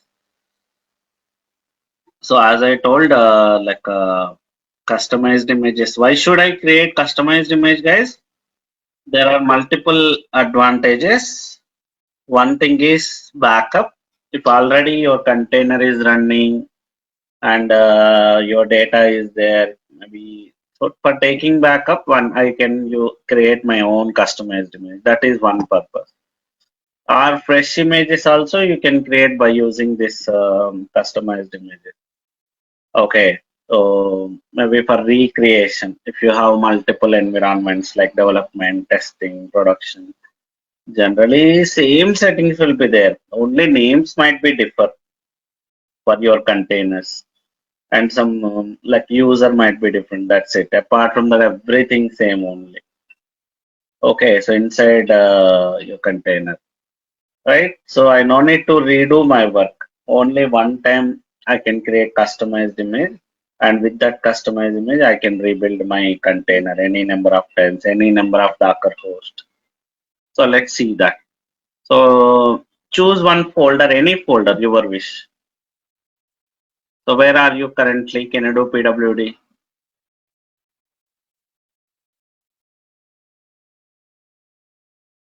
Meanwhile, I want to ask one question. Can you? This is your task, guys. Actually, okay, I am creating my container with root user. But how normal user can access the containers? Because they cannot run Docker commands. Can you try exit? Exit from root user. Generally, application user will be there. Database, they don't have root access. Can you exit from root? Exit.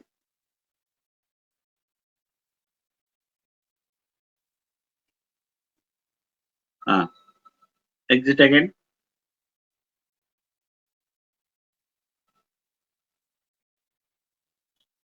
Ah. Can you try to access Docker command, Docker image, Docker PS?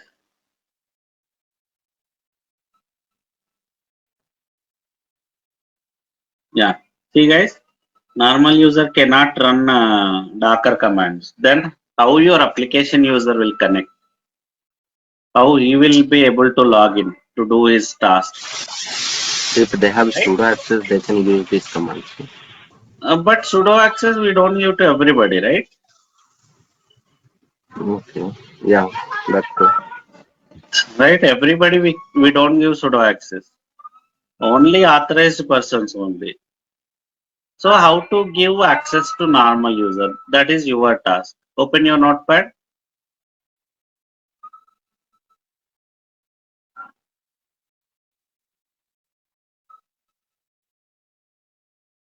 Open your notepad, Vijay.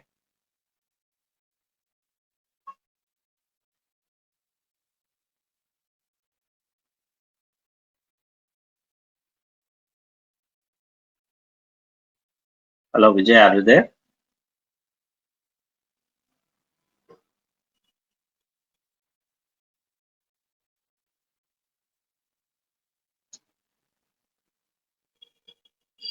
Yeah. Write down the task.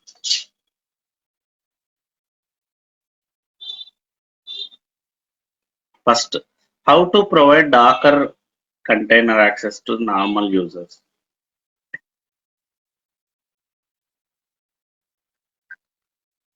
How to provide Docker container access to normal user.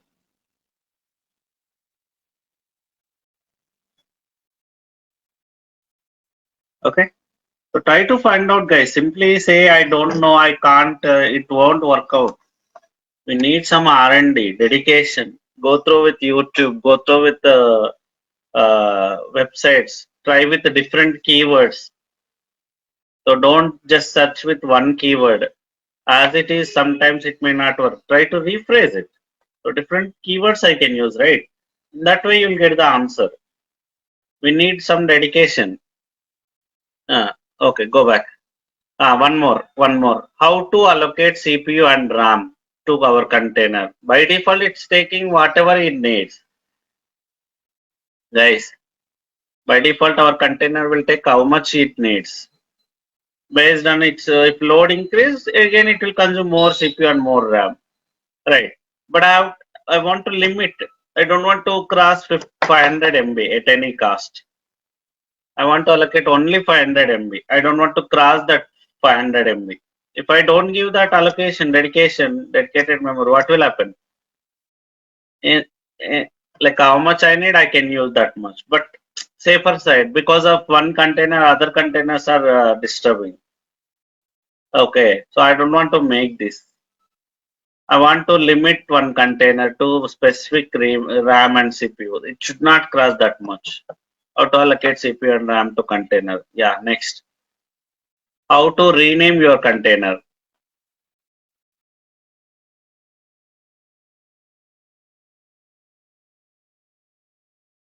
How to rename the containers? Ah.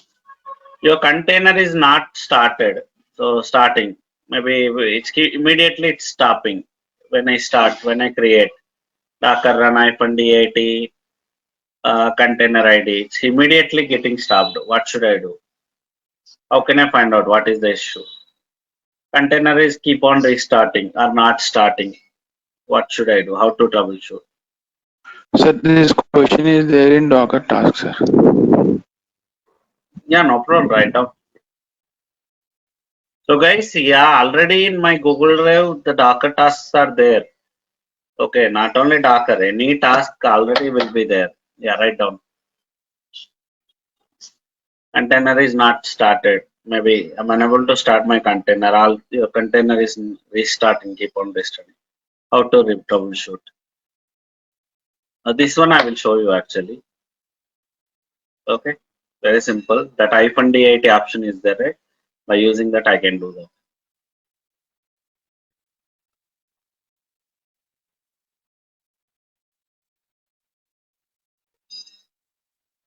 Ah, go back to Putty. I will show you right away. Clear. Sudo space happening. Clear the screen. Ah. Guys, here -dat option is there, right? If you remember, can you run that? Docker run -dat. So -d nothing but detached mode.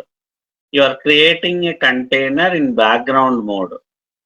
D means D stands for detached mode. I stands for interactive terminal. IT means. Okay, that's what DIT. So run it. Docker run -dat CentOS. Now let me do in attached mode without -d. It's getting created in backend, right?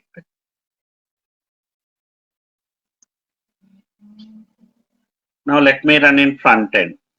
Docker run without -it. Sorry, without -d. -it, -it. Give -it. IT stands for interactive terminal. If I don't want terminal, I can use directly CentOS. CentOS. That means in front end it will attached mode, guys. This is called as attached mode.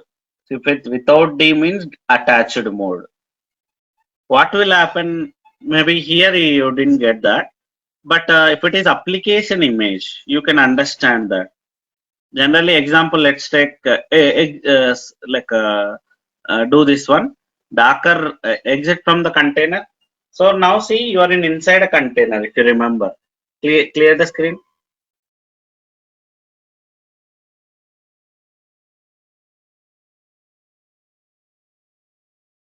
Guys, if you remember, for application containers, actually yesterday while creating HTTPD or Tomcat or Jenkins containers, I haven't started while logging into the container. The application, can you let's see, Docker run -dat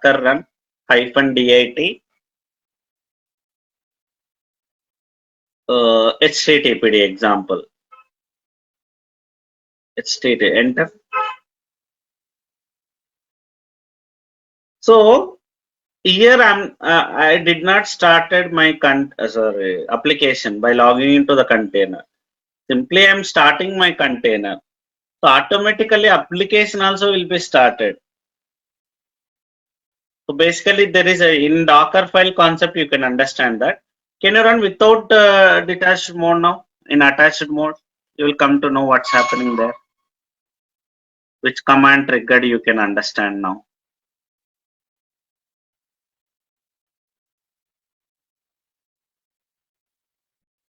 See guys, see that HTTPD-D foreground. That command triggered actually inside your container. The application started automatically.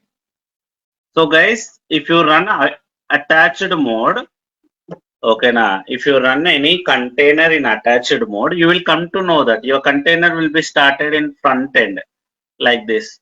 The process will be started front end like this. See that HTTPD-D foreground command triggered. So here it will show errors if something problem with your application. So your container is getting restarted, or maybe you are unable to start your container. Run in attached mode. You will come to know that what's happening. What is the error? Very simple. It will clearly shows you what is the problem. See this command triggered now. Actually, this command in that image is there. HTTP image already this command integrated. So automatically that command is getting started. So attached mode is the option to troubleshoot your containers, guys. Okay, now maybe your application started, but you are unable to access it. Your container is in running mode only, but still application not working. Simple. Container logs also I can check. Clear the screen. Control C. Clear the screen. So, create one more container HTTPD. The example Docker run. Enter.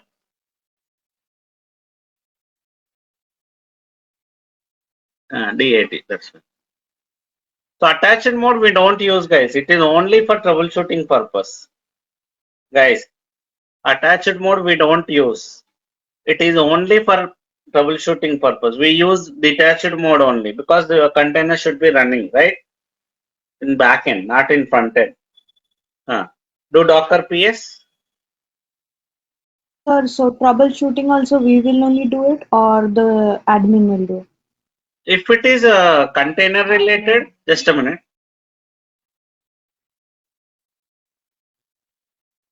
Okay, if it is container related, maybe application configuration and all, they will take care.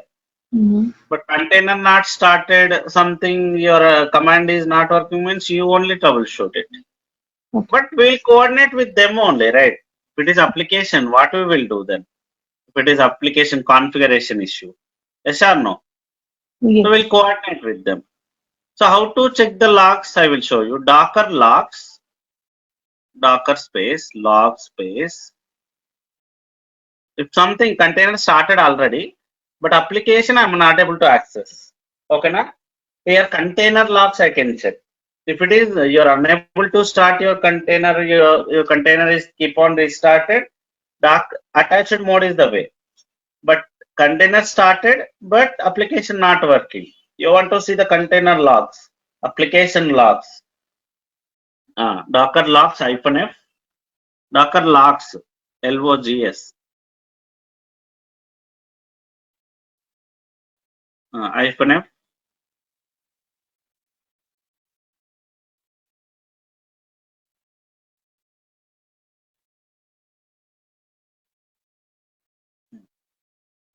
the container ID.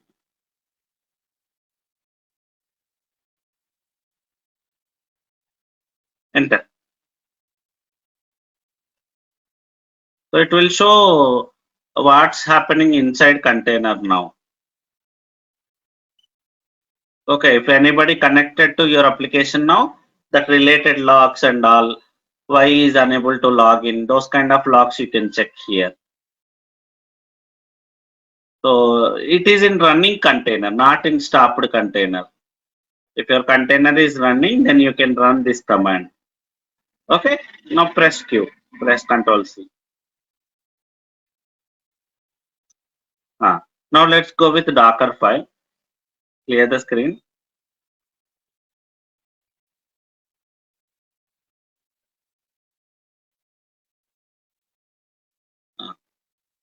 What is Dockerfile? Very, very important concept, guys. Okay, so what is Dockerfile? Create a Dockerfile decaps VA because we need data also, right? VA space Dockerfile decaps. This is the standard name, guys. Of course, I can use different name also, but this is the standard name I will use always. Okay. So with image also, I can create my customized image, guys. I showed one method already. I showed one method, right? From container, how to create an image. If already running container, you have the configurations. So if you do Docker commit, you can get the backup. But now, from with image, how to create a image, one more image I will show you. So there are different instructions available in your Docker file, guys. First from FROM, capital letters. Instruction should be always capital letters.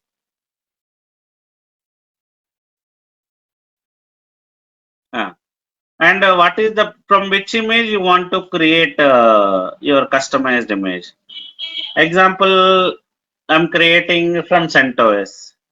Use CentOS.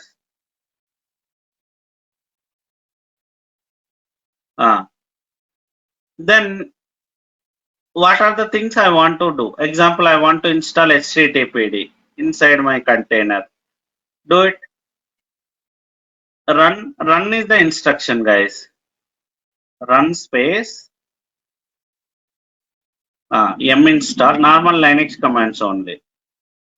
M install -y. Sorry, that application name. Example, Git I want to install. Git. Now next, like you can add any number of commands. Next, run again. Maybe I want to create a file. I want to install something else, Ansible or Jenkins. Yeah, m install Java -y space Java.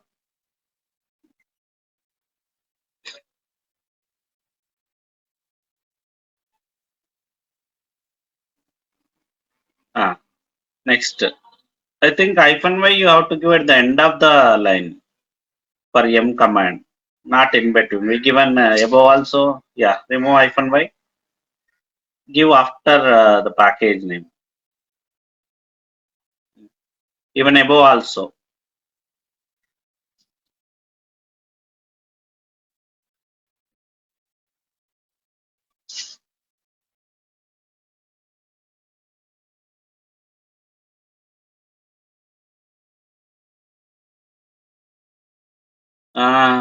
Example, I want to create a file. Again, run command.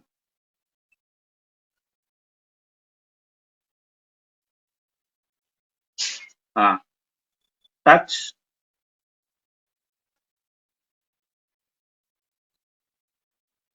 File name. Maybe where you want to create the path /example /tmp under /tmp. I want to copy. I want to create /tmp/file. No, not like that. First folder name, then after your file, right?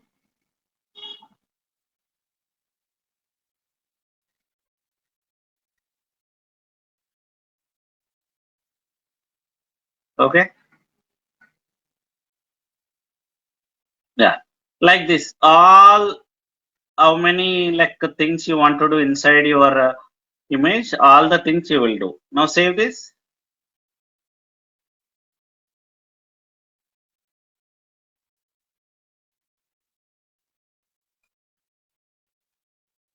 Now how to create a container, guys? Docker space build space dot. You should run this command in the same folder, guys, where you have Dockerfile, right? The same location you have to run this.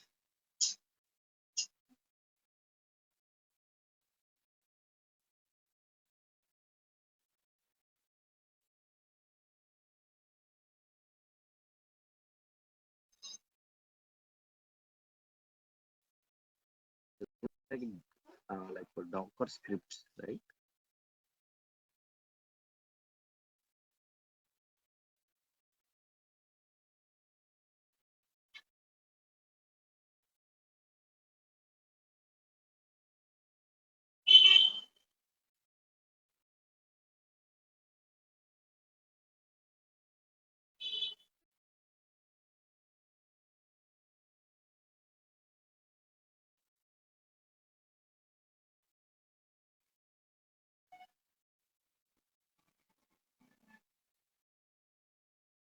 Okay.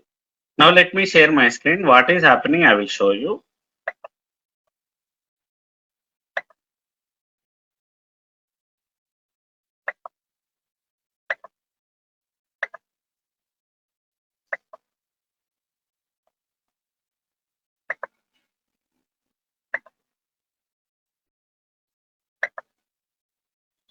Guys, are you able to see my screen? How Dockerfile works, I will explain. Hello? Yes, sir. Are you able to see my screen? Yes, sir. Yes, sir. Yes, sir. Yes, sir. How Dockerfile works, I will tell you.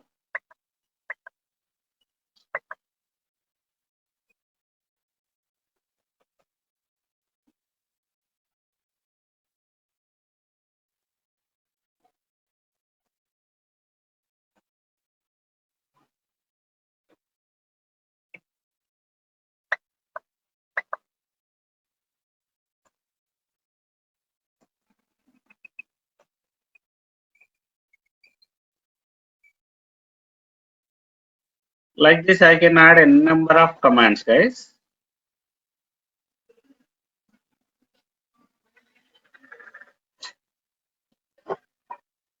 Okay. Now, what will happen means when I run docker build dot command, docker build space dot command. Okay. So first, it will go to from instruction. So means CentOS image first downloaded. If it is already there in your local, it will use. Okay. So from that, so again it will go to second stage. So guys, this is first step. This is second step. So in second step, it will create a container. So here with first image is there, right? This is the first image. So with that here it will create a container first. It will create.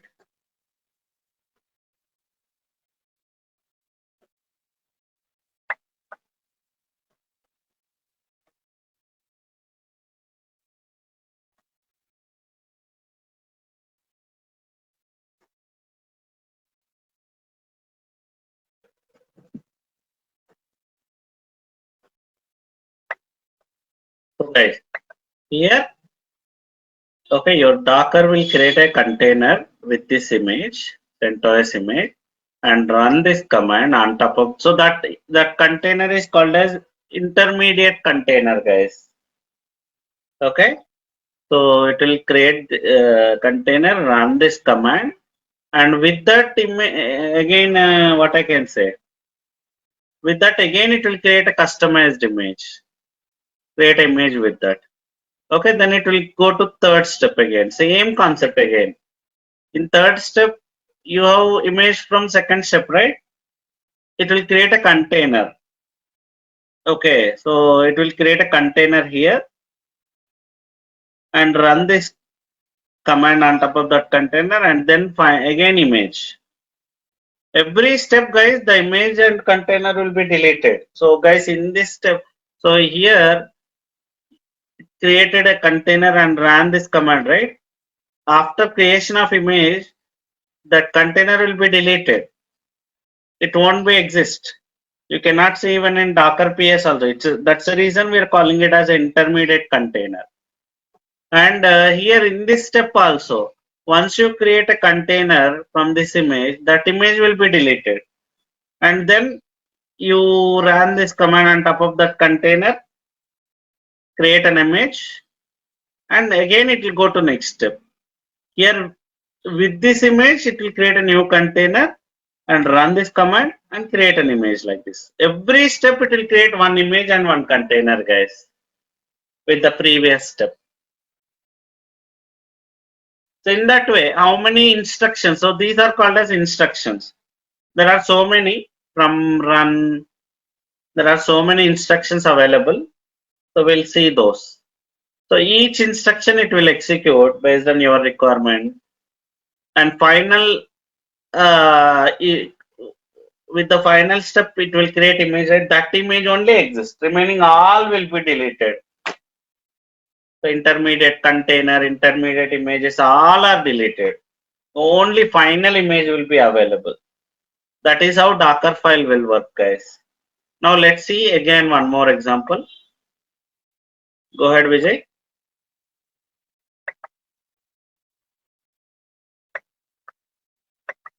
Mostly we go with Dockerfile only, guys. Very important concept.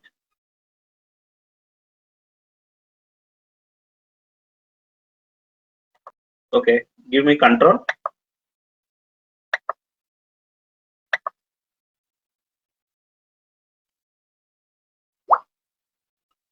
Yeah. See, guys, in every step it is removing the containers. In fourth step again, this is the image name, guys. In third step, this is the image name. It went to fourth step. Okay, with that image, it created a container.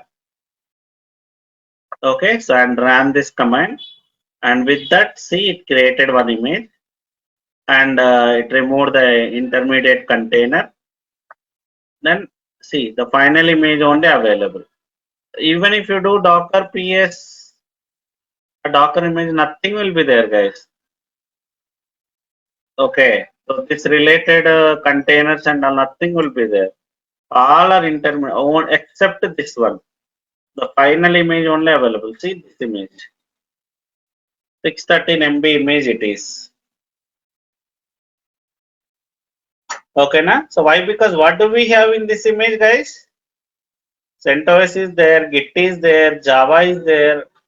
Who will decide what are the things I need? It depends on your requirement, guys.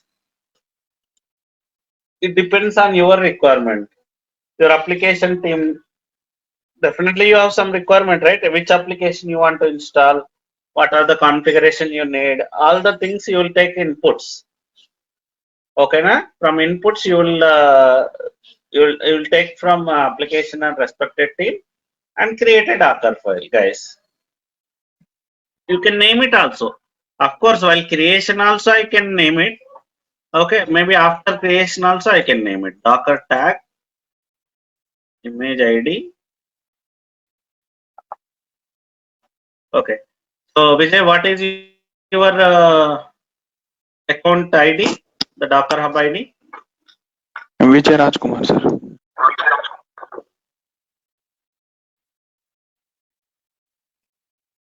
This one only, right? Take the spelling. Yes, yes, sir. Correct only. Sir.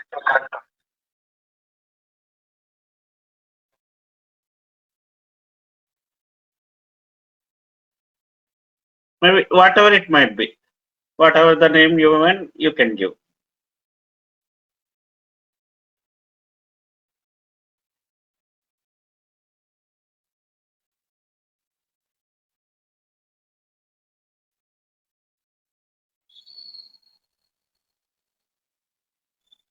This is how I will create my customized image, guys.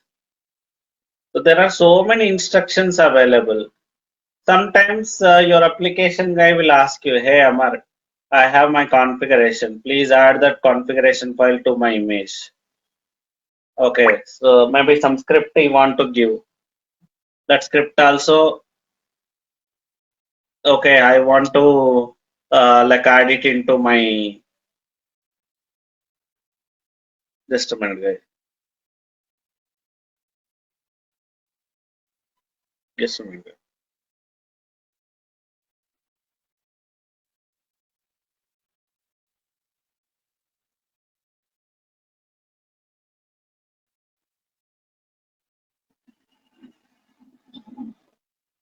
So I will show so many examples for that, guys. Okay, so Dockerfile examples we have. Can you please go to Google once?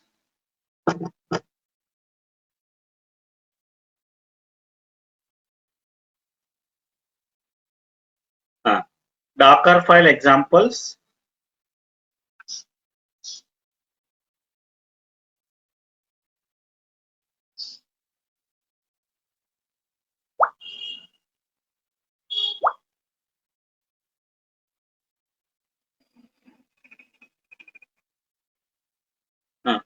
Dockerfile examples in GitHub. Open the first one.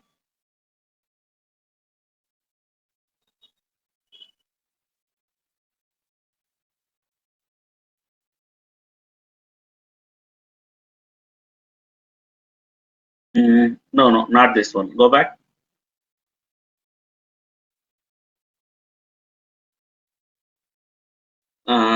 Yeah, open the second one.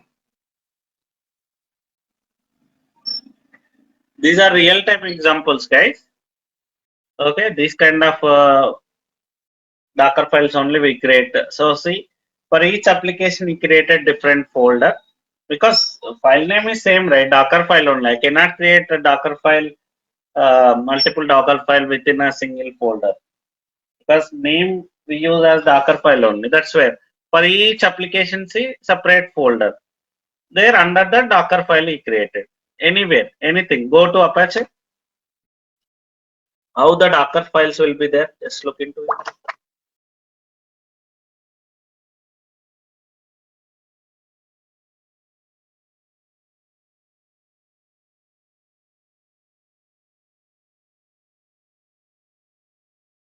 Okay. Yeah. So let's see here. Let's see here. So here, what is the image is taking, guys? Ubuntu image. Ubuntu image. Okay. Ubuntu image is taking. What is maintainer instruction means? Just a kind of information, guys. Okay. So just a kind of information. Maintainer is not mandatory. Okay. It's not mandatory, but just information about maybe about your Docker file, who created that author information. or maybe version of your application. Those kind of stuff you can add in maintainer, admin information, but it's not mandatory, your wish. Okay, next run instruction. See, multiple also you can run like this. So if you have run instruction, 5 instruction, you can add one instruction only, and by using and symbol. What is and means, guys? So next also, this and that also. That is what and. So see, and symbol is there, right? And what is that backslash means? If your command is like spreaded over multiple lines, maybe guys, it's a number of things he is adding, right? So for safer side, for easy understanding purpose, he is writing in each line one command. So backslash means still to be continued. Next line also is part of this command, this run instruction only, this line only. That's what slash backslash symbol. Okay, now if you don't have that backslash, you can make it lines in the same line. Apt get update and then okay like this. First I have to write down like this. Then immediately I have to write in the same line. If I don't have this one, it's safe, just a convenience purpose. Maybe for understanding purpose, you given backslash and to be continued. Backslash is nothing but to be continued. This command also part of this line only. That's what the meaning. See, 5 commands he triggered as part of one in run instruction. It's your wish, guys. Always this is the best practice. Use as many, I mean, as less number of as like again instructions. Unnecessarily things we should not run. Because guys, it will increase your image size also. The final image size will be depends on your number of instructions. So always our Docker image, we have to make it very small. How much small it will be, like it can be that much I can make it. So don't use multiple instructions if not required. Try to make as much as less as. Okay, so if you, so same command, if I run in multiple run instruction, for this one run instruction. Okay, for this one run instruction. Sorry, for this one run instruction. For this one run instruction. What will happen? Four run instructions I added. Obviously, the size will be increased, guys.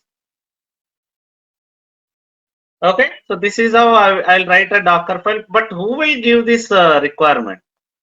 Your application team. They will tell you what OS they need, what application they want to install, what configuration they need.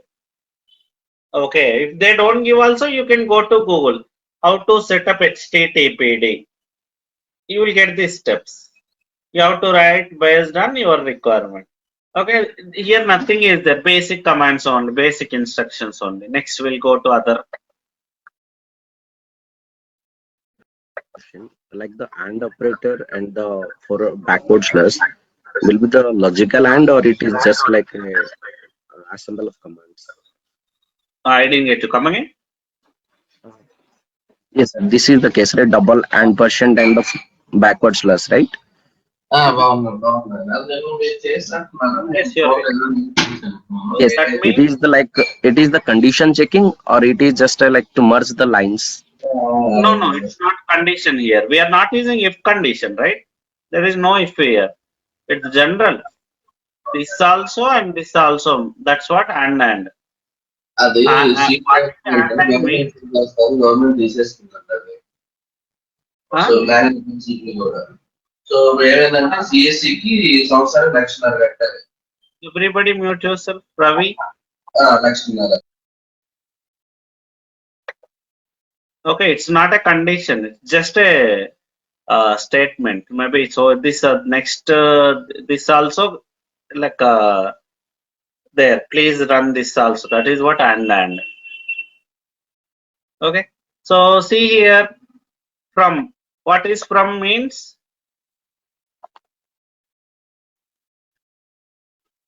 Again, base image is taking. So maintainer information. What env I will talk about later. Env and arg command. Okay.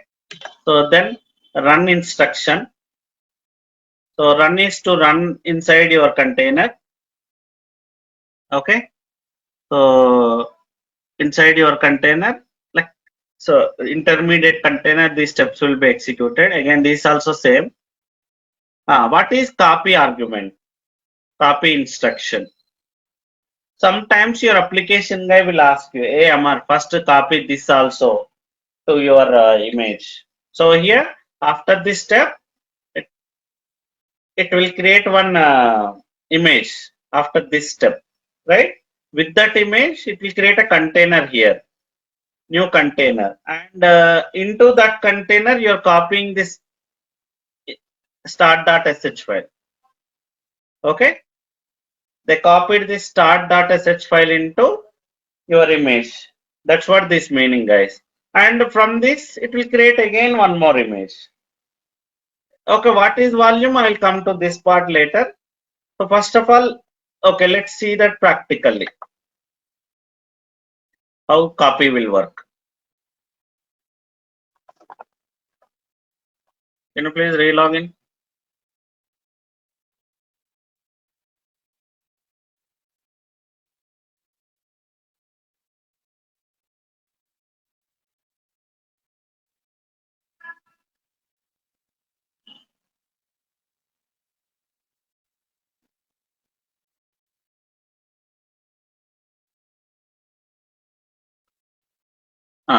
So can you do open the Docker file again one more time?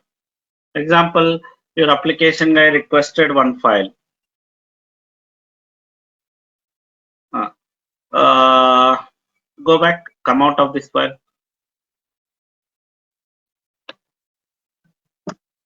Can you create a file?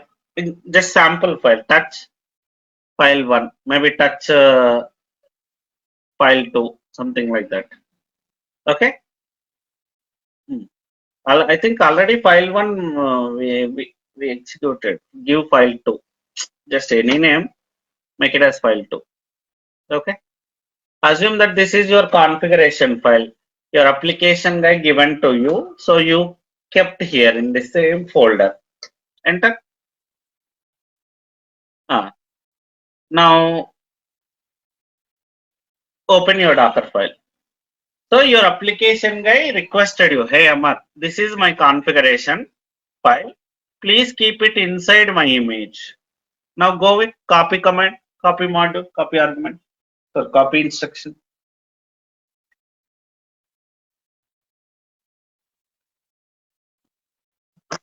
Copy. Which file you need? File 2. Example. Space. In which folder? /tmp/file 2.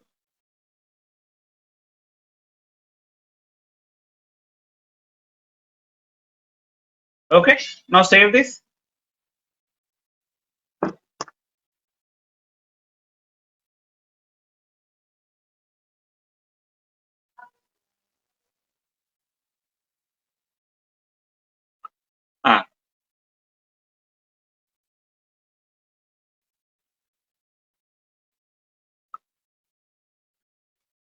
While creating also, guys, I can create name.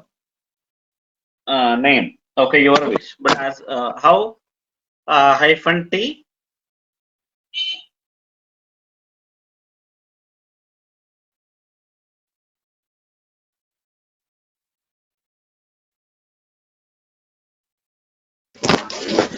Sir, what Docker build command or what next, sir? Docker build dot. Docker build space dot.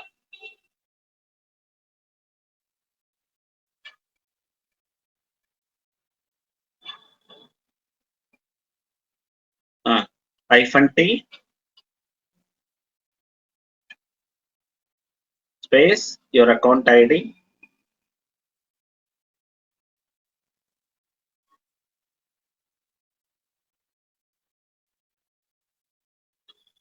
/ your image name.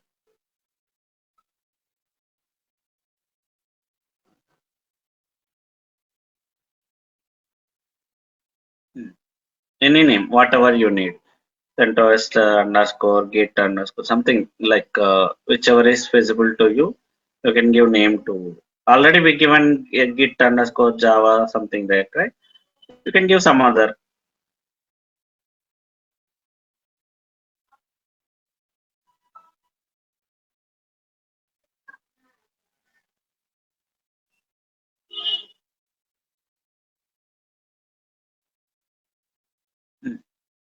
Any name, give just dev, maybe CentOS underscore dev, something like that.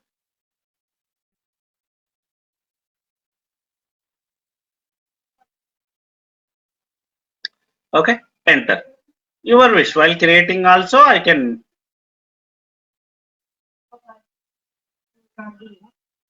Just a minute, guys.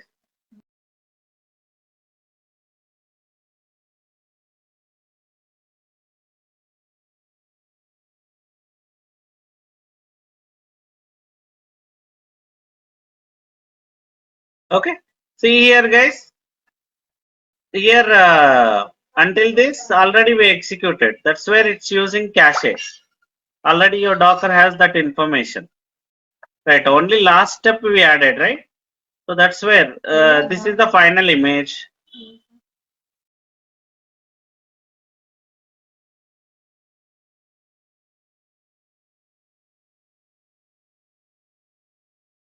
Okay. So this is the final image previously you created. So with that image, in this step, it will create a container.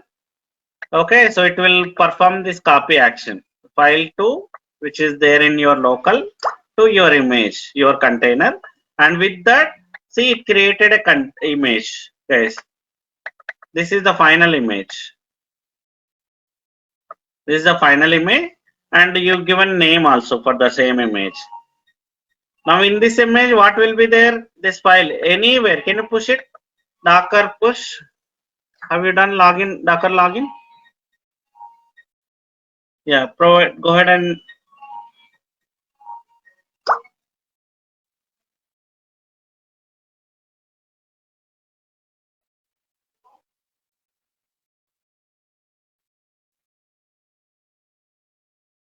Hmm. Now wait. Yeah. Wait. Wait. I will type. Docker push image name. Can you type image name?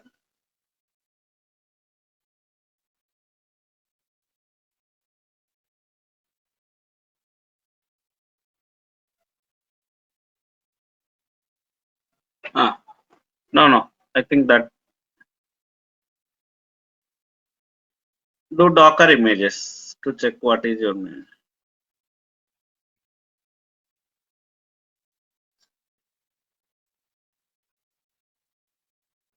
Vijay Rajkumar forward slash CentOS underscore dev, right?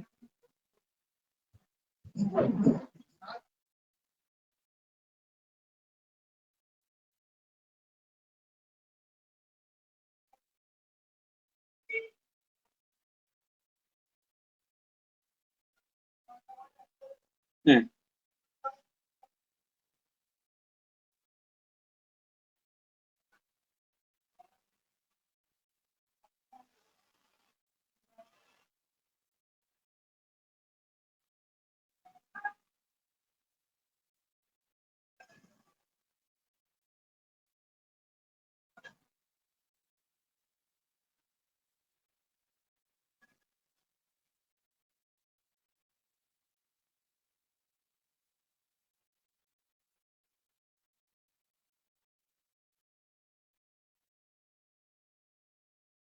Now anywhere if I use this image, I will have that file also, which is copied into your image.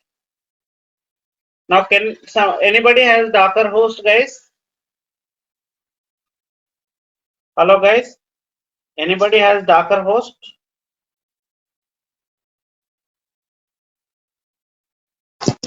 Sir, your voice is not audible, sir. Okay. So guys, anybody has Docker host? I don't know. Hello? guys? No one has Docker host, guys? So that if anybody has Docker host, you can build this container from this image. From this image, and they can see these files. That is how it works, guys. Okay. So that is copy module. Copy, sorry, not module. We don't call it as a module. We call it as instruction. Okay. Go back. Go back to your Docker hub now.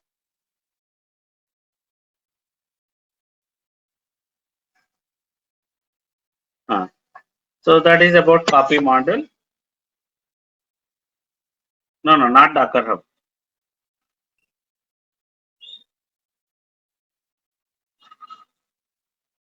Your Dockerfile examples. Dockerfile examples. Okay. So can you please write down instruction names so that you will get clarity what are the different instructions available in your Docker. Instructions, Dockerfile instructions. Dockerfile instructions. First from to take base image. To take base image, we use this instruction. From which image you want to create image, that is what base image. It can be CentOS, it can be Ubuntu, it can be already your customized image, anything you can use. Next, run.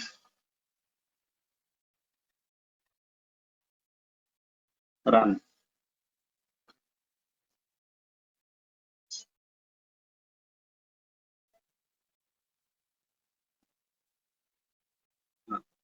To run any Linux command inside your intermediate container, to run any Linux command,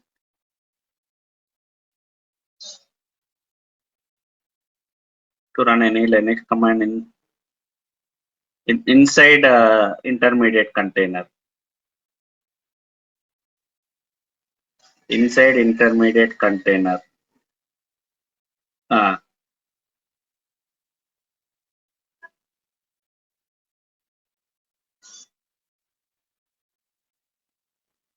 Okay, we use this command run instruction. Next, maintainer, just to provide the information about your Docker file, maybe admin information. Maintainer, to provide admin information, we use this.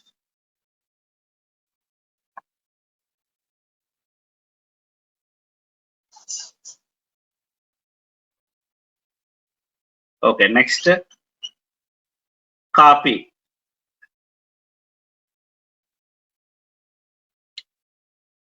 To copy any configurations into image, we use this. To copy any configurations or any shell scripts.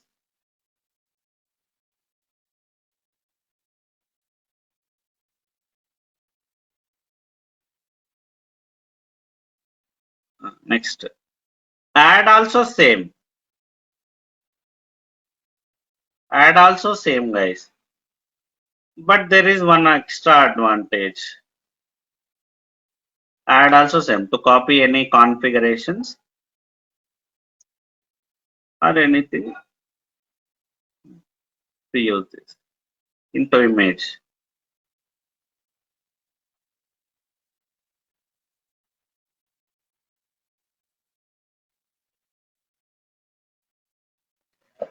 But what is the difference means, guys? What is the difference between your copy and add means? Add will give you additional advantage. If something sometimes you don't have local, somewhere internet one file is there, one RPM is there. Okay, you want to download that RPM. So you no need to download to Docker host first. Okay, directly that URL. Okay, I will show that example also. Directly that add a space URL from where you are downloading that RPM or any file, space destination folder inside your image. So I will show that example also. So definitely somewhere it will be there. Go back. Add example also will be there. Anyways, scroll up. Scroll up.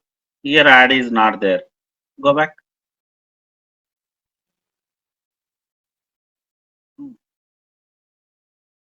Go to third one.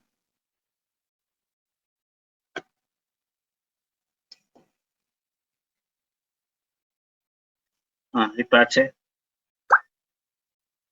Quickly. Dockerfile. Open Dockerfile. Do we have add command here? Check it. Do we have add? No. Go back.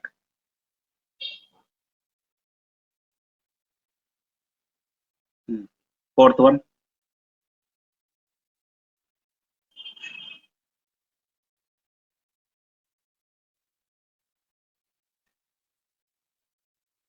No. Jenkins.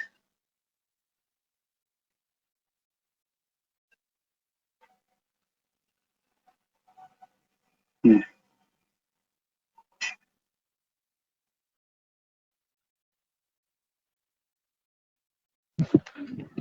Sir, there was a heap patch folder. There was one line was there. Replace all the copy command with add command. If we can click that, might be we will get the example. No, no. Just a minute.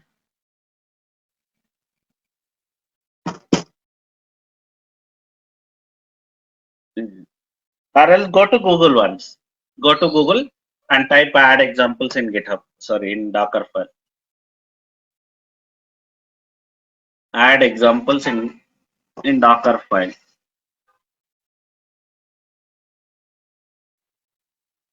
So add and copy both are same, guys. But what is extra means, so by using add, that file whichever you want to copy it into image, that may not be available locally. Even from internet also you can download.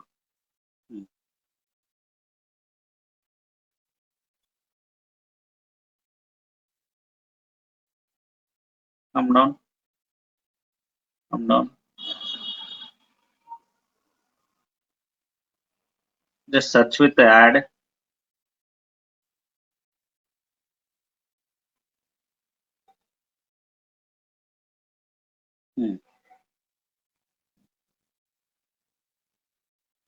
Not that one.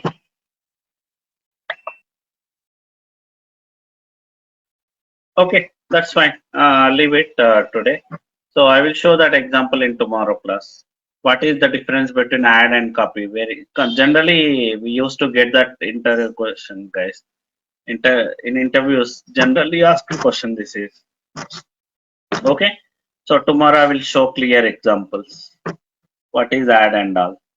So you'll be getting confident. So in Dockerfile there are like multiple questions, like what are the different instructions you used. That is first question. What is the difference between add and copy? What is the difference between CMD and entry point? These are the generally asked questions, guys. Okay. So in tomorrow class we will see that. Don't worry. Yeah. Okay then, guys. We'll meet tomorrow again then. Tomorrow I'll explain this. So let me recall yesterday's class one more time, guys. So yesterday I was talking about copy and add, right? So let me show you the difference. So guys, both are same. Copy and add both are same, guys. To copy the files into your destination. Okay. But what is the difference between add and copy means?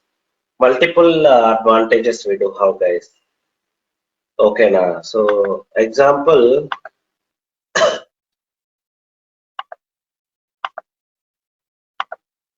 this is Docker host. Okay. And here you are creating a image, Docker file you are creating. Okay, so by using this is Docker image, you are creating maybe one Docker file. Okay, na? If we copy means, guys, what are the things we are using from maybe some base image, then after copy any configuration file name which you want to copy it into your image. File space slash it is an example. So this is source and this is destination. Here what will happen, guys? With CentOS, first one image will be there. So in the second step, a new container will be created with this same image, and on top of that container, this source file will be copied into etc folder, and with that you get a intermediate image. That's what happening. So copy, if you want to use copy main, the source file should be there in the same location. I mean, in the same Docker host. That file is there, right? Whatever the source file, you want to copy it into your image using Dockerfile. The source file should be there here in the same Docker host. Then only you can copy. Okay, so but in case of add command, it is advanced command, guys. See here, even the URL is able to use. Okay, that is not available in my Docker host. So somewhere from URL is downloading. Now, you no need to download Docker host first, guys. Directly by add you this URL and the destination. So what will happen now?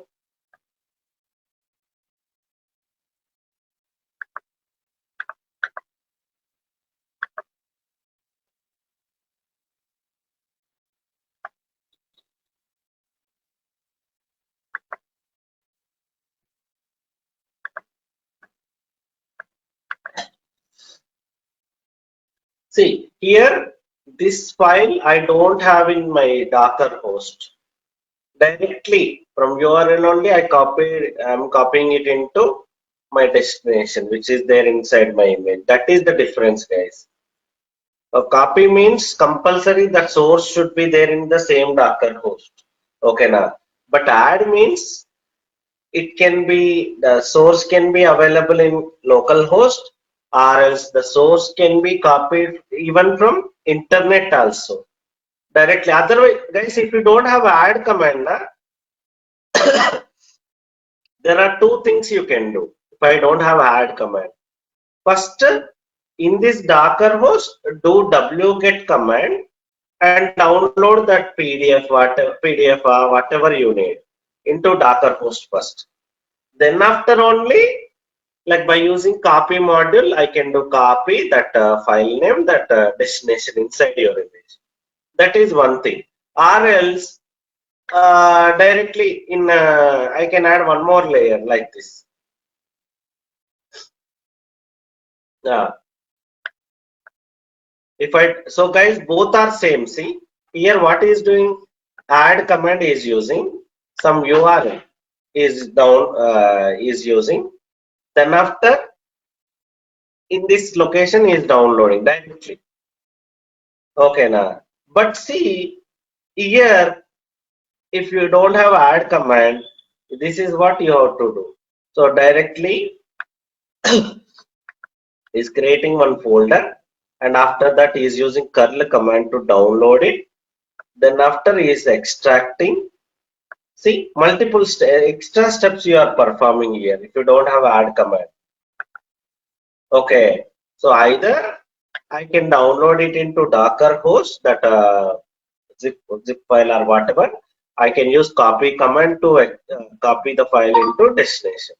Okay, so or else directly inside your image only you can download by using curl or wget command, and there you can extract it. So this is what the difference, guys. If it all copy means that source file should be there in Docker host first.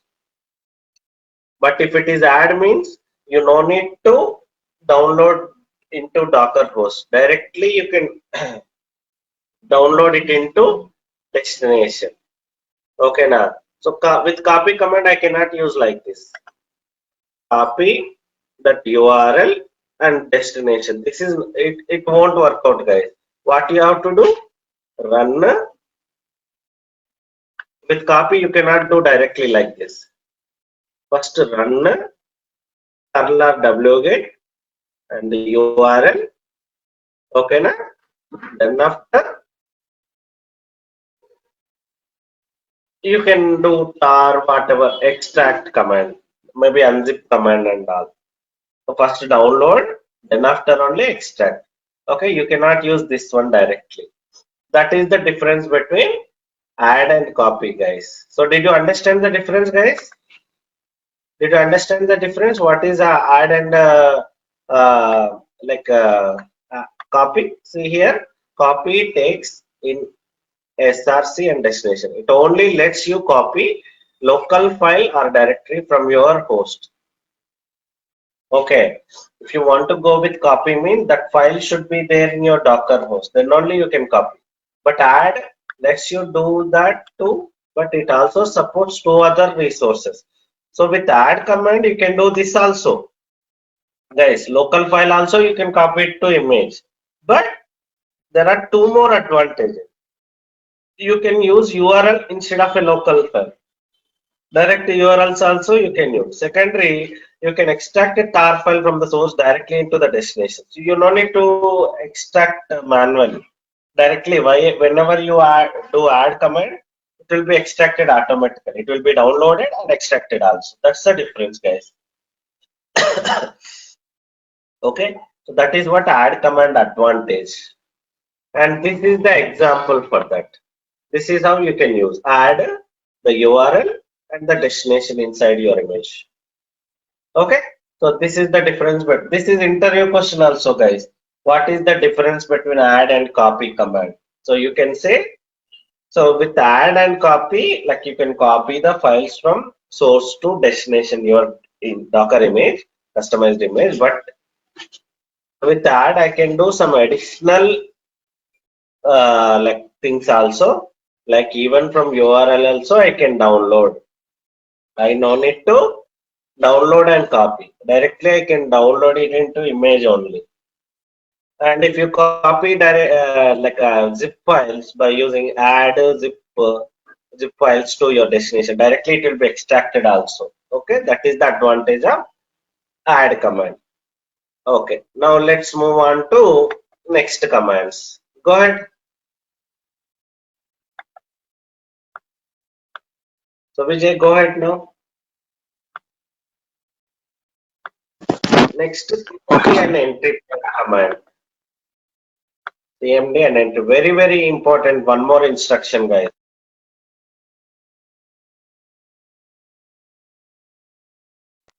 Yeah, Vijay, I given control to you. So one more important command. CMD or entry point. So let me show you the difference. First of all, advanced usage of these.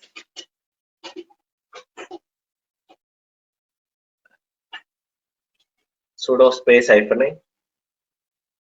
Okay. Do Docker images and Docker state PS. Docker images. Okay. So do Docker PS. I'll show one example, guys. Can you please create a HTTPD container with ports open? Docker run -dat. D stands for detached mode, guys, as I told you. No, with ports, port you have to give before image name.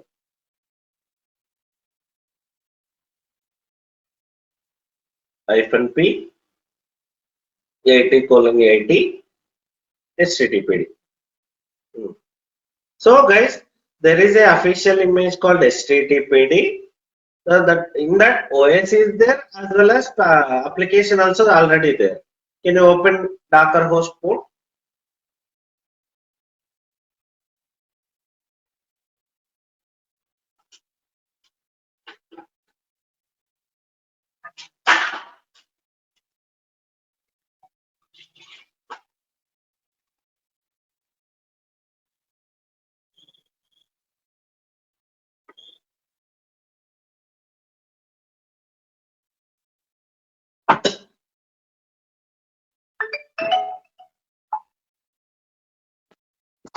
Hello, sir. Now go ahead and open the website.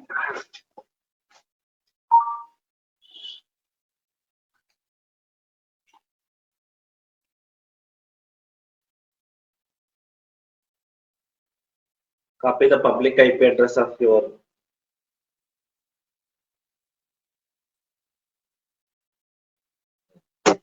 So by default, browser will take 80 number. So yeah, it's working. So guys, one thing, let me know. Just I created a container. So did I started my application any chance by logging into my container? No. Right? No, sir. I haven't done anything.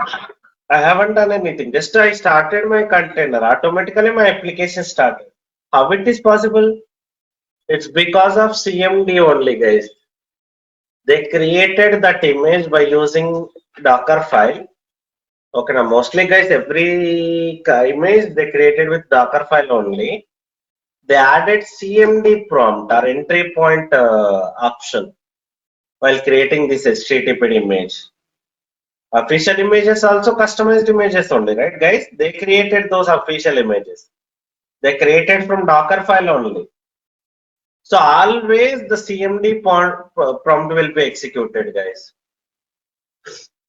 Okay, now so guys, whenever you run any container, so how that image created? If it is that image is created from Dockerfile, na, automatically that CMD prompt will be executed every time. Whenever you start your container, actually while building that CMD or entry point won't be triggered, guys. Let's see that example. Can you create a Docker file?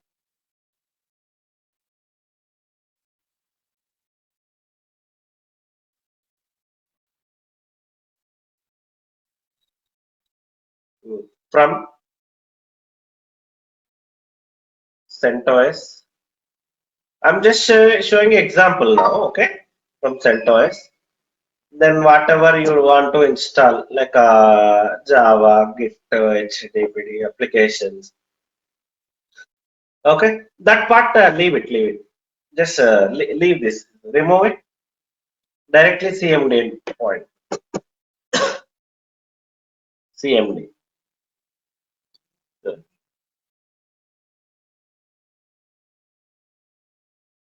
So generally, guys, what is CMD means? Which command you want to trigger it, like build, runtime. First command, guys. Whenever you start any command, any container, this CMD prompt or entry point only will be triggered every time. With this Docker file, now you are using CMD, guys. Example, say echo hi, just a print message I'm giving, guys. I'm not giving any. Generally, what commands we give means some shell script or else what application you are installing, right? That application start command I will use with this CMD or entry point. Say hi as of now. Just to say hi, echo hi. Okay, save this.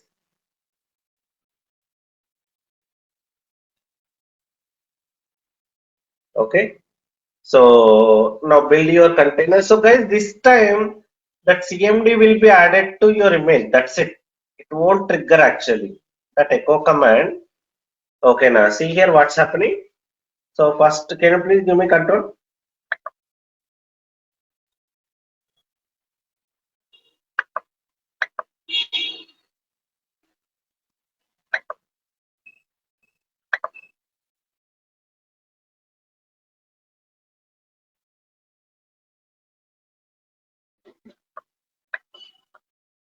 Yeah. Hello? Yeah, okay. So guys, here first step, I got the image. Maybe if already that image is there, it won't download. Otherwise, it will download the image from Docker Hub. This is my image ID, right? And the second step, it will create an image a container with this image, first image. And on top of that container, actually this command will be executed. But here, in this case, CMD or entry point, if it is there, that won't be triggered this time. So this is called as build time, guys. Image build time. Okay, now this is called as image build time. While building your image, CMD or entry point won't be triggered. Okay, now this command won't be triggered. This time only run commands will trigger. Guys, if you give run echo high, that command will be triggered. But CMD or entry point commands won't be triggered here. Just it will be added to your image as a layer. Okay, now every time, now onwards, okay, this is my image actually, right?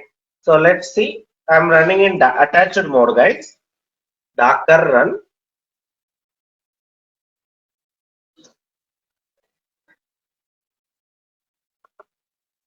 I'm running in attached mode.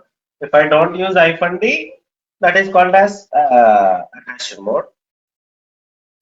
See, guys, actually I haven't used -it also because I don't need terminal. See, every time, whenever you build a container, or whenever you start a container from that stop and start also, that CMD will be executed. Every time with this image, anywhere if you create a container now, the first command will be that CMD command. I mean, the whatever you given can be any command. Generally, what kind of commands we will give? Some application team they will ask you, hey Amar, whenever I start my container, I want to start this script first. Some application related script. I want to start my application automatically. Then, in that case, while creating Dockerfile, I will add CMD or entry point. Guys, if I don't have CMD or entry point options, okay, na? Example, I created a image. Maybe like I've taken CentOS as base image. I installed HTTPD. I did all the configuration, whatever I need. So assume that I haven't used the CMD or entry point in the Docker file. So I created a image and I started my container with that image. So application, you have to start them. You have to log into container every time and start the application. Okay, now that is the okay. Let me show example. One more example. Docker run. So I'm creating again that HTTPD container in attached mode again, so that it will show you what is happening in that container. CMD prompt will be triggered now. See, guys. See, this is CMD prompt. Because of CMD prompt only, this command triggered. Every time, whenever you create a container with this image, first command is that CMD or entry point command, guys. First command. No other commands. Every time the CMD will be triggered. Here, and this process still going on. That's the reason you are not getting the prompt. Actually, again, the process is not completed. Now you can access your application. So I no need to log into this container and start the application because already this image has CMD or entry point option. Every time, that is the first command which triggers in your container, guys. While building the image, it won't trigger the CMD or entry point. Now let me show one more option.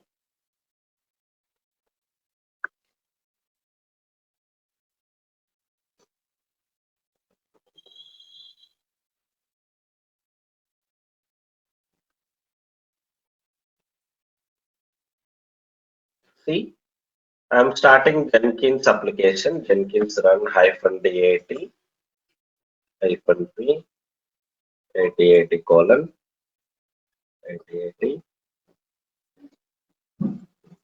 This is the image name, guys. I know that, so I'm using this.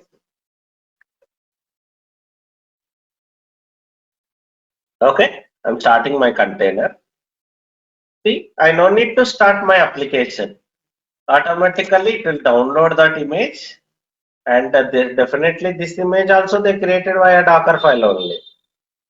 And where CMD or entry point is there, so like if it is there, I no need to start my application. Go ahead and open 8080 port, Vijay.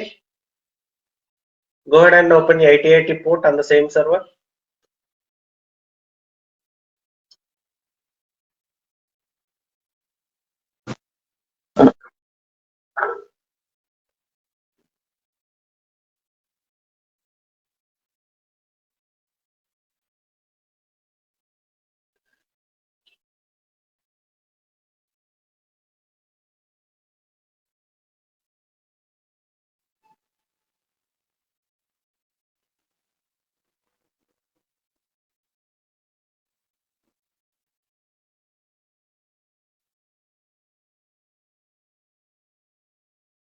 No. Copy the IP address and colon 8080. IP address colon 8080 because by default browser will take 80.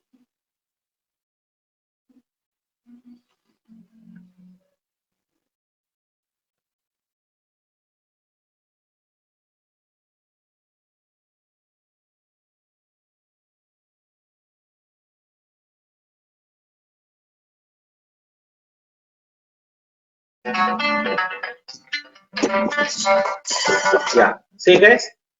So I haven't started my Jenkins application. Already it started. If it is normal server, generally like in your EC2 instance, what we will do every time once you install Jenkins application, you will start or not?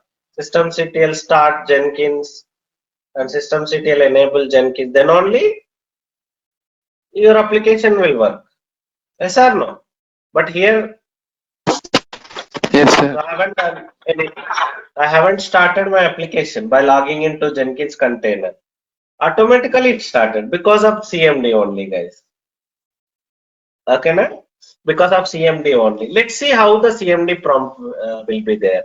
CMD or entry point. Go to your Dockerfile examples. Yesterday we have seen, right? Go to Google. Open Dockerfile examples in GitHub. I hope you understood what is the purpose of CMD or entry point. Even you can check that. Go to putty session once. Run in attached mode the same application, the same container one more time. So you're building one more container, guys. Docker run means you're creating one more container. Go to putty session and run in attached mode. Vijay, clear the screen. The same like image, by using that same image, create one more container in attached mode. You can see that what command it's triggered.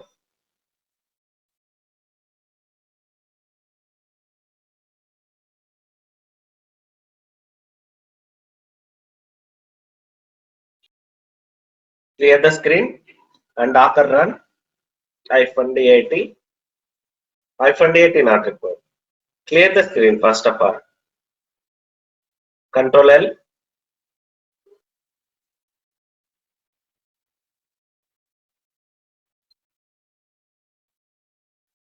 Yeah. Docker space, run space. So -dat not required because I don't want to, just I want to check it. Okay. Docker run space Jenkins/Jenkins. Docker run Jenkins/Jenkins. Is there any network problem, Vijay?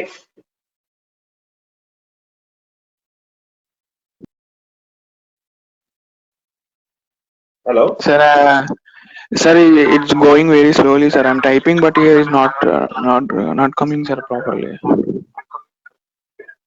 Oh, Yes, okay. sir. Hello, sir. Yeah, yeah. Yes, I understood. But I can It's feel it very slow. Yeah, Docker run space.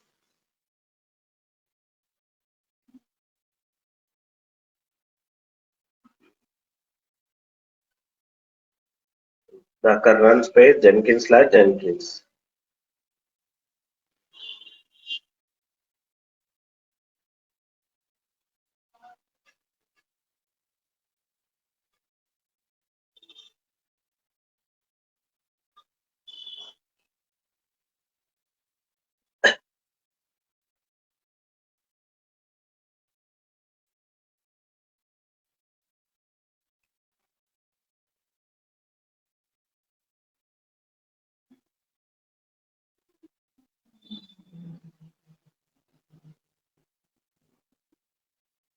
Yeah. See guys. So some command triggered, which is mentioned in CMD or entry point, guys. It's because of that only that command triggered in this backend. So now it's showing in front end. Why? Because you run in attached mode. Now control C. So I hope you understood what is the difference. Now go back. Go to Dockerfile examples. We'll see some CMD and entry point examples now.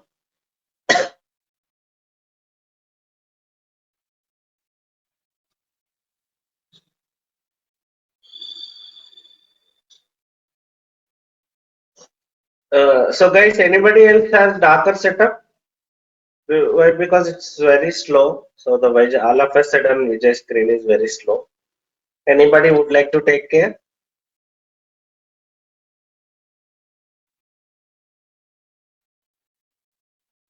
Hello guys.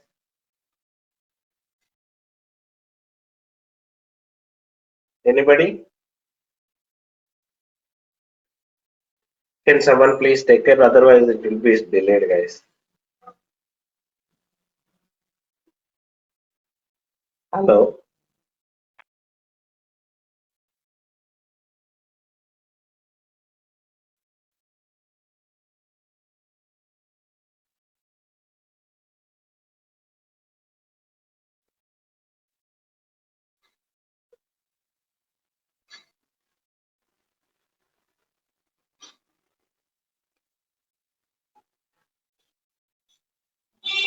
Hello. Guys, anybody can you please share your screen? So we'll see Dockerfile examples. Who logged in from laptop? Can you please take care, guys?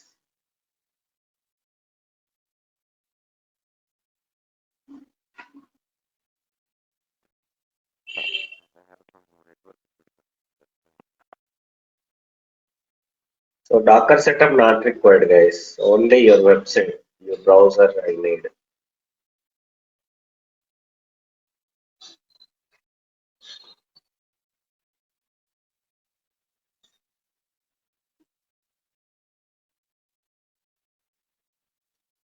Hello, guys.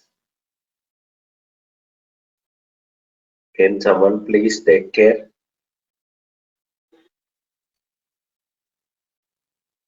Vijay, it seems Vijay has network problem. I have joined from mobile phone. That's Okay.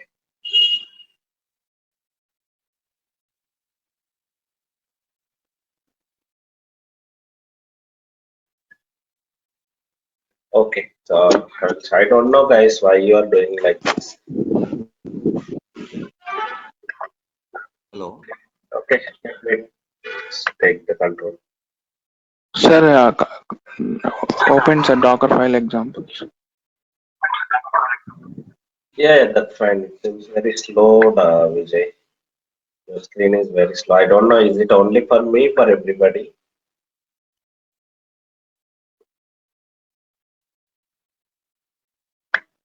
Yeah. Okay. Now let's see that CMD example, guys. What is the purpose of CMD? No, here we don't have CMD.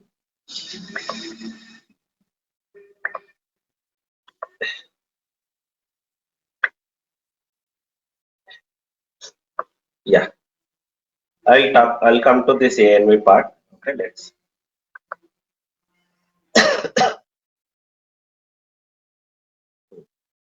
Yeah, guys, CMD prompt. So remaining all will be executed.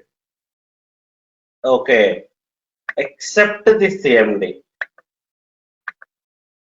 Except this CMD. CMD will be executed only when you start the container. Okay, now here what you are doing, something you are taking one base image, you are giving information. So variable, what is the concept of variable? I'll come to that part. Okay, something you are installing some zip files and by use, I don't know what is ghost application. So there will be so many applications, right? So you're going to you're copying this start.sh script file.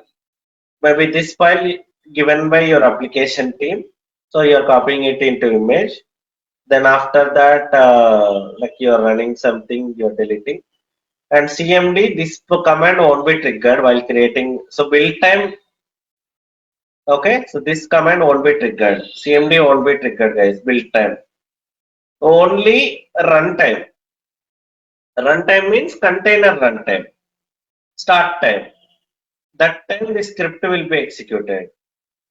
So every time, whenever you start a container or whenever you create a container with this image, this CMD will be executed. So what is this start.sh? Maybe some application start command, I think so. Okay, na?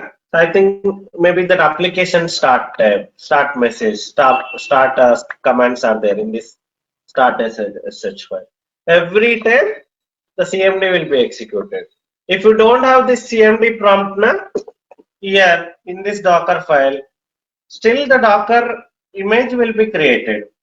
But every time, once you start the container, there you have to log in and you have to start this start.sh script. So it's kind of automation, I can say, guys. To start your application, to start your database, to run any shell script at the beginning of your container. So compulsory CMD is required. Okay, na? CMD or entry point. But what is the difference? Let me show you. So Vijay, please go ahead again. What is the difference between CMD and entry point? I will show you. This is also interview question, guys. This is also interview question. Share your screen.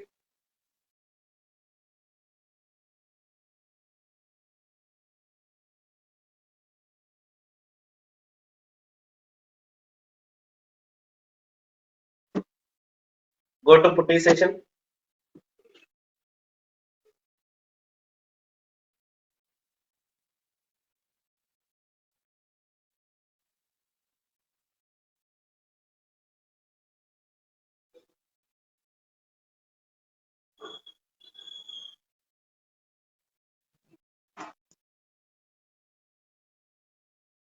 Sir, is my screen visible, sir?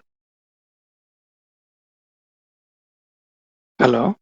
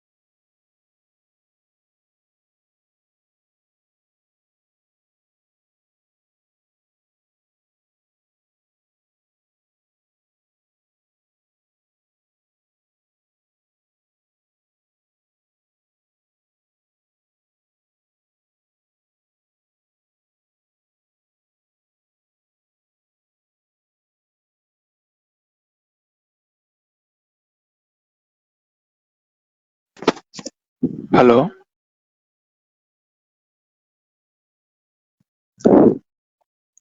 Hello? Yeah, hello.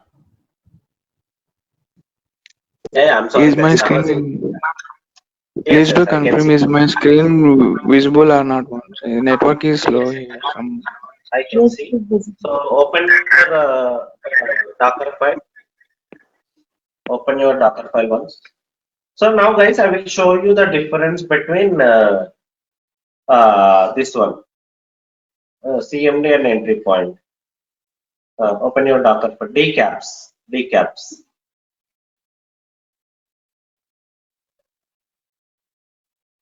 Decaps. Okay. So I will show you simple way. Already you created it. Yeah. Now go ahead. come out, save this file.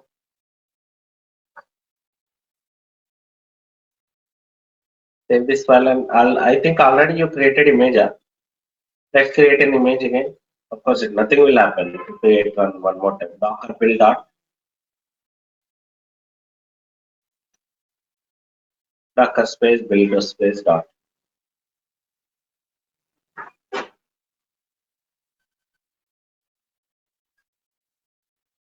Okay. So create a container with that. So guys, let me show one example now. So Docker run will create in attached mode. Okay.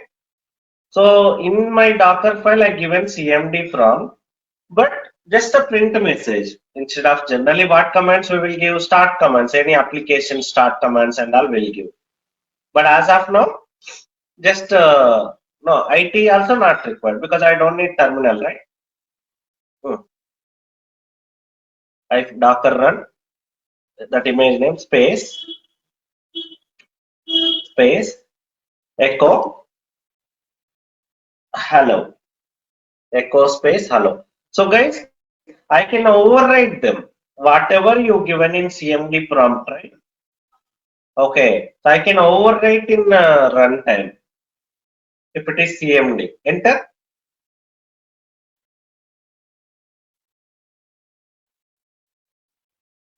See guys, actually what should happen? So guys, actually it should print hi command as per my Docker file. Okay, now, but what happened? It is overwritten by hello. Okay, now something you have an image, customized image. So there you given some to start HTTP application, but instead of that, some other command I want to trigger while creating. I don't want to start my application. Just assume that. In such a situation, I can overwrite like this CMD prompt. And let's do one thing, open the same Docker file and go with entry point and create an image and do the same thing with entry point. Open a Docker file and make it instead of CMD, make it entry point and recreate image.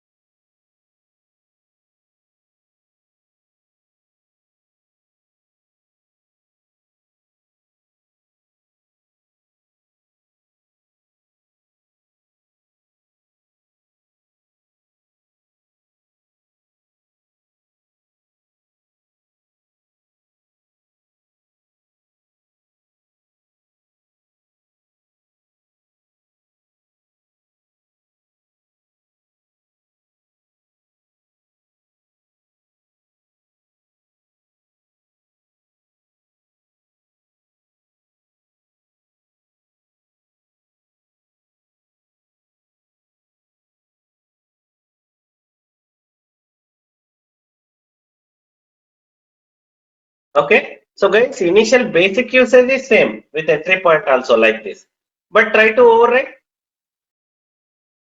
directly. You cannot override. Same apara Docker run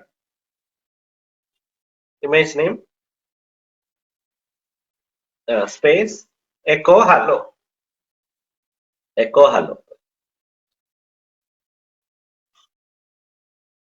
enter. See guys, still it's taking all the I mean in Docker file thing only. Of course, for this also alternative is there, guys. You can overwrite with the entry point also, but there is an alternative for that. But directly you cannot overwrite like this. Okay, na? Clear the screen. Guys, even combination also I can use. Entry point and CMD combination I can use. Okay, now so can you go to Google once and type entry point and the CMD combination. Entry point and CMD combination. I hope first of all what is CMD or entry point you understood, Right, guys? Any questions in that? So please let me know if you don't, if you have still any questions, guys. Okay, so if you don't talk, I will treat it like you understood the concept. Yeah, right now entry point and CMD combination.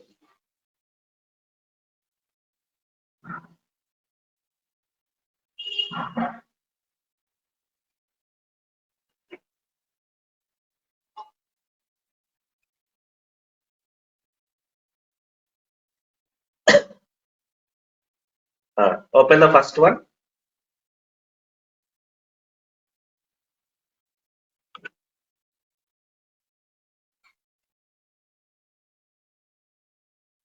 So both combination also I can use, guys.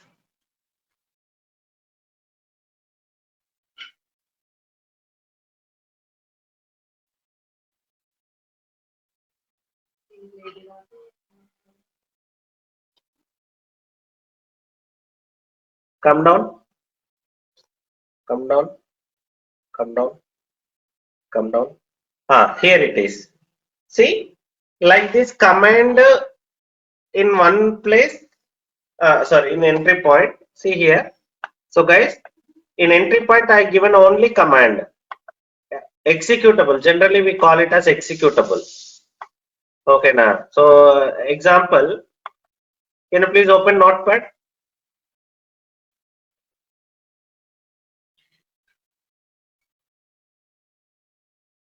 Open Notepad.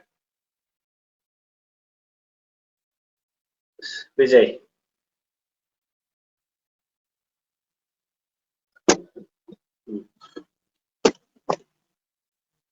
Okay, let me write down.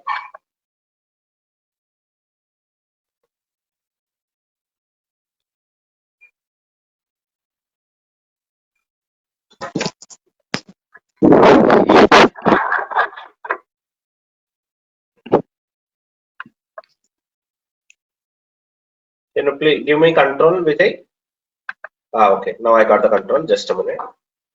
Okay, I'm taking control. Just don't move the cursor. Okay. So guys, so here I given like this, right?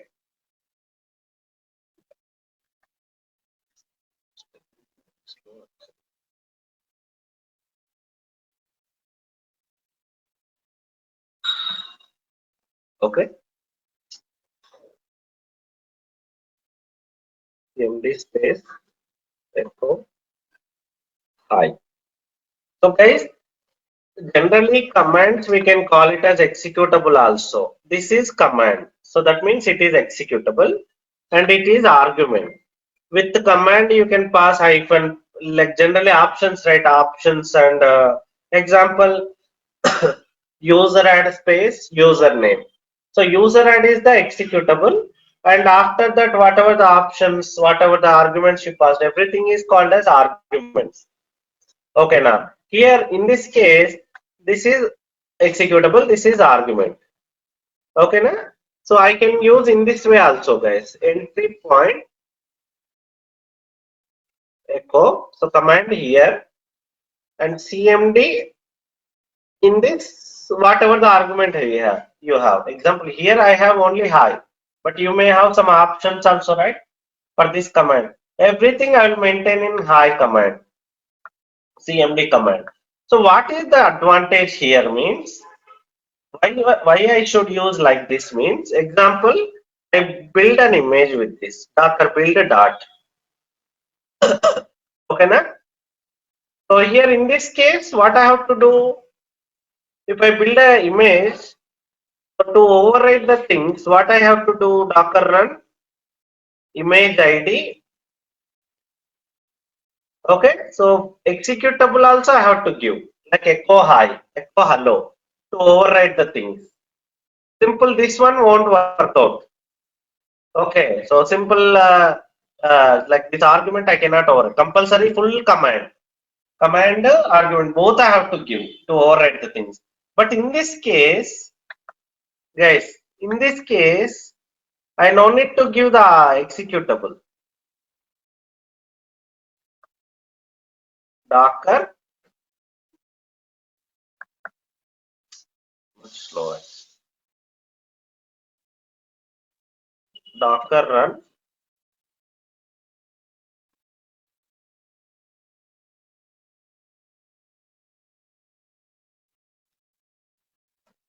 okay, Docker run image ID. Hello is enough in this case. I no need to give the executable.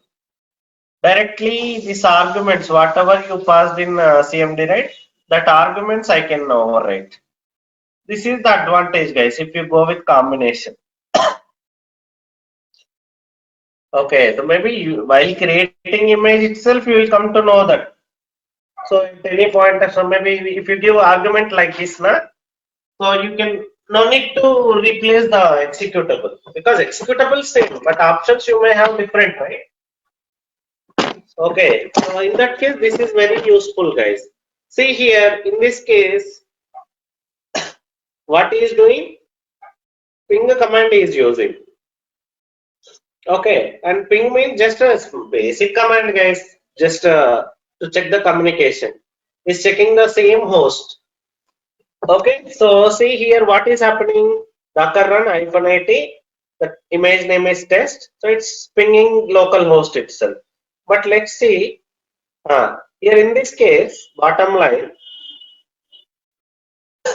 See, argument he passed as google.com. You don't want to ping local host. Okay, now. So argument he passed as google.com. Now it's pinging google.com. So what will happen? Ping google.com it will take. Because CMD I can override directly, right? See, that is the advantage here. If I don't have this combination, entry point and CMD combination, what I have to do? I have to give Docker run -it or maybe just your image name, that executable, then option you have to give. But here directly options you can give if you use combination like this. So I hope you understood now what is the difference. How can I use both combination? Any questions, guys, here? Compulsory, this is interview question also, guys. What is the difference between entry point and CMD? So you can say entry point and CMD both are the basic usage is same. What is the basic usage? To run any command inside your container as in runtime. First command, guys, always CMD or entry point is the first command which triggers in your container. Every time, even if you stop and start also, but CMD prompt will be executed. Even if you stop and start also. Okay, now. Just a minute, guys.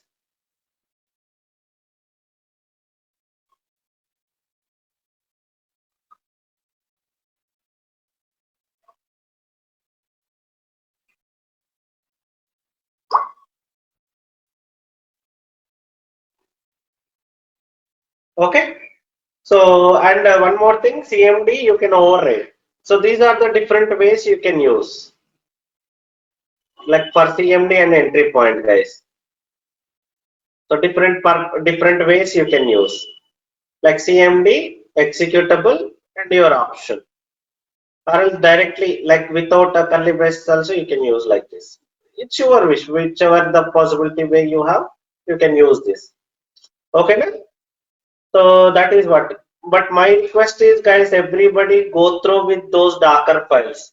We have so many Docker files in that Google.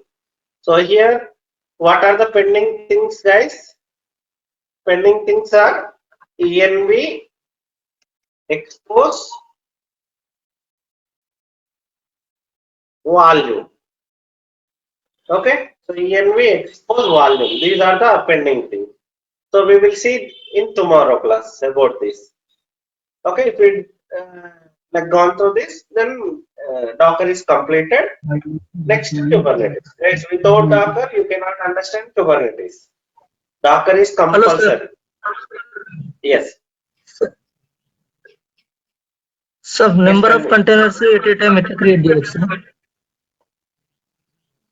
Docker Compose you have to use. Again, that is additional topic. So generally we use whenever we use Docker Swarm, we use that. Docker Compose is there. Okay, so tomorrow I will show you that. Maybe some Oh, example. thank you, sir. Thank you. Yeah. Okay. Yeah. Okay then, guys. So thank you. Thank you very much. We'll see you tomorrow then. Please practice more, guys. Again, huge things are there to learn. Simply don't think like all we're done with everything. Docker. So go again. Like based on this basic knowledge, we have to learn. So we have to do some R&D also, guys. In that way only we Yes, sir. get more knowledge. Okay? Yeah. Okay then, guys. So without Docker, Kubernetes you cannot understand because everything depends on Docker only. Yeah. Okay. Thank you. Thank you, sir. Okay. Let me start. I will share my screen first. Okay. So just a minute, guys.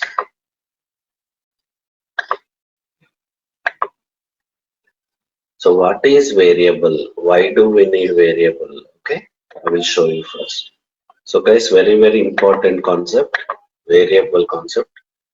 It's not only for Docker, guys. Variable is general concept everywhere in Linux,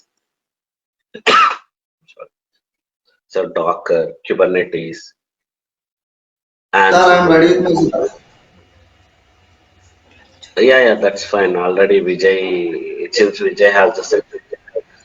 Okay, sir. Yeah, keep it up. No problem. Keep it just run it. We'll see. So why variable is required? So guys, what is meaning of variable first of all? If a key has number of values, then that is called as variable generally. Okay, this is the meaning. Why a key will be having multiple values? Okay, let your developer came to you. Okay, he has three Docker hosts. One is for a development, one more is for testing, and one more is for production. And he need a container for same application. Three Docker containers he need. Okay, so three Docker containers he need for same application. But guys, while building those containers, maybe he may want to change some configuration will be there, right? Generally, settings will be same, but here and there, maybe names might be changed. Some like one or two values might be changed. So example, like in development, you want to use dev httpd username to start the application. In test, you want to use dev test httpd username, and in production, prod http. Just example, I'm telling you. But remaining all the values, behavior of the application, everything will be same. Like one or two changes will be different between your dev, testing, and production environment. In such a case, okay, you no need to create three Docker files for those three containers. So very simple. Even like I no need to build a container and open your container and change the configuration. So instead of that, there is one alternative.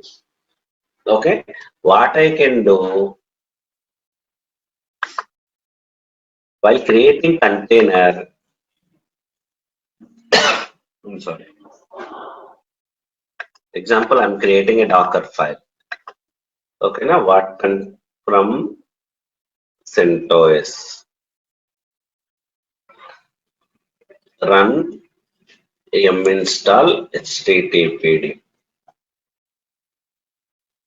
Then add httpd.conf somewhere /etc. You should know that. Okay, somewhere I copied the configuration. Next, but the thing is here, guys, this file, this file will be given by your application team. And wherever the differentiation is there, example, your application responsibility, that is, what values, this is the configuration file. This file will be given by your application team to you. So it will be same available in same Docker host. You are copying it into image. But as I told, if any changes required, like any differentiation between development, testing, those values will be there, right? Inside this file, he will maintain. Example, the user key is there here. Okay, now user something, some value, some key will be there here inside this file. Okay, now there generally HTTP, this is the value will already will be there. But as I told, I need three different values for my three containers. So what he will do, I will give like this. So dollar, always remember guys, if you see anywhere dollar symbol means now this is a variable guys. This is a variable. You have to define the value. Okay now. So inside this file, I'll maintain the variables now like this. Okay, generally the value will be HTTPD. It can be any whatever you need. Okay now. So but here as I told three containers I want to build with different values. So in this configuration I will make all the differentiation whatever the changes I need, right? Everywhere I will give somewhere group also will be there. So I'm talking about only example of this configuration. Can be any key guys. Okay now. So they based on your configuration. So dollar group. Because I don't want to go with value. So I need different values for each environment. So every like a differentiation, wherever the differentiation is there, I'll go with dollar user and dollar group. Okay, that is fine. Now I copied into my destination. Here what I will do in my Docker file, I will give like this env. Same, whatever dollar you given, right? It can be like guys, like whatever you given here. So user is the variable name, right? So here also user I will give. So you can define the value, default value here, your wish. Okay, na? But it's not mandatory. So value you no need to give in this Docker file. The same way env group, like this all the variable, whatever the variables you have in this file, right? Configuration file, I'll define like this env user, env group. Okay. Then finally, CMD something httpd hyphen k start. This is the command to start the application. Here, what will happen now? I'll create a container. I'll create an image with this Docker build space dot. I'll create an image with this. Okay, now. So what will happen this time? So it will install httpd and this configuration file. As it is, it will be copied to your destination, means inside your image. As it is means without values, like dollar user, dollar group only, it will show you. Okay. Then like these are just variables. Okay, because we haven't given any values, right? So CMD, as I told, while building, CMD won't be triggered. Okay, na? So just add it to your image. That's it as a layer. Now you are creating a container for a development environment. What I will give now after DFA, whatever the option you need, like hyphen P, hyphen V, as already we discussed about them, right? I'll give like this hyphen E user equals to what user I need. Example dev httpd hyphen E group dev httpd. and my image name is whatever name you given here for your image name or image ID. Okay, now what will happen? First, your OS will be like again build. Your container will be built, and these environment variables will be set in this image. And your CMD, as I told, first command is CMD, right? So it will try to start this HTTPD. Okay, that time it will call this configuration file. So here in this configuration file, dollar user is there, dollar group is there. So these values will be replaced in this file and start the application. Now the same like a container I need in my for test environment. Okay, but I want to go with a different users. User equals to HTTPD.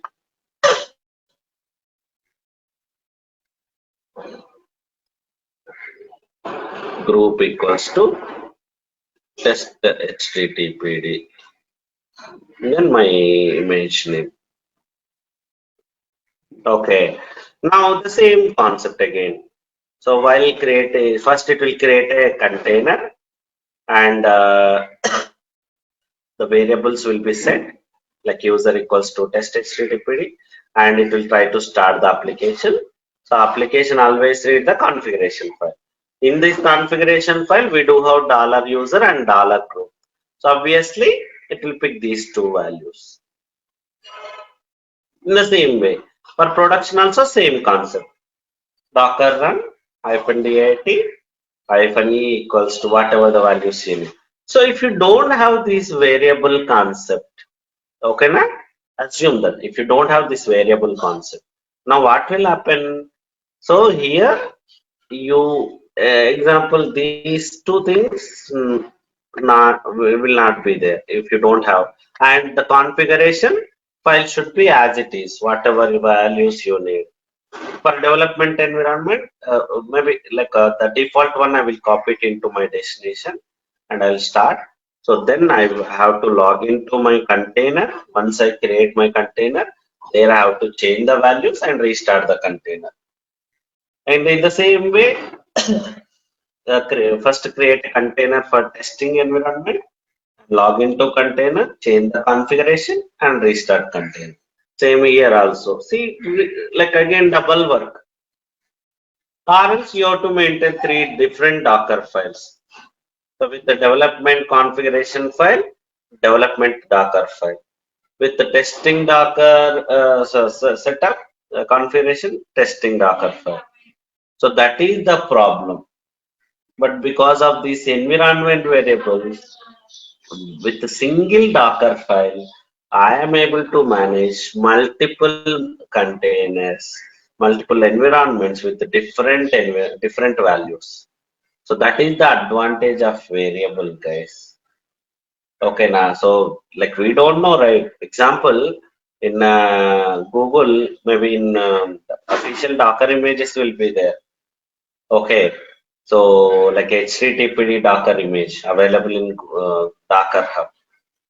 So if we don't give the variables part, what will happen? First, I have to start my container. I have to change my configuration, then restart configuration. Every time, whatever the values I need, I have to do that. But if at all we created a Docker file with variables, I no need to open. So while creating itself, I can define the variables. Okay. Now I will show some way like again concept of that. Just a minute.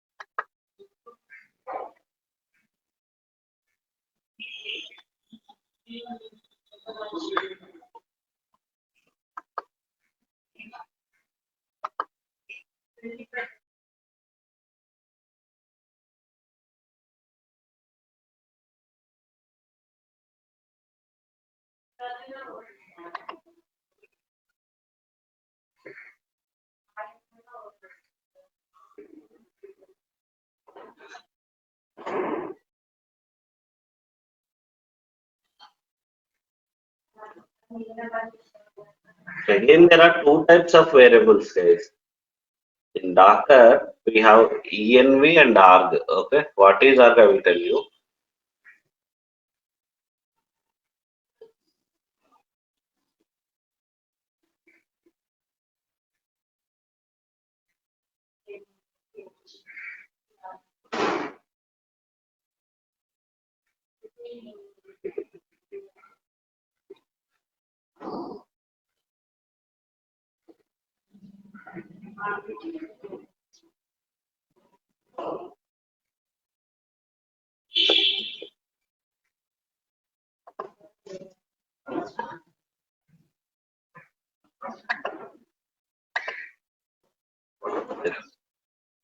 Go with this. Okay. See, guys, here is creating. So, guys, value your wish. This one, it will take it as a default if you know. So, while creating your Docker container, if you this default value not there means you have to compulsory define your wish, right? Most of the times you are using these values only. Then you can go default values. Okay, so you no need to mention this one here, the values. The most commonly used values you will keep it here. Otherwise, no need to define also. Okay, so what will happen here means env means two variables you are giving and run. See, so here what is ghost version? It will pick this 0.5.7 and app root something. This folder it will take. Okay, wherever the what I can say dollar is there, it will pick all those stuff. And here even start.sh also. Okay, so just a minute.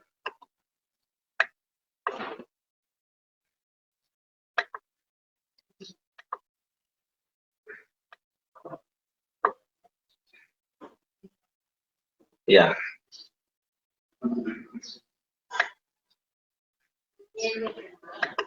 one variable is there here. Dollar means variable, as I told you.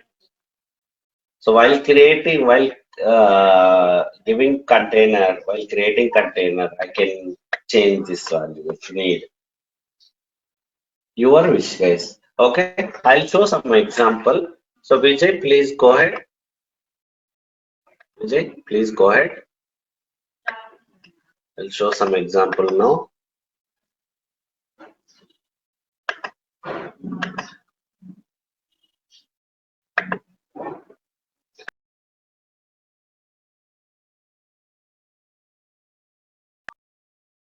Write a Docker file.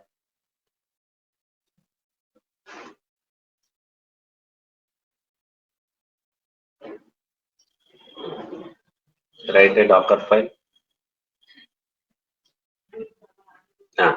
Here what we do, delete this entry point and CMD.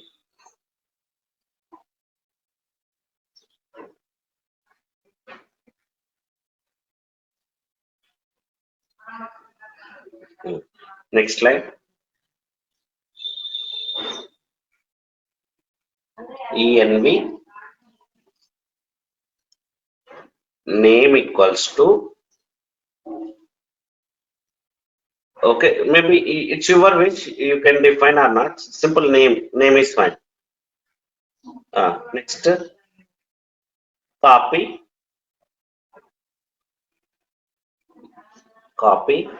space start.sh. So I will create that start.sh file in my local first, then I'll copy it in /tmp space /tmp. Next line. Next line.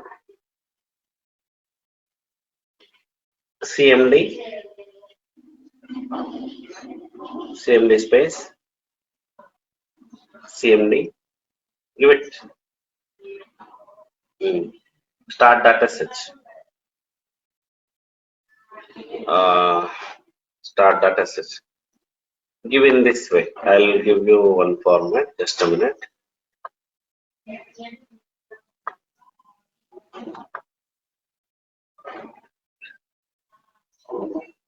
First square bracket, CMD space, within square bracket, double quotes, then start data set. Yeah, double quotes, open.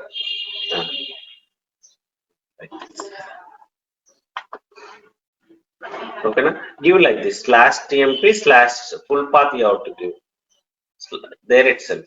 No. Inside /tmp, because under /tmp you are copying start data. No. Inside. /tmp అలా కాదు Vijay /tmp /start data set. నువ్వు start data sets రాసావు కదా /tmp లోపలనే start data sets రాసావు కదా దాన్నే /tmp /start data sets అని రాయి inside only /tmp /start data set. Yeah, because your script is there without space. అలాగా /tmp /start data set. Where is start data set. Okay, so my requirement is assume that some script I have my application start script. Assume that. Okay, na? That start data set file has the instruction like maybe how to start and all. Now come out of this script Dockerfile. Write a start data set script because you are copying that, right? Start data set. Bin bash. So guys, who are not done with the shell script, so don't worry, I will explain about shell script later. Script is nothing but set of commands. Always it starts with bin bash. Okay, yeah, bin without space.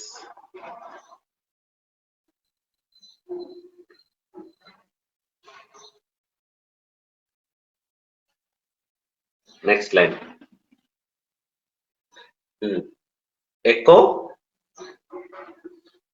Just a sample command I'm writing as of now.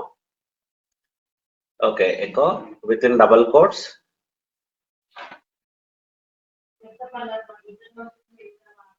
Echo command is just a print command, guys. Okay, now because as of now I don't have any application, right? I'm writing just a hi echo command. Hi space $name. What is my variable name? Inside Dockerfile. $name I given, right? Yes. Here also so name I given. So $name. Yeah. Save it now.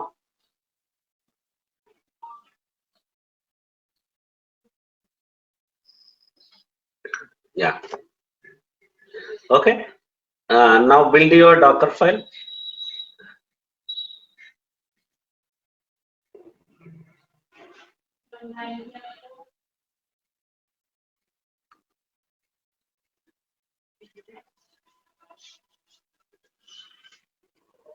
env must have 2 arguments. Okay, maybe default value is mandatory, I think so. Yeah, open it and write it down then. Namespace, maybe as of now give as Vijay. Yeah, save it. Now run your. Okay, yeah, now clear the screen. So as I told, what is cmd command every time? That is the first command which triggers, right? Can you run in attached mode docker run without variable now? Docker run. Docker space run space anything. Maybe your what is your image name? First of all, check the image ID. Docker PS, Docker images. The first one. Okay, because we haven't given name, right? For time being. Create a container, Docker run, image ID, enter.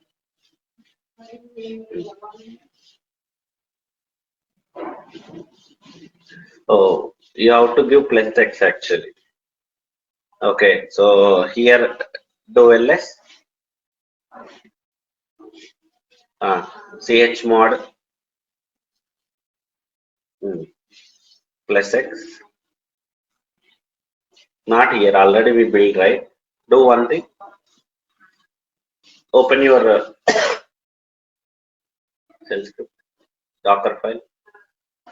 No, Docker file, Docker file. Because guys, if it is a normal file, generally executable permission not required. But if it is a shell script, we have to give executable permissions.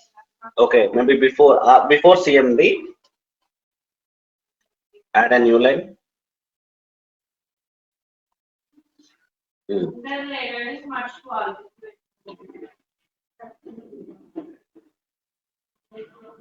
First insert mode. Run chmod plus X. I'm giving executable permission for my shell script. Plus X start.sh. Save it now. Now rebuild your Docker image.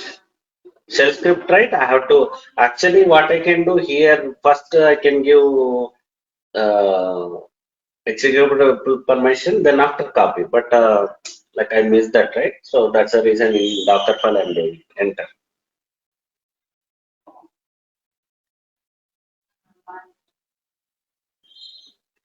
Give slash start slash tmp full path you have to give. VA Dockerfile. We given just because by default your Docker default directory is slash. But where is our script? It is under slash tmp, right? That's the reason. Slash tmp slash.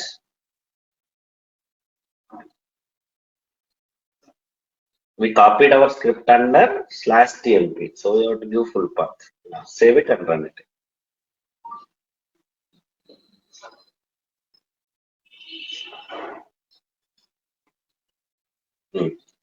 Okay, now run your container with this image. Docker run.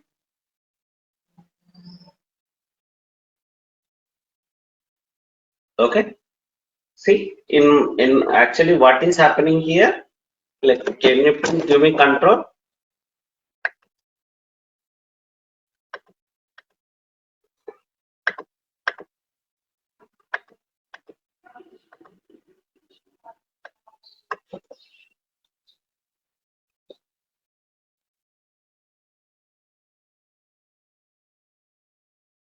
Vijay, can you please give me control? Yeah, I got the control.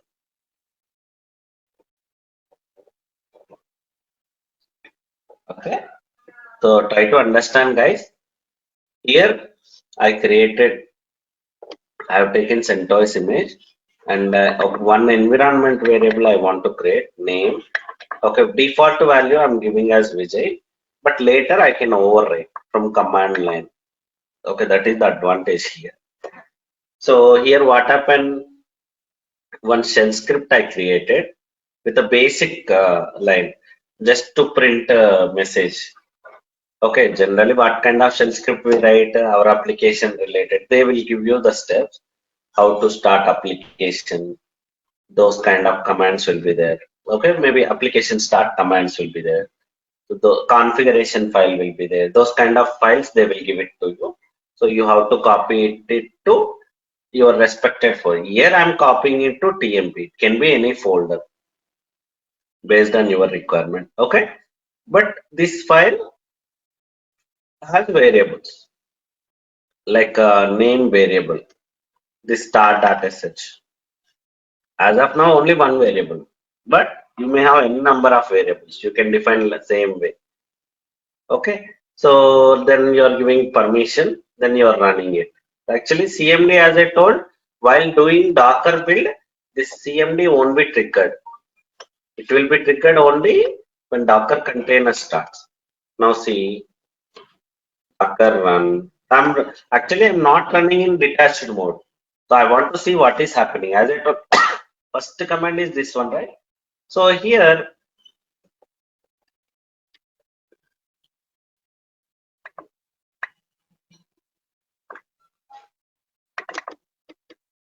with this image, so, okay. So whenever I run this command, what will happen? First, so I'm trying to start my application, my start dataset script. So in this script, what is there? So like something echo hi dollar name is there. So what is dollar name?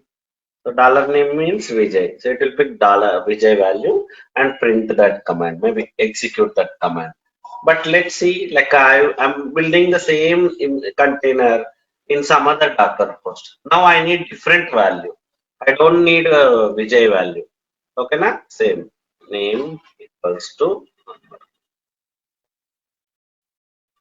See guys, I haven't touched my container, but I changed my configuration file.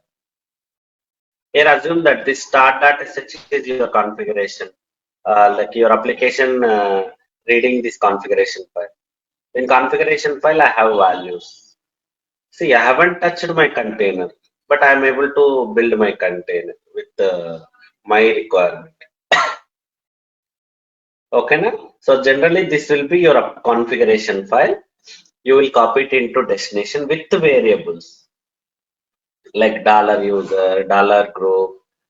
So whatever the differentiation, they will tell you what are the differences between development, testing, and production. What are the different values might be there. So there I will give dollars, dollar name, dollar user, dollar group, dollar folder like that. Okay, na? Then whenever so start my application. Okay, so whenever I start my application, I will read this configuration file, and that configuration file has the variable. So that env. So if I don't, while creating my container, if I don't mention any variable, it will pick the default one. Okay, now it will pick the default one. If I give it, so example, one more, now Deepti came in. Okay, Deepti is from one more application team. She also need a same Tomcat application. Okay, now she also need Tomcat application. Just assume that. So already I have a Docker file, the image, but she need different configuration for her application. So as I told already, this configuration has variables. I no need to rebuild my image again. Simple. The same image I will give it to Deepti. So Deepti will build a container with her values. So without changing my configuration again, so like otherwise what will happen? Again, I have to open my container. Once I build, I have to change my configuration, restart my service. Unnecessarily double work, right? So this is the advantage of environment variable, guys. env option in your let's see now. I'll give,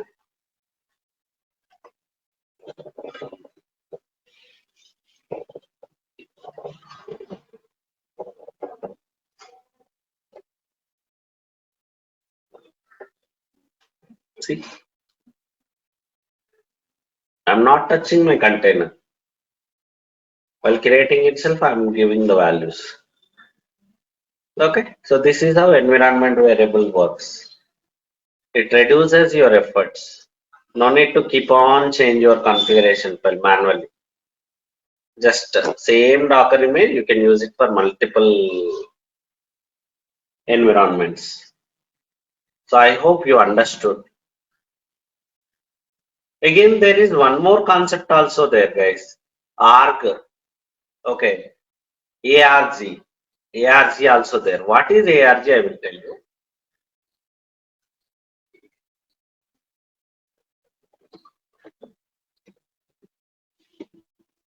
What is ARG? I will tell you.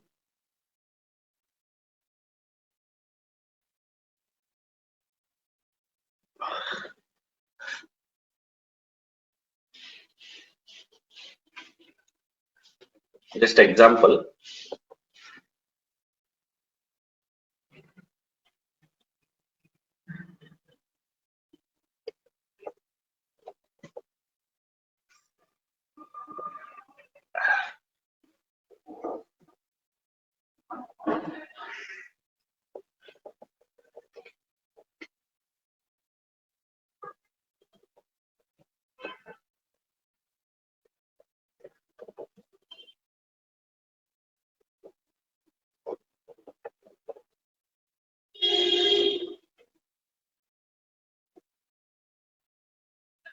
Okay.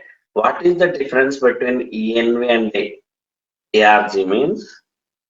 While building images also I can use variables, guys.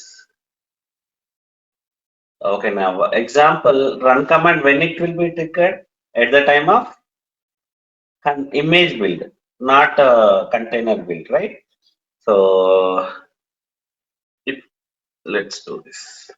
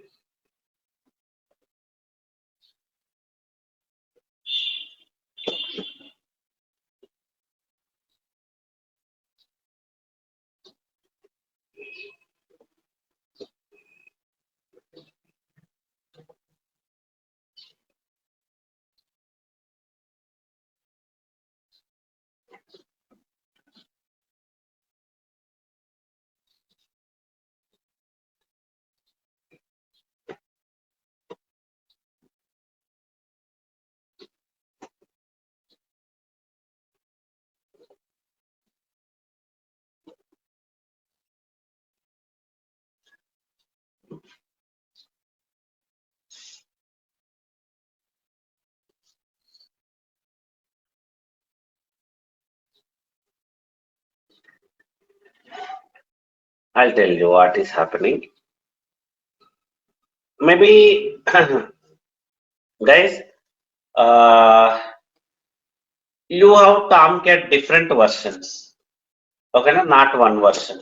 Maybe different users asking Tomcat only, but they're asking different versions. So example, Amar and the team, like Amar team asking Tomcat, maybe like example Java 1.7, they're asking.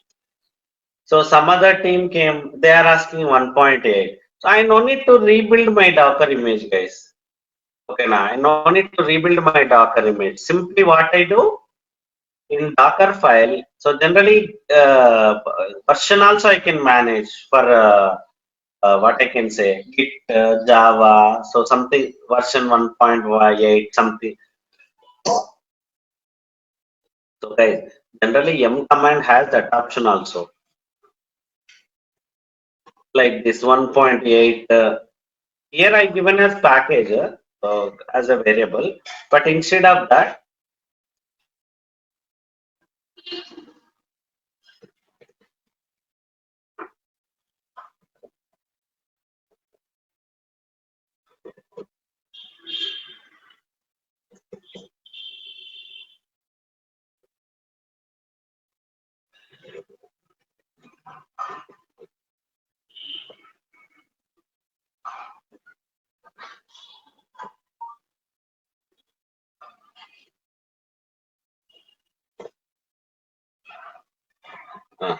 now what will happen, guys? So while building image, okay, so this wherever the dollar version is there, it will be replaced with this one. Example, one more like team came to you, so they requested 1.7. So I no need to change this configuration, guys, this Docker file. So I can rebuild the Docker file like image by using the variable arg variable. Same how you give an -e in the same way in command line docker build arg space version equals to 1.7. So maybe I don't know whether 1.8 here will work. Example I given how the argument is working. While command line, while building your image, you can override the things by using arg. Okay, so the same thing I will take, not version. So here I given as git, right? Okay, let me change with Java. Docker build arg equals arg space arg is equals to Java.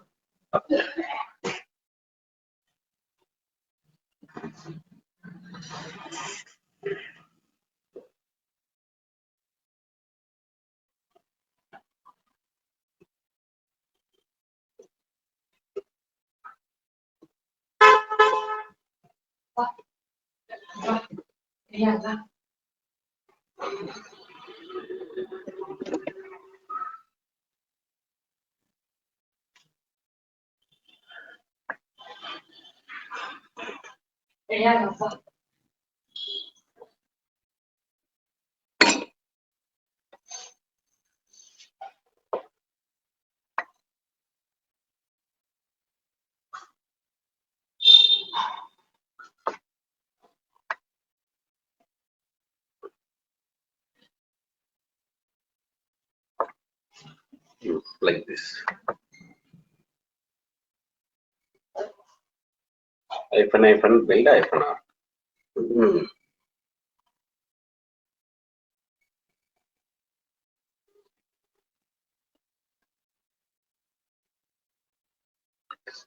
Okay.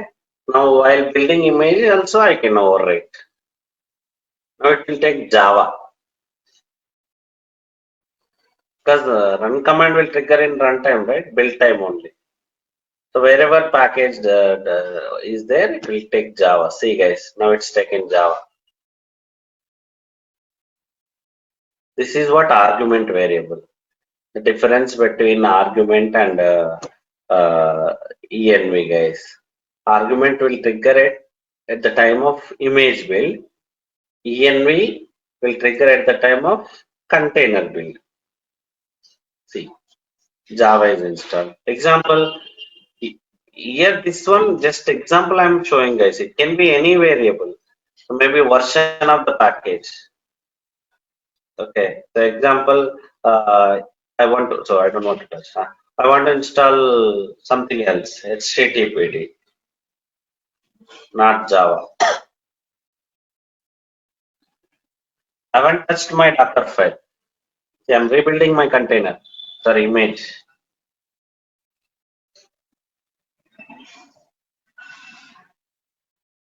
So always variable is very useful concept, guys. It reduces your efforts. See, it installed HTTPD. So you should know that which one we go with argument, which one. So whatever you want to do while building your image, we go with arguments. If any difference, if any value changes means. After like starting an application, generally starting an application need a configuration.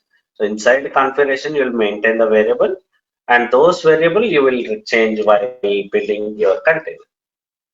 We go with env, environment variables. And arguments also variables only, but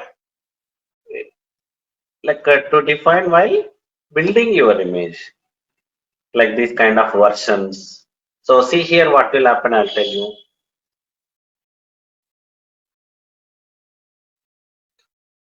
What is the example given? Yeah. Okay.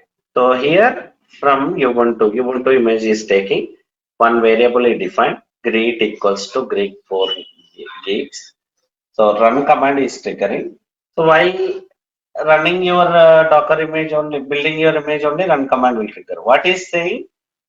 echo. So this $greet is using is redirected. So generally, guys, echo command will print as it is, whatever you given.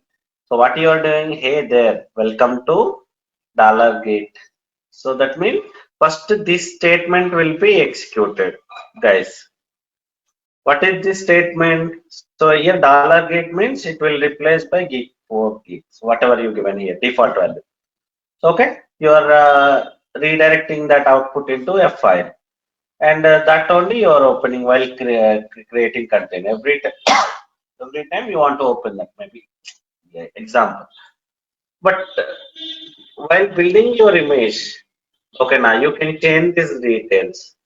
If you don't want to go with this one, by using -f build -r, you can change that. Okay, now. So this is how argument and environment variable will works. And the next concept is expose and volume. Okay, expose is nothing, guys, just a documentation purpose. Actually, while creating container only, we will expose it. Okay, so -p by using -p docker run -dat -p we discussed, right?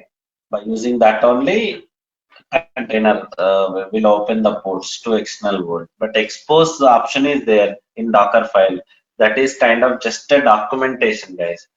So we'll discuss about that expose and this one volume in tomorrow class. Okay, na guys? So please practice more, guys. Try to go with the multiple examples to understand, to get the clarity. Okay. So again, those Dockerfile examples are there, right? Those are real-time examples only, guys. So please try to complete them to understand more. Yeah. Okay then, guys. So thank you. Thank you very much. We'll meet again tomorrow, same time. Bye. Sir, I have, Huh? hello. Sir, I Yes, have a Vijay. small doubt. Yes, Vijay. Tell me. Sir, in mostly we use shell form or exec form, sir, while writing a Docker file. Anything is fine. Multiple ways are there. Anything is fine. Okay, na? Sir, after building the image, I run the command docker run -t and that image ID, Okay. and it's showing that in an exited mode, sir. While I run a command docker ps -it showing in that status exited. Okay. Yes, here the thing is if you don't give evidence, okay, now it will be an exited mode only. Compulsory you have to give terminal IT, -dat you have to give. And if at all Okay. still it is in exited mode, you first run it in exit attached mode. There it will show you why it is in like what is happening while creating container. So to debug the Yes. things, guys, you have to run in attached mode. Attached mode will show you what is happening inside a container. Okay, Nana. Yes, So something your container not running when yes, I sir. run in detached. First to run it in attached mode, you can understand why what is happening. So there fix the issues. Then after again go to detached mode. We don't use attached mode to start the container, guys. It is only for debug. Okay, na? Yeah. Okay, sir. Okay, thank Run you, it sir. in attached. Yeah. Then Hi, understand what sir. is happening. After go with detached mode. Hello. Yes, Gautam. Sorry, how we creating a single instance in number of containers?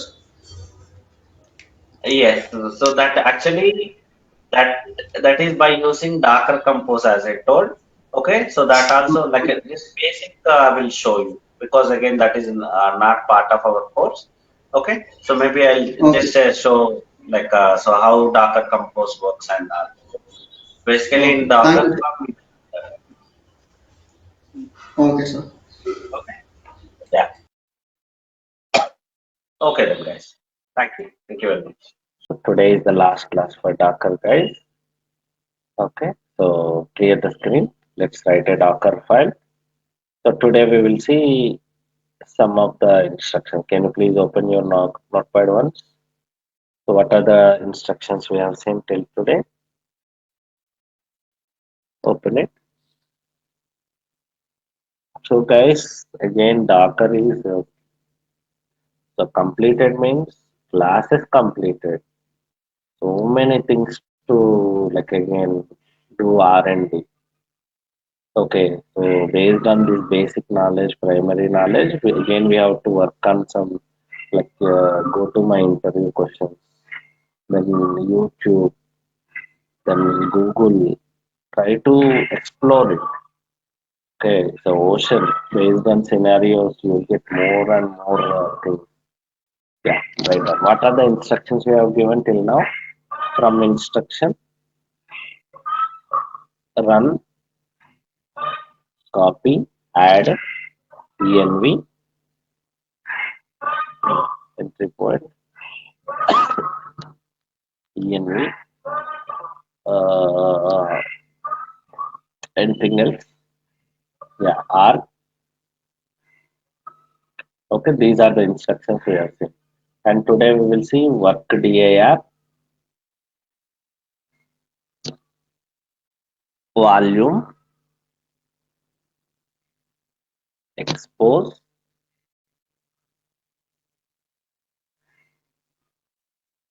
Yeah, so these are the things we will see today. So go back to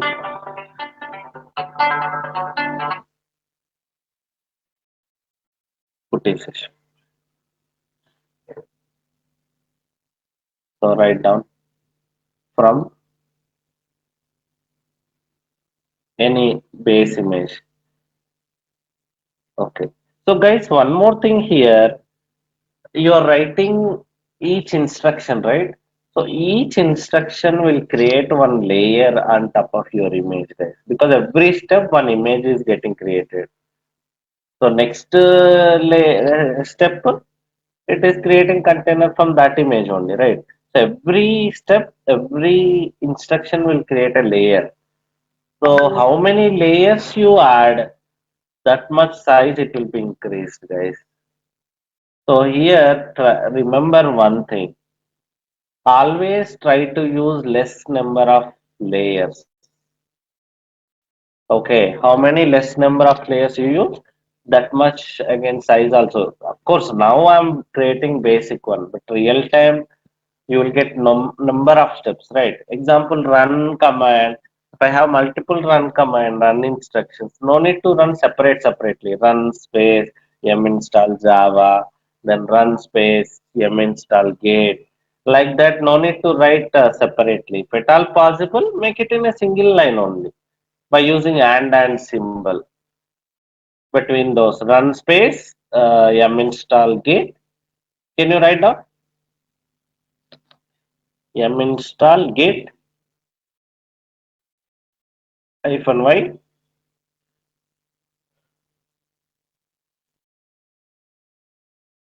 and and your next command yum install Java. Like this, within the single run instructions, you can write down. Separately also you can write down. Again, one more run yum install Java like that. But it definitely added some additional size. Okay, so always try to use less number of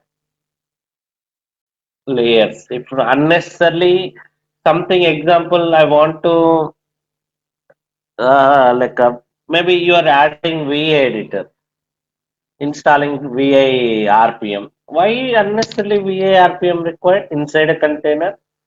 We can manage the data from outside only, right? So do we need VA editor inside some images doesn't have VA editor also, guys. Example, Ubuntu image. Ubuntu image doesn't have VA editor. You no need to open VA. GAT command works, but VA command won't work. But until unless VA is required, you no need to install it. Okay, na guys. So don't install additional or unnecessary software inside a container.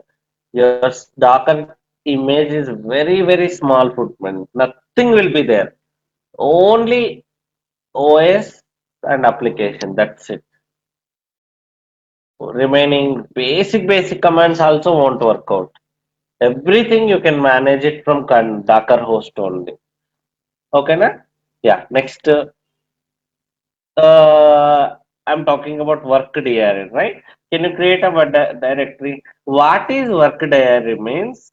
The present working directory, guys. Work dir is nothing but when you are logging into your container. Okay, when you are logging into your container, what is the default directory? That is what work dir. Can you do one thing? Let's create. Wait, not here. Let's log in. Let's create a Jenkins container. MKD. Sorry, Docker run. Docker run. Generally, what is the default directory, guys? When you log into the home directory, right? Any normal scenario I'm talking about, not Docker. Okay, so home directory we will log in. But see here, so we can decide what is the default directory you can make it. You want to make it Docker run -dit Jenkins/Jenkins. That is the image name. Jenkins/Jenkins.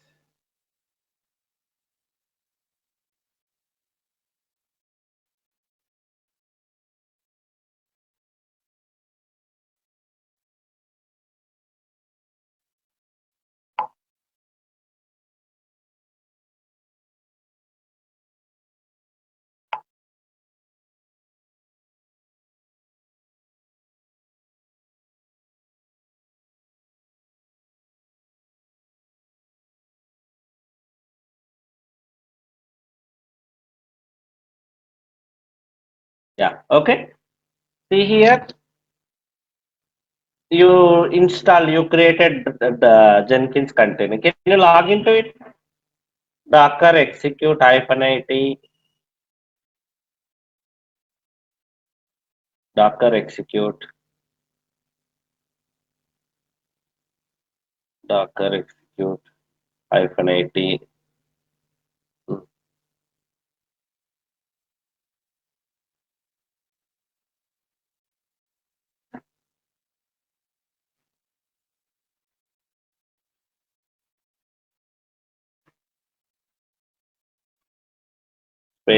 /bin/bash enter.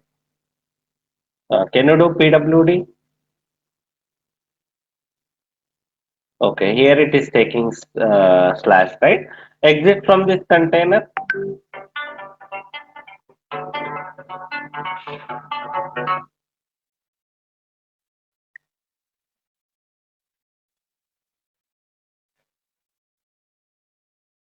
Okay. So create HTTPD container.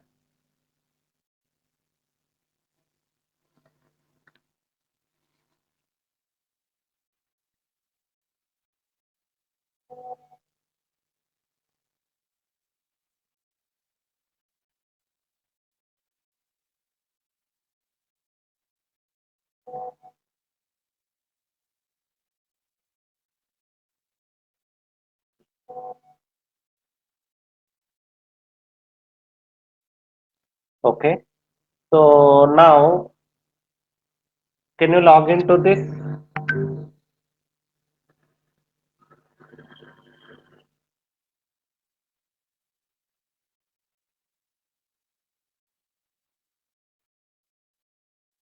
Hmm.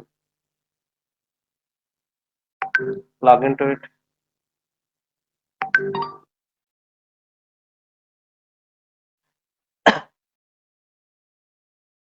Yeah. Do pwd.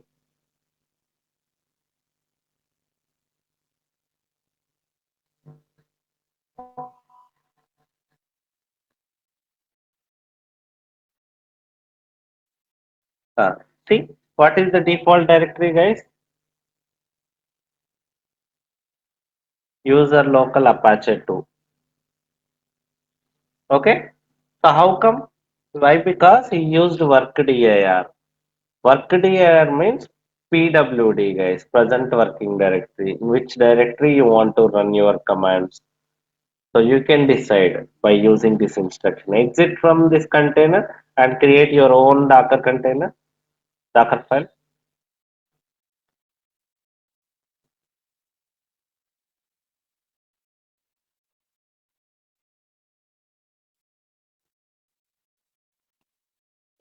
Open your Docker file.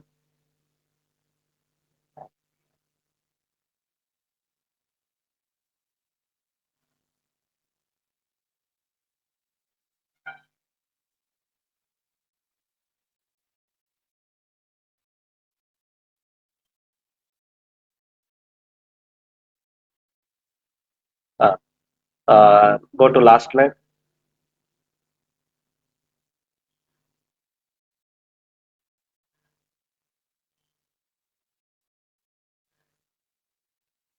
First mkdir.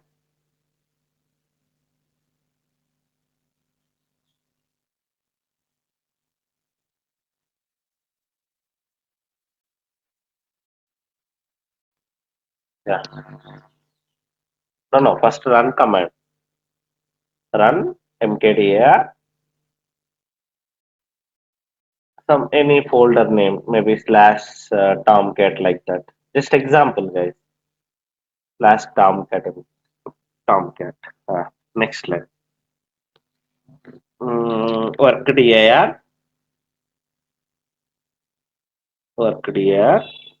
Space slash tomcat. Just example, guys. Example I'm making like this. Okay. Okay. So there later commands you can whatever you need you can. Okay. Done. Now save it. Hmm. Okay. So create your container.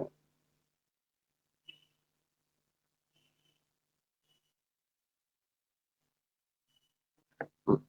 Docker images.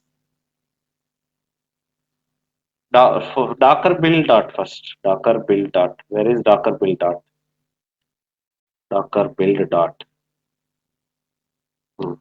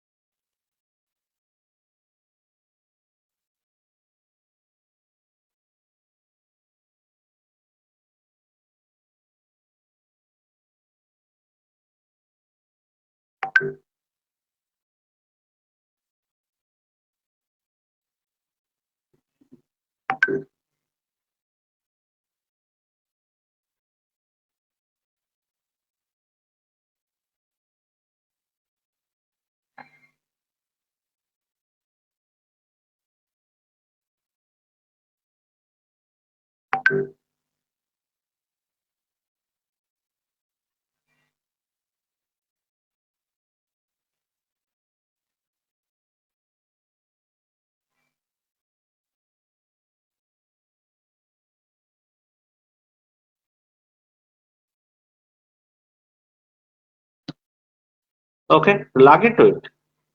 Log into that container.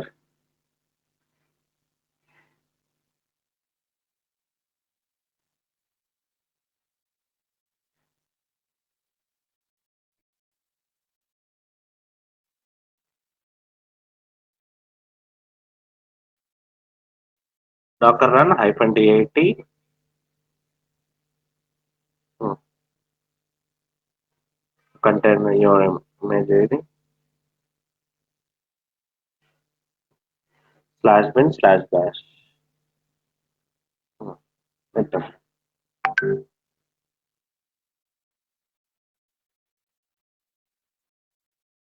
Image. Docker image.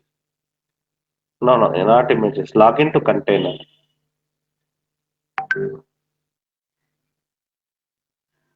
Docker execute. You created. Already you created. Now log into it. Docker execute -it. You did Docker run, right? Docker run is to create container, not image. Uh, Yes, sir. Created. yeah, good. Log into your container. That's what I asked. You can. So whenever you are creating Docker containers, you are getting one big ID, right? That is also container ID only. No, no. Control C.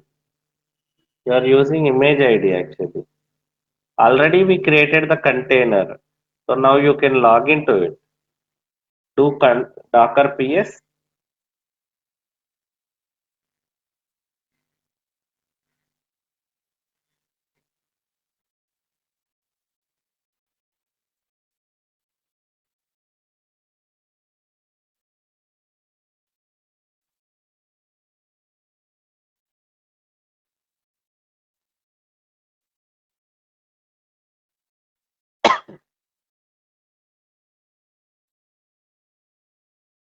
See guys, do PWD. PWD. See, I'm in Tomcat folder now. Why? Because I given work dir. It will take my default directory as Tomcat. Okay. So this is how work dir work. Now exit from container. Now volume. Exit.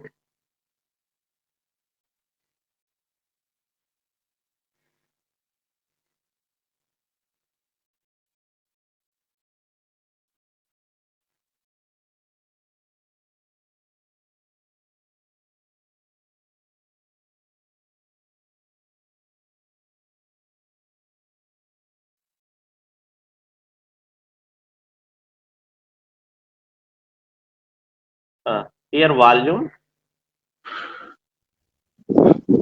Hello, sir. Yes. Go to Sir, last line. huh. Hmm. Tell me.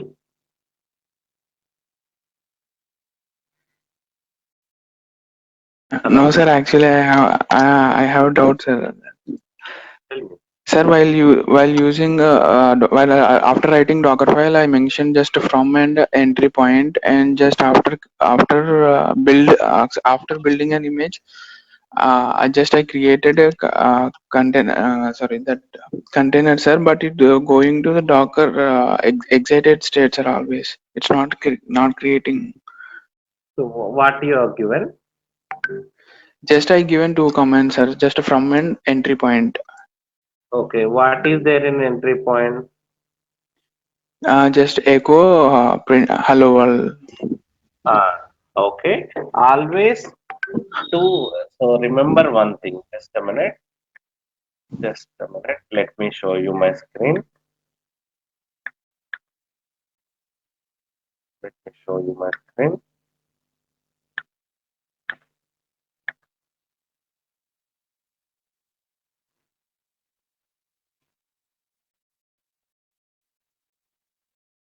Are you able to see my screen?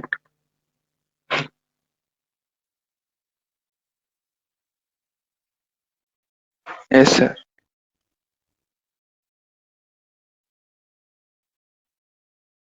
Yeah. Just a minute.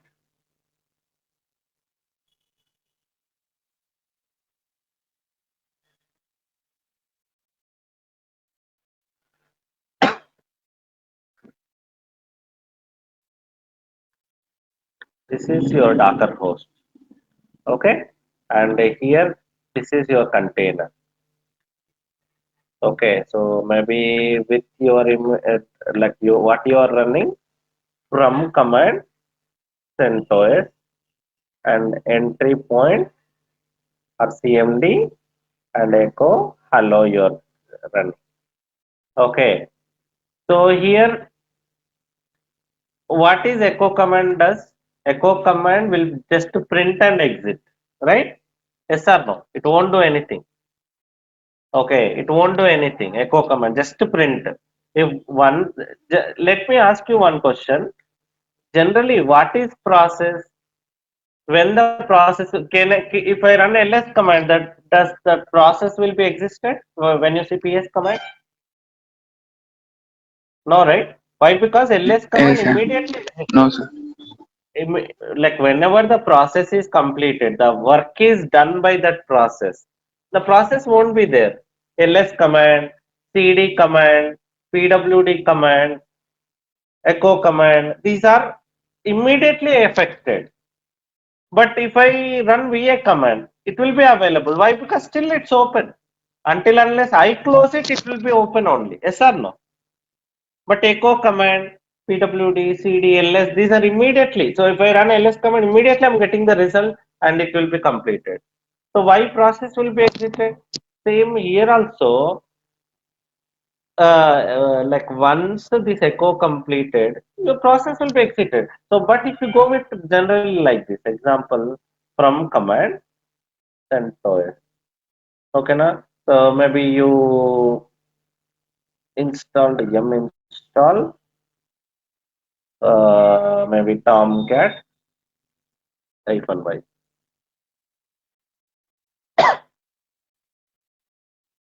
some entry point, okay. So maybe some, this is the command somewhere doc Catalina data sets to start.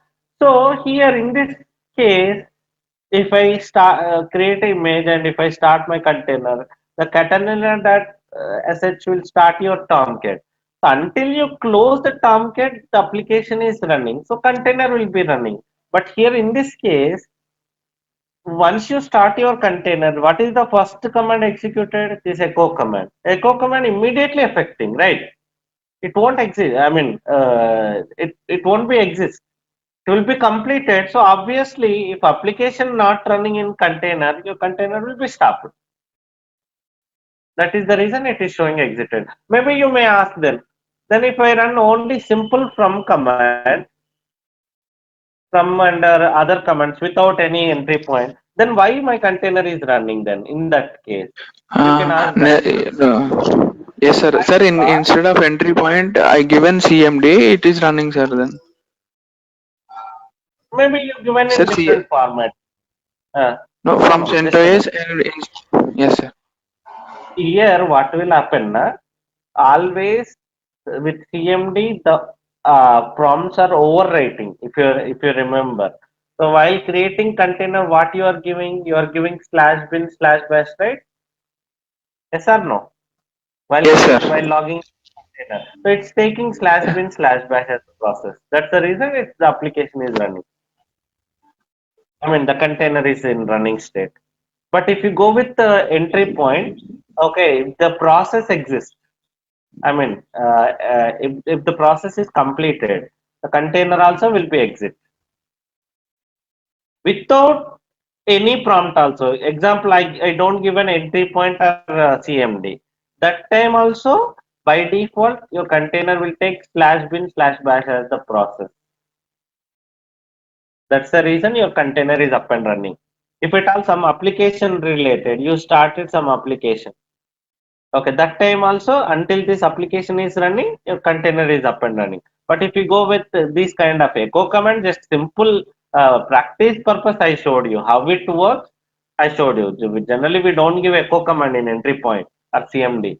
Only what commands you want to start, like as the beginning, any shell script or else any like application start command. Those commands only we have to give here in entry point. Okay, now if you echo Oh, command, okay, sir. immediately completed. The process is completed. Obviously, the container will be stopped. Yes, sir. Yes, It's sir. going into an exit state. Yes, sir. That's the reason.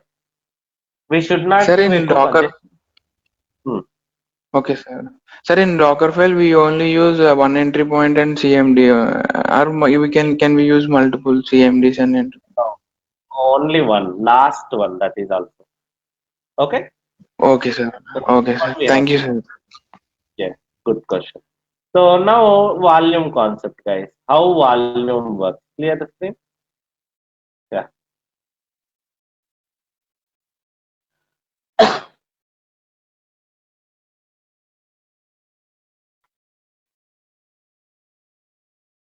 Rescue.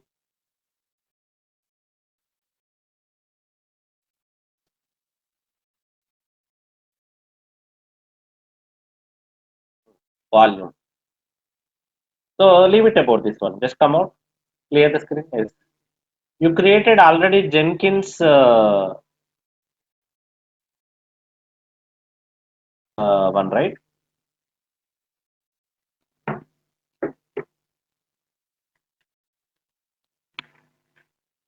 Yes.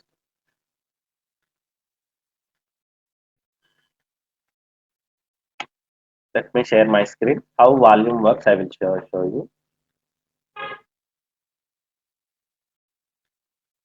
Are you able to see my screen?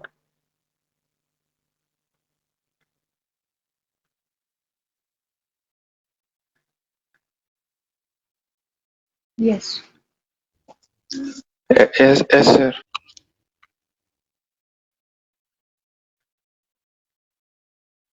So guys, what is volume first of all? So by default, you are getting one storage, but that is not persistent. So what I am doing, I'm adding additionally one volume. Okay, so based on my application folder. So on which application folder I want to map, I will map it. US or share some any just example slash Tomcat. Okay, I want to map it with and Tomcat image. This is how I am creating a volume, right? Then only it will create a.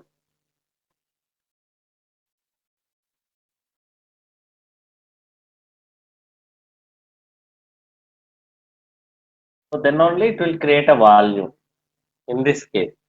Uh, but you want to make it compulsory. The volume concept. Compulsory, I need a volume. Like I don't want to give in command line like this. Sometimes I may forget. Yes or no? Giving volume. That case again I need I have to recreate it. My Docker container. On running container I cannot attach it. Okay. So I have to recreate it. Then that's where volume concept comes into picture. Okay. So if I give volume in my Docker file, so automatically even if you don't give this part also, okay na? Even if you don't give this part also, it will create a volume, guys. So that is what volume. Let's go ahead with the example. I think we already in Jenkins, it will be there. I think so. You created one this one, right? Jenkins image, right? Can you show me that? Oh, okay, sir.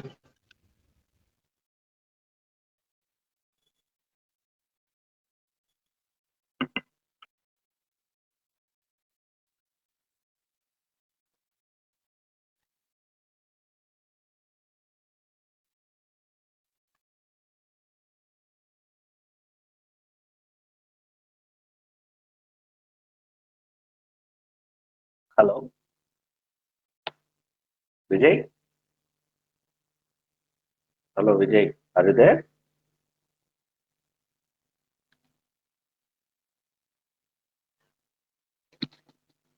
Hello.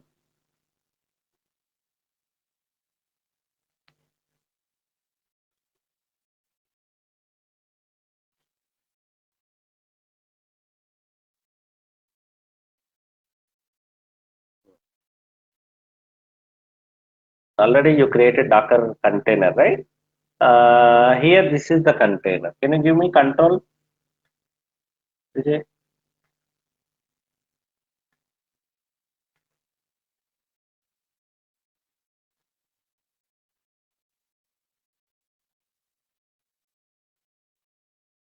Okay. Here, Uh, given control, sir. okay, yeah, I got it. Okay. Now, see, actually, I haven't given any volume to this. I think Jenkins has that volume concept. Just let me check that. LS. Yeah. By default, a volume got created for this Jenkins. Okay, let me cd to this. What is the volume folder name, guys? Var lib volumes var lib docker. Volumes and that hash ID and underscore data, sir. No. Here volume name. Okay, volume name underscore data. See, for my Jenkins, actually I given like this: Docker run -dat Jenkins / Jenkins. I given this only. I haven't used the volume part. But see, by default, I got the like volume for my Jenkins. How it is possible? So he created a volume in Dockerfile. He created this image by using Dockerfile only. So there he given volume concept. Okay, now let me show practically.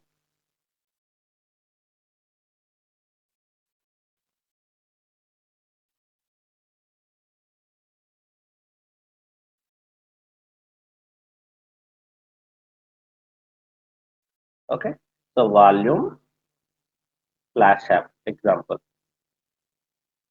Let's see.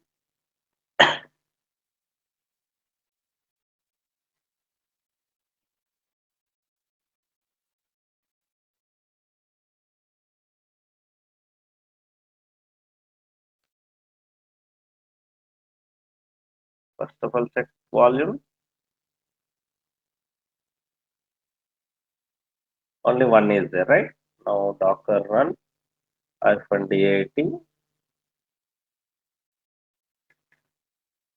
I'm not giving volume actually.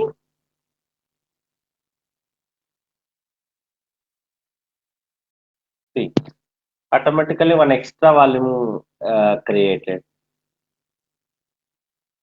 Okay, so that will be mapped with the slash app in your container, inside your container. So I given volume slash app, right? Okay, so this will be container folder.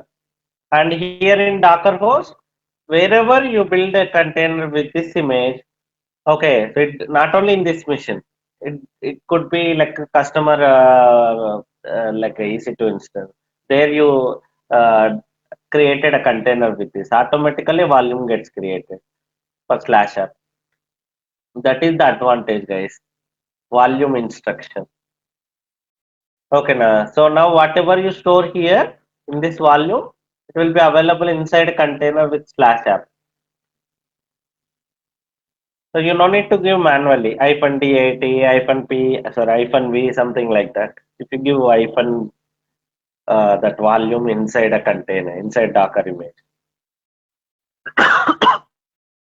Otherwise, I have to give like this.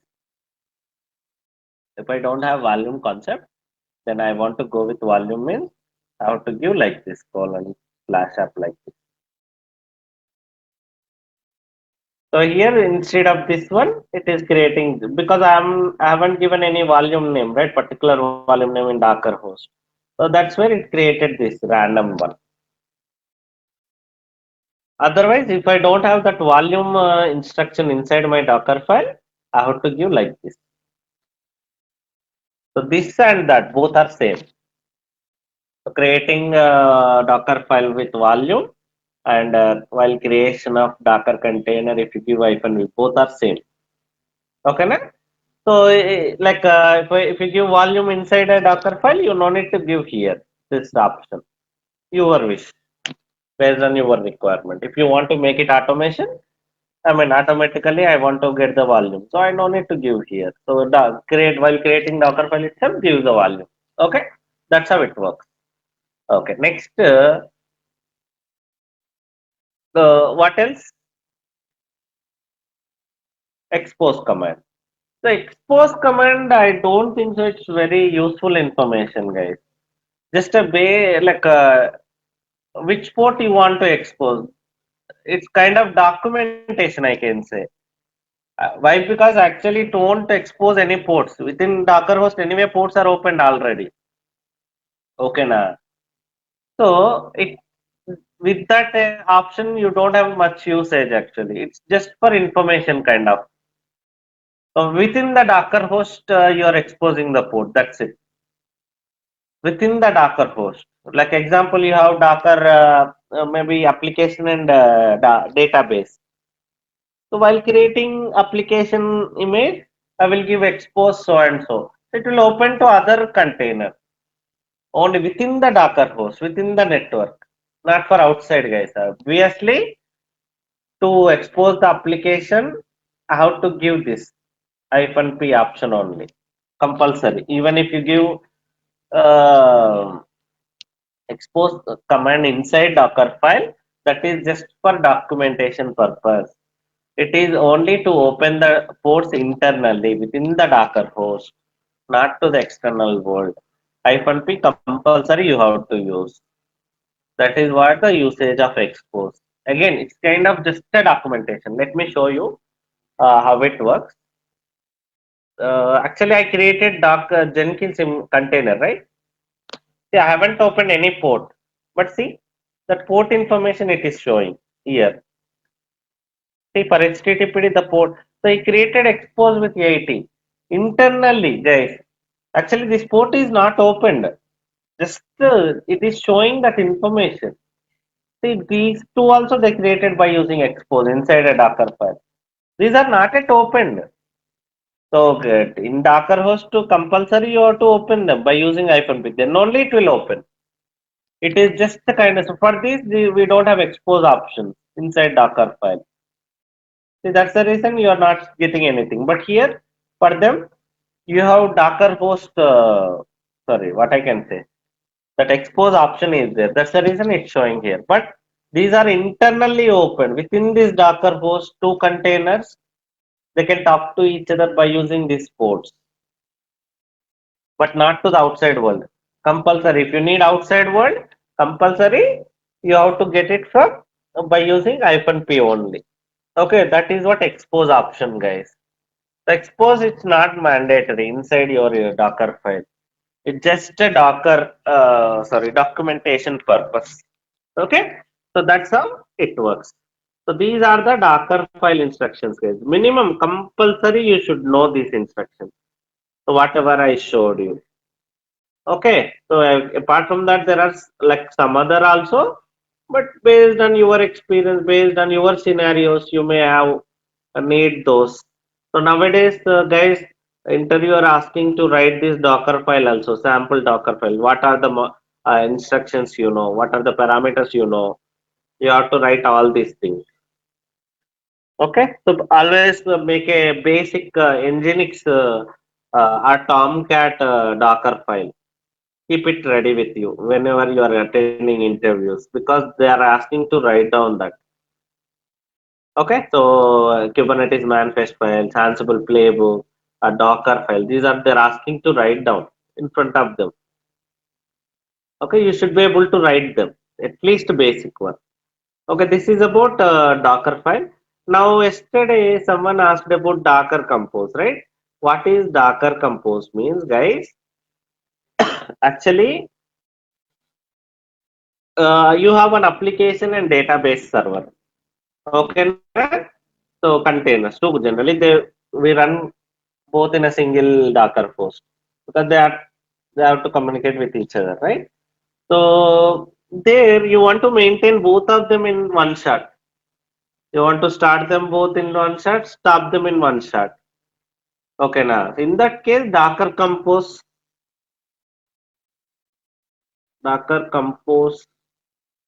will be used.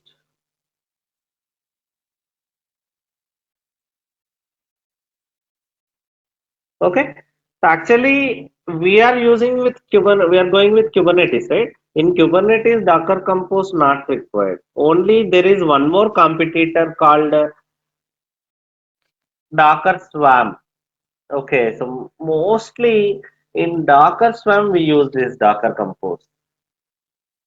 Okay. We don't go with Docker Swarm most of the time. Docker Compose very rare only.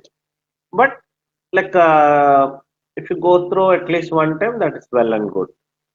How the Docker Compose file will be. just to maintain these containers as services. So as of now, only one container is there.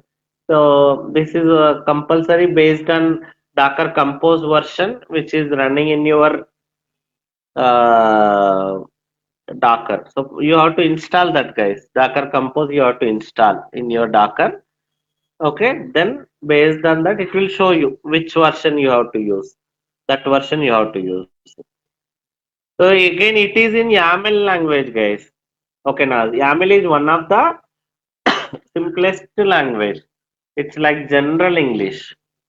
In Docker Swarm, in Kubernetes, in Ansible, we use this YAML language. Okay, na? So here, this is the syntax. Only one container is running as of now.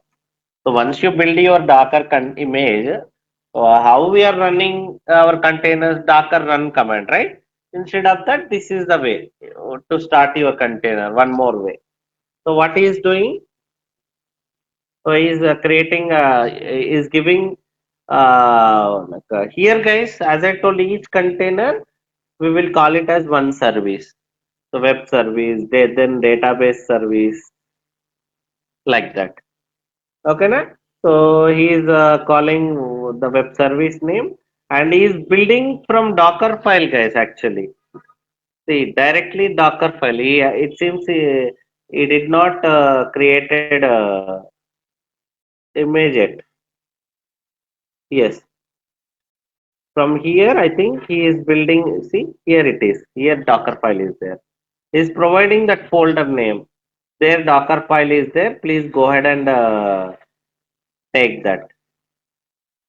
Okay, so you no need to have image already. Simple Docker file is also there. You can go with Docker Compose.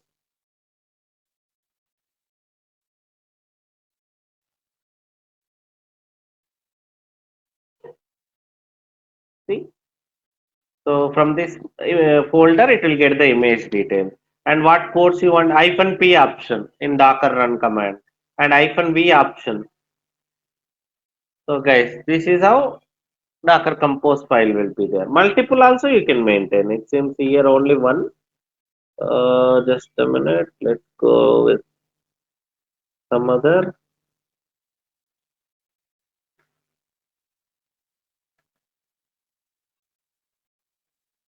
Here also only one is using. Instead of Docker run command, you can go like this also, guys.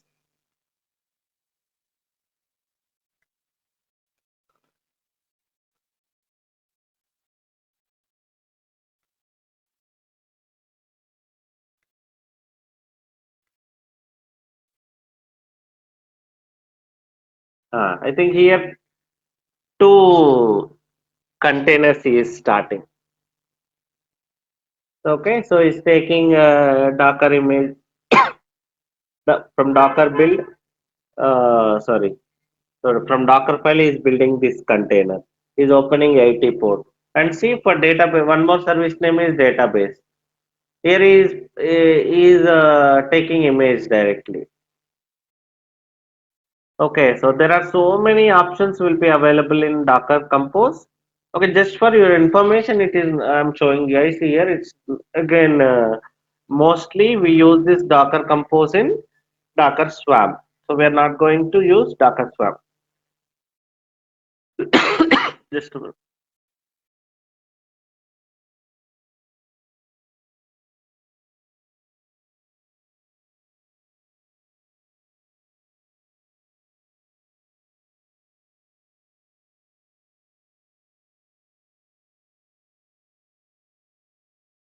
So once you write Docker Compose, guys, Docker Compose up is the command to make this containers up. So both the services will be up and running.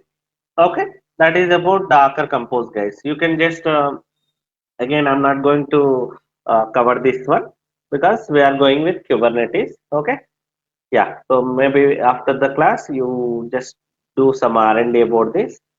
So just for your information, I showed you. Yeah. So that's it, guys. That's it about Docker. So we are done with Docker. So from Monday class, we will discuss about Kubernetes, guys. So without Docker, 100% you cannot understand Kubernetes, because on top of Docker only we are going to add Kubernetes. Okay, so everybody, please go through with Docker first. Okay, whatever the topics you are still confused, next 2 days practice more. Then only you can understand Kubernetes. Okay, so I think we are done, guys. So we'll make it again to Monday. Okay, so any questions in Docker, guys? Please practice number of times, guys.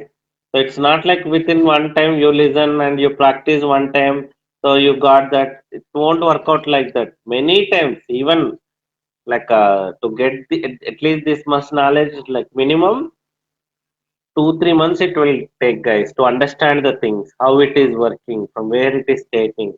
Number of things you have to do. Refer, not one source. Go with different sources to understand more, again, to get the clarity. Okay, yeah. Okay then, guys, then just we'll wind up the call for now.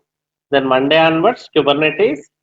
So guys, Kubernetes need more infrastructure. So I need different persons, because every day one person cannot do that. Okay, I need your cooperation.